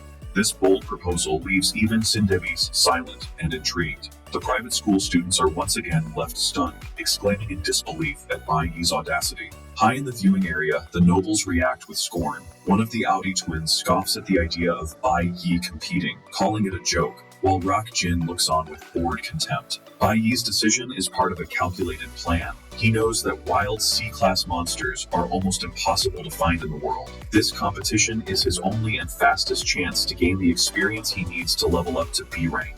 He also realizes the importance of the moment, with members of 3 powerful god families present to witness his display. With his eyes glowing with power and a blue aura swirling around him, he decides he will give them all the most exciting performance of their lives. Just as Bai Yi makes his bold declaration, a hand is raised in the crowd, asking everyone to wait. With a confident smile, Lin Yue steps forward, announcing she would also like to sign up and participate. Immediately after, the vice captain chimes in with a cheerful smile, raising his hand as well and adding himself to the list. This sudden turn leaves the arrogant private school students completely shocked and speechless. Even Shin Davies looks on, surprised by what is happening. An assistant shows Shin a datapad, and he notes that since the new volunteers are all C rank, they meet the entry requirements. Finding the situation amusing, Shin comments that this is the first time students have wanted to participate in the hunting competition. With a slight smile, he agrees to their request. The students from the private academy watch with disdain. The one in the pink suit mutters that the country bumpkins are just trying to show off. He recalls that in rare cases, someone with an outstanding performance was chosen to become one of the gods blessed, but he believes these students are being too hasty and arrogant. Not wanting to look cowardly, the red-haired student nervously declares that he will participate as well. Lin Feng warns him and the others to think their decision through carefully, reminding them the hunting competition has no safety teleportation devices. If they encounter real danger, no one can save them. The red-haired student stammers but confirms he understands. Trying to look brave, he turns to his fellow private school students, asking what the big deal is since they are only C-class monsters. He then stands next to Bai Yi, sneering at him and questioning if they can be seen as inferior to people from a vassal state. Bai Yi remains completely silent. An announcer notes that the number of participants has suddenly increased by 8 people. The 8 new contenders, 5 from the Holy Nation's private academy, and 3 from the Jiang Nation, Bai Yi, Ling Wei, and the vice captain are gathered together. High in the nobles' viewing area, Ali Aude, one of the twins, leans back with a smirk, observing the new arrivals, and remarking that things have just gotten interesting. Rock Jin asks the Aude twins who they are planning to bet on. The twins, Az and Ali Aude, confidently declare they are each betting 1 million on the students from the Holy Nation's private academy. They boast that these students have been raised with an elite education, far superior to the insects from some unknown backwater country. Just then, Shin Davies approaches, remarking that the situation is interesting. He calmly announces he will be placing his bet on Bai Yi. The Aude twins are stunned. Ali Aude bursts into laughter, asking if Shin is referring to the white-haired country bumpkin. With a condescending smile, Ali Aude tells Shin he should prepare to lose his money. Rak Jin, who had been dismissive before, now stares silently, looking conflicted. After a sigh, he wonders aloud who he should bet on now. Meanwhile, Lin Feng stands alone, a sudden look of concern on his face. He realizes he forgot to warn the participants about a crucial danger. They must not go near the dark forest in the center of the arena. He mutters to himself, hoping they will not be foolish enough to venture into that area. Down below, the competition begins as participants enter the dark forest of the hunting grounds. The group from the Jiang Nation, consisting of Bai Yi, Lin Yue, and the vice captain, walks together. The other competitors, including the 5 students from the private academy, move through the woods, followed by a swarm of hovering camera drones. The blonde-haired girl from the private school team clutches her staff, her face pale with fear. She nervously admits she has never fought a C-class monster before. Their red-haired leader turns to her, annoyed, and asks what she is so afraid of. He reminds her that they have fought D-class bosses in real combat before. He tries to reassure his team, explaining a C-class monster is only about as strong as a D-class boss, and they will be fine if they just fight as a team like they always do. With a look of fierce, arrogant determination, he declares they will show the country bumpkins what a true elite team looks like. As the Jiang Nation team walks through the hunting grounds, Bai Yi is suddenly overcome by a strange sensation. His heart begins to pound violently, causing him to clutch his chest in alarm. He wonders what is happening and why his heart is beating so fast. Ling Yu notices his distress and asks him what the matter is. Quickly regaining his composure, Bai Yi dismisses her concern with a smile, assuring her it's nothing. The vice captain takes this opportunity to approach them, suggesting that since the three of them entered the competition together, they should operate as a team. He then cheekily adds that ever since Bai Yi rejected the ultimate school team's invitation, their captain Ling Yue has been restless and eager to cooperate with him. The vice captain's teasing remark causes Ling Yue to blush furiously as she demands what he is talking about, while Bai Yi simply looks on in confusion. The vice captain laughs off the reaction and asks Bai Yi to consider his proposal. Meanwhile, elsewhere in the forest, the private school team is in a fierce battle against a massive, monstrous creature with glowing eyes looming over them from the shadows. As the beast strikes with a powerful claw, a student summons a glowing green shield just in time to block the attack. However, the force of the blow is immense, sending the student flying backward as another teammate curses in frustration. Their red-haired leader, Calvin, a level 30 C-rank nuclear mage, screams at his struggling teammates, demanding if they can keep up with his movements. The private school team's bravado is immediately tested as the monster leaps into their path. They find themselves facing a massive, blue, dragon-like creature, identified as a level 25 C-class ice storm dragon. The beast swings its powerful body, launching a devastating attack. The student in the pink suit screams in terror, overwhelmed by the creature's presence. Despite the fear, the team fights back. The student who previously summoned a shield does so again, desperately trying to block the monster's claw, shouting that he will fight it to the end. Seizing an opening, a student in a black turtleneck leaps forward, his eyes glowing. He unleashes a poisonous thorn slash, a flower warrior skill that slices through the dragon's arm and inflicts a powerful poison. The massive beast roars in agony, clutching the bloody stump where its limb used to be. Before the creature can recover, the blonde-haired girl of the team summons her power, creating magical snowflakes that swirl around her. She unleashes a C-class cloud element skill called Frost Skill Realm. A barrage of sharp ice projectiles shoots forward, striking the dragon from all sides and locking it in a frozen state. The beast is completely encased in a prison of ice as the girl triumphantly declares she has it under control. For the moment, the powerful monster is successfully neutralized. With the ice storm dragon frozen, the private school team launches a coordinated assault. The woman with the bow praises her teammates' work as she and a student with a glowing sword prepare to strike. She unleashes a strong poison arrow, a skill that imbues her shot with venom, while her companion attacks with his Chi sword blade, a cloud warrior ability that enhances his weapon. They strike the immobilized beast in a combined flurry of attacks. As their attacks land, their leader, Calvin, leaps high into the air, declaring he will deliver the final blow. With a furious roar, he screams for the monster to die as he summons and hurls a massive fireball downward. The dragon's frozen face shows a moment of shock just before the powerful spell connects. The attack, a nuclear mage skill called a Scorching Flame Bomb, erupts in a massive explosion that completely shatters the frozen monster. Cullivan lands, looking triumphant as he confirms their success. System notifications appear, confirming he has obtained valuable items like ice dragon skeletons and a cold dragon tail. A scoreboard update also shows Caliban has earned 10 points. He proudly turns to his teammates, reminding them he told them they could do it and boasting that they are the elite of the elite. His teammates are ecstatic, cheering and celebrating their victory. Amazed they managed to defeat a wild C-class monster on their own.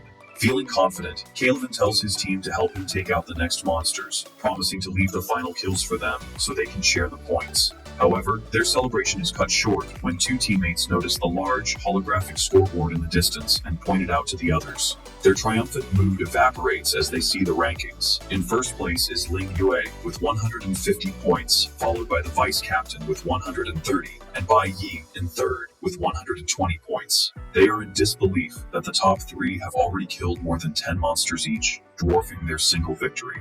From afar, Lin Feng watches the competition uneasily. He suddenly recalls that he forgot to warn the students about a dangerous area, the central dark forest. He tries to reassure himself, thinking surely none of them would be foolish enough to enter such a perilous place. Meanwhile, Khalifin and his team of private school students are shocked when they see the holographic scoreboard. They are stunned to find that Ling Yue is in first place with 150 points, the vice captain is second with 130, and Bai Yi is in third with 120 points, meaning the three of them have each defeated more than 10 monsters. The students from the private academy can't believe what they are seeing, baffled by how it's possible. In the exclusive viewing area for the nobles, the mood is tense.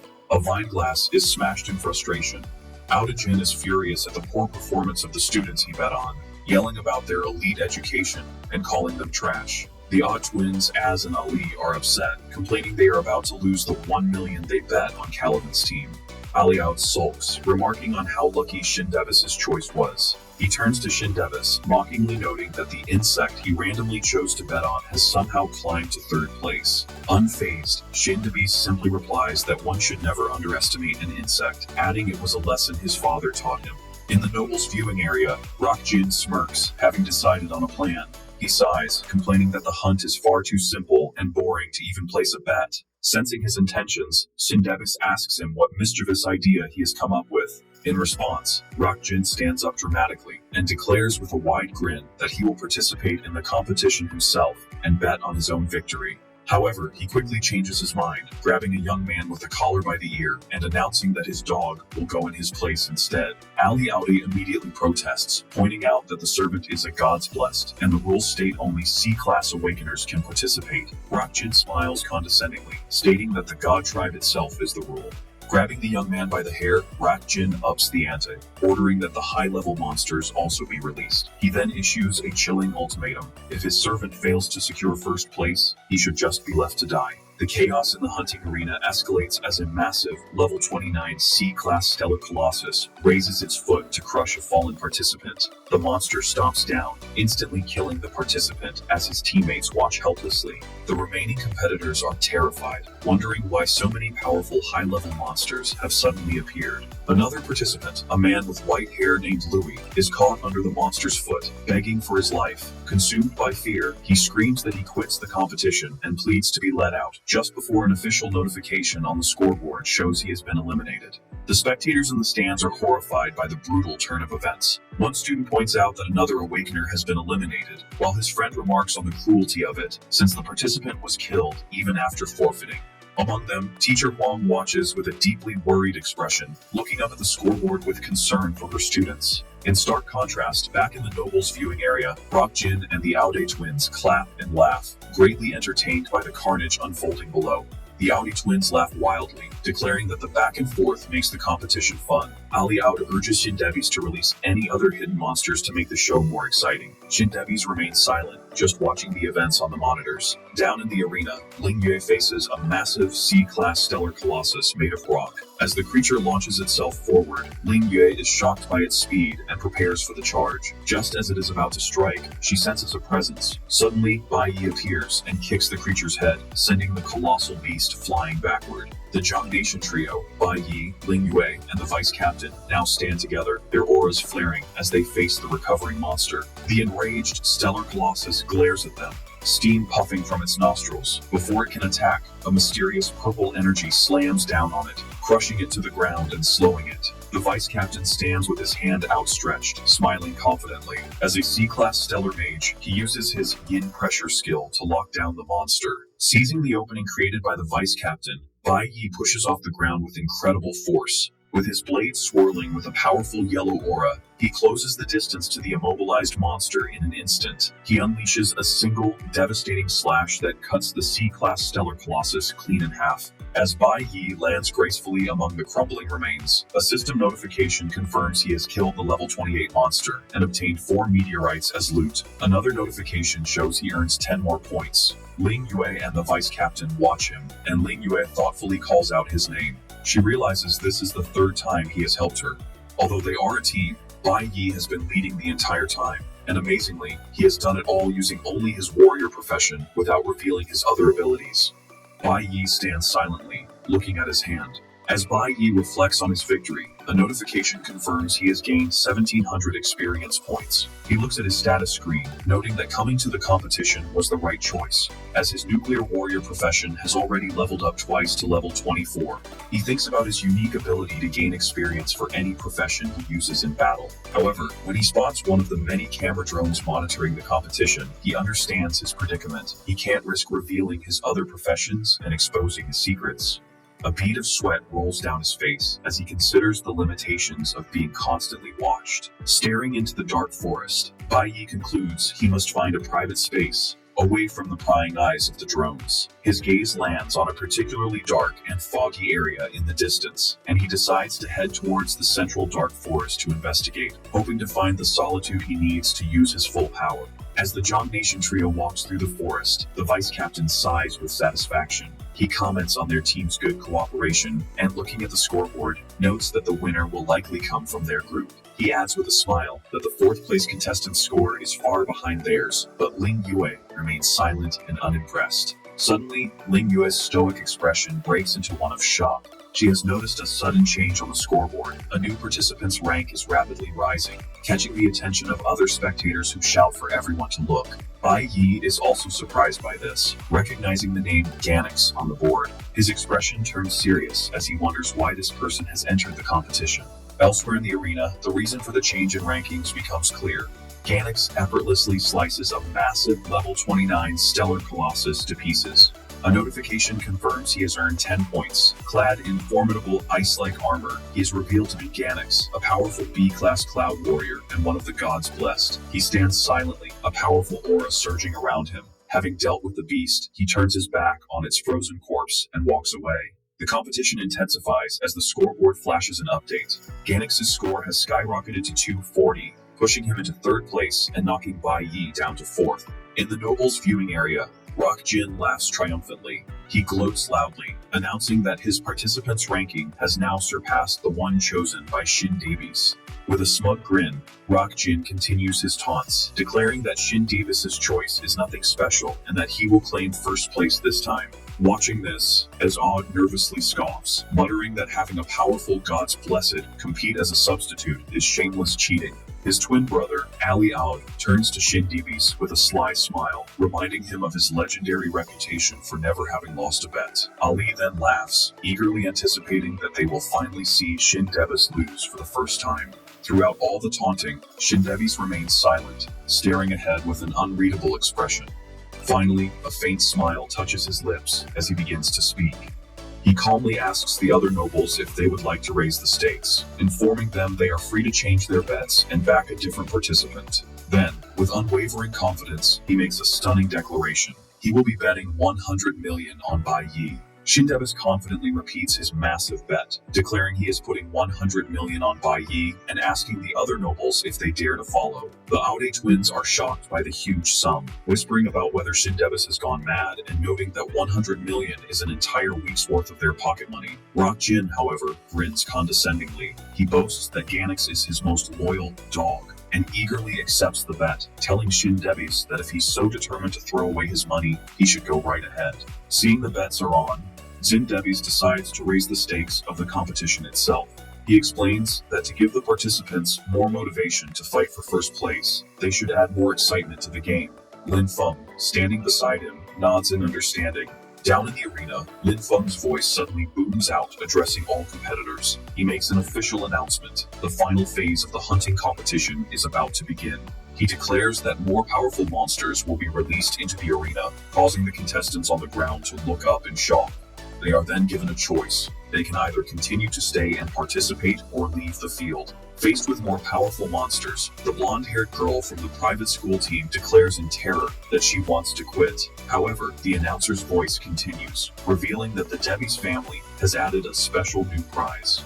The first place winner will receive a unique item, a beautiful golden ring with a large purple gemstone, known as the Sacred Edict. The sight of the ring makes Bai Yi's expression turn deadly serious. He knows exactly what this item is.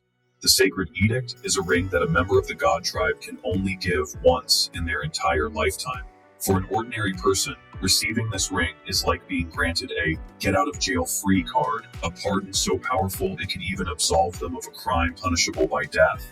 This triggers a powerful memory from Bai Yi's past life. He remembers being a young man in an awakened prison, sitting across from a blindfolded figure who offered him a similar ring. His thoughts confirm the memory's importance. In his previous life, his master used a sacred edict to rescue him from that very prison. Back in the present, Bai Yi is stunned. wondering why the Devi's family would offer such an incredibly valuable prize. He realizes this new reward will make the competition even more intense, leaving him little time to level up. He turns to his teammates just as the vice captain makes a proposal. He explains that while their teamwork has been good and their scores are rising, the number of monsters on the outskirts of the arena is decreasing. He suggests that from now on, they should split up and fight individually to cover more ground. The vice captain smiles, pointing out that the newcomer, Ganix, has already created a large gap between them on the scoreboard. An updated view of the rankings confirms this, showing Ganix in first place with 350 points, while Ling Wei, the vice captain, and Bai Yi have fallen to second, third, and fourth place. Before agreeing, Bai Yi looks at his teammates with concern, asking if they are sure they can protect themselves on their own.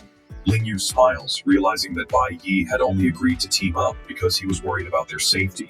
Filled with a new sense of friendly rivalry, she confidently tells him not to underestimate the ultimate school team, and challenges him to a race to see which of them can claim the #1 spot. Elsewhere in the arena, the other participants are also fighting desperately. Under a chilling command from his master, Rak Jin, Ganix fights with ferocious intensity. Rak Jin's voice echoes in his mind, threatening him with death if he fails to maintain his first place position. Fueled by this, Ganix unleashes a devastating attack, slicing through monsters with brutal efficiency. Back in the nobles' viewing area, Rak Jin laughs maniacally as he watches his servants rampage on the monitors, proudly boasting that the hunting dog he raised is performing perfectly. Rak Jin points triumphantly at Shin Devi's, taunting that he is sure to lose the bet. He laughs, mocking Shin's choice by pointing out that Bai Yi is a loser who has even been abandoned by his own teammates. As he speaks, the image of Bai Yi on the monitor begins to flicker and distort with static. The other nobles in the room are confused by this sudden technical issue.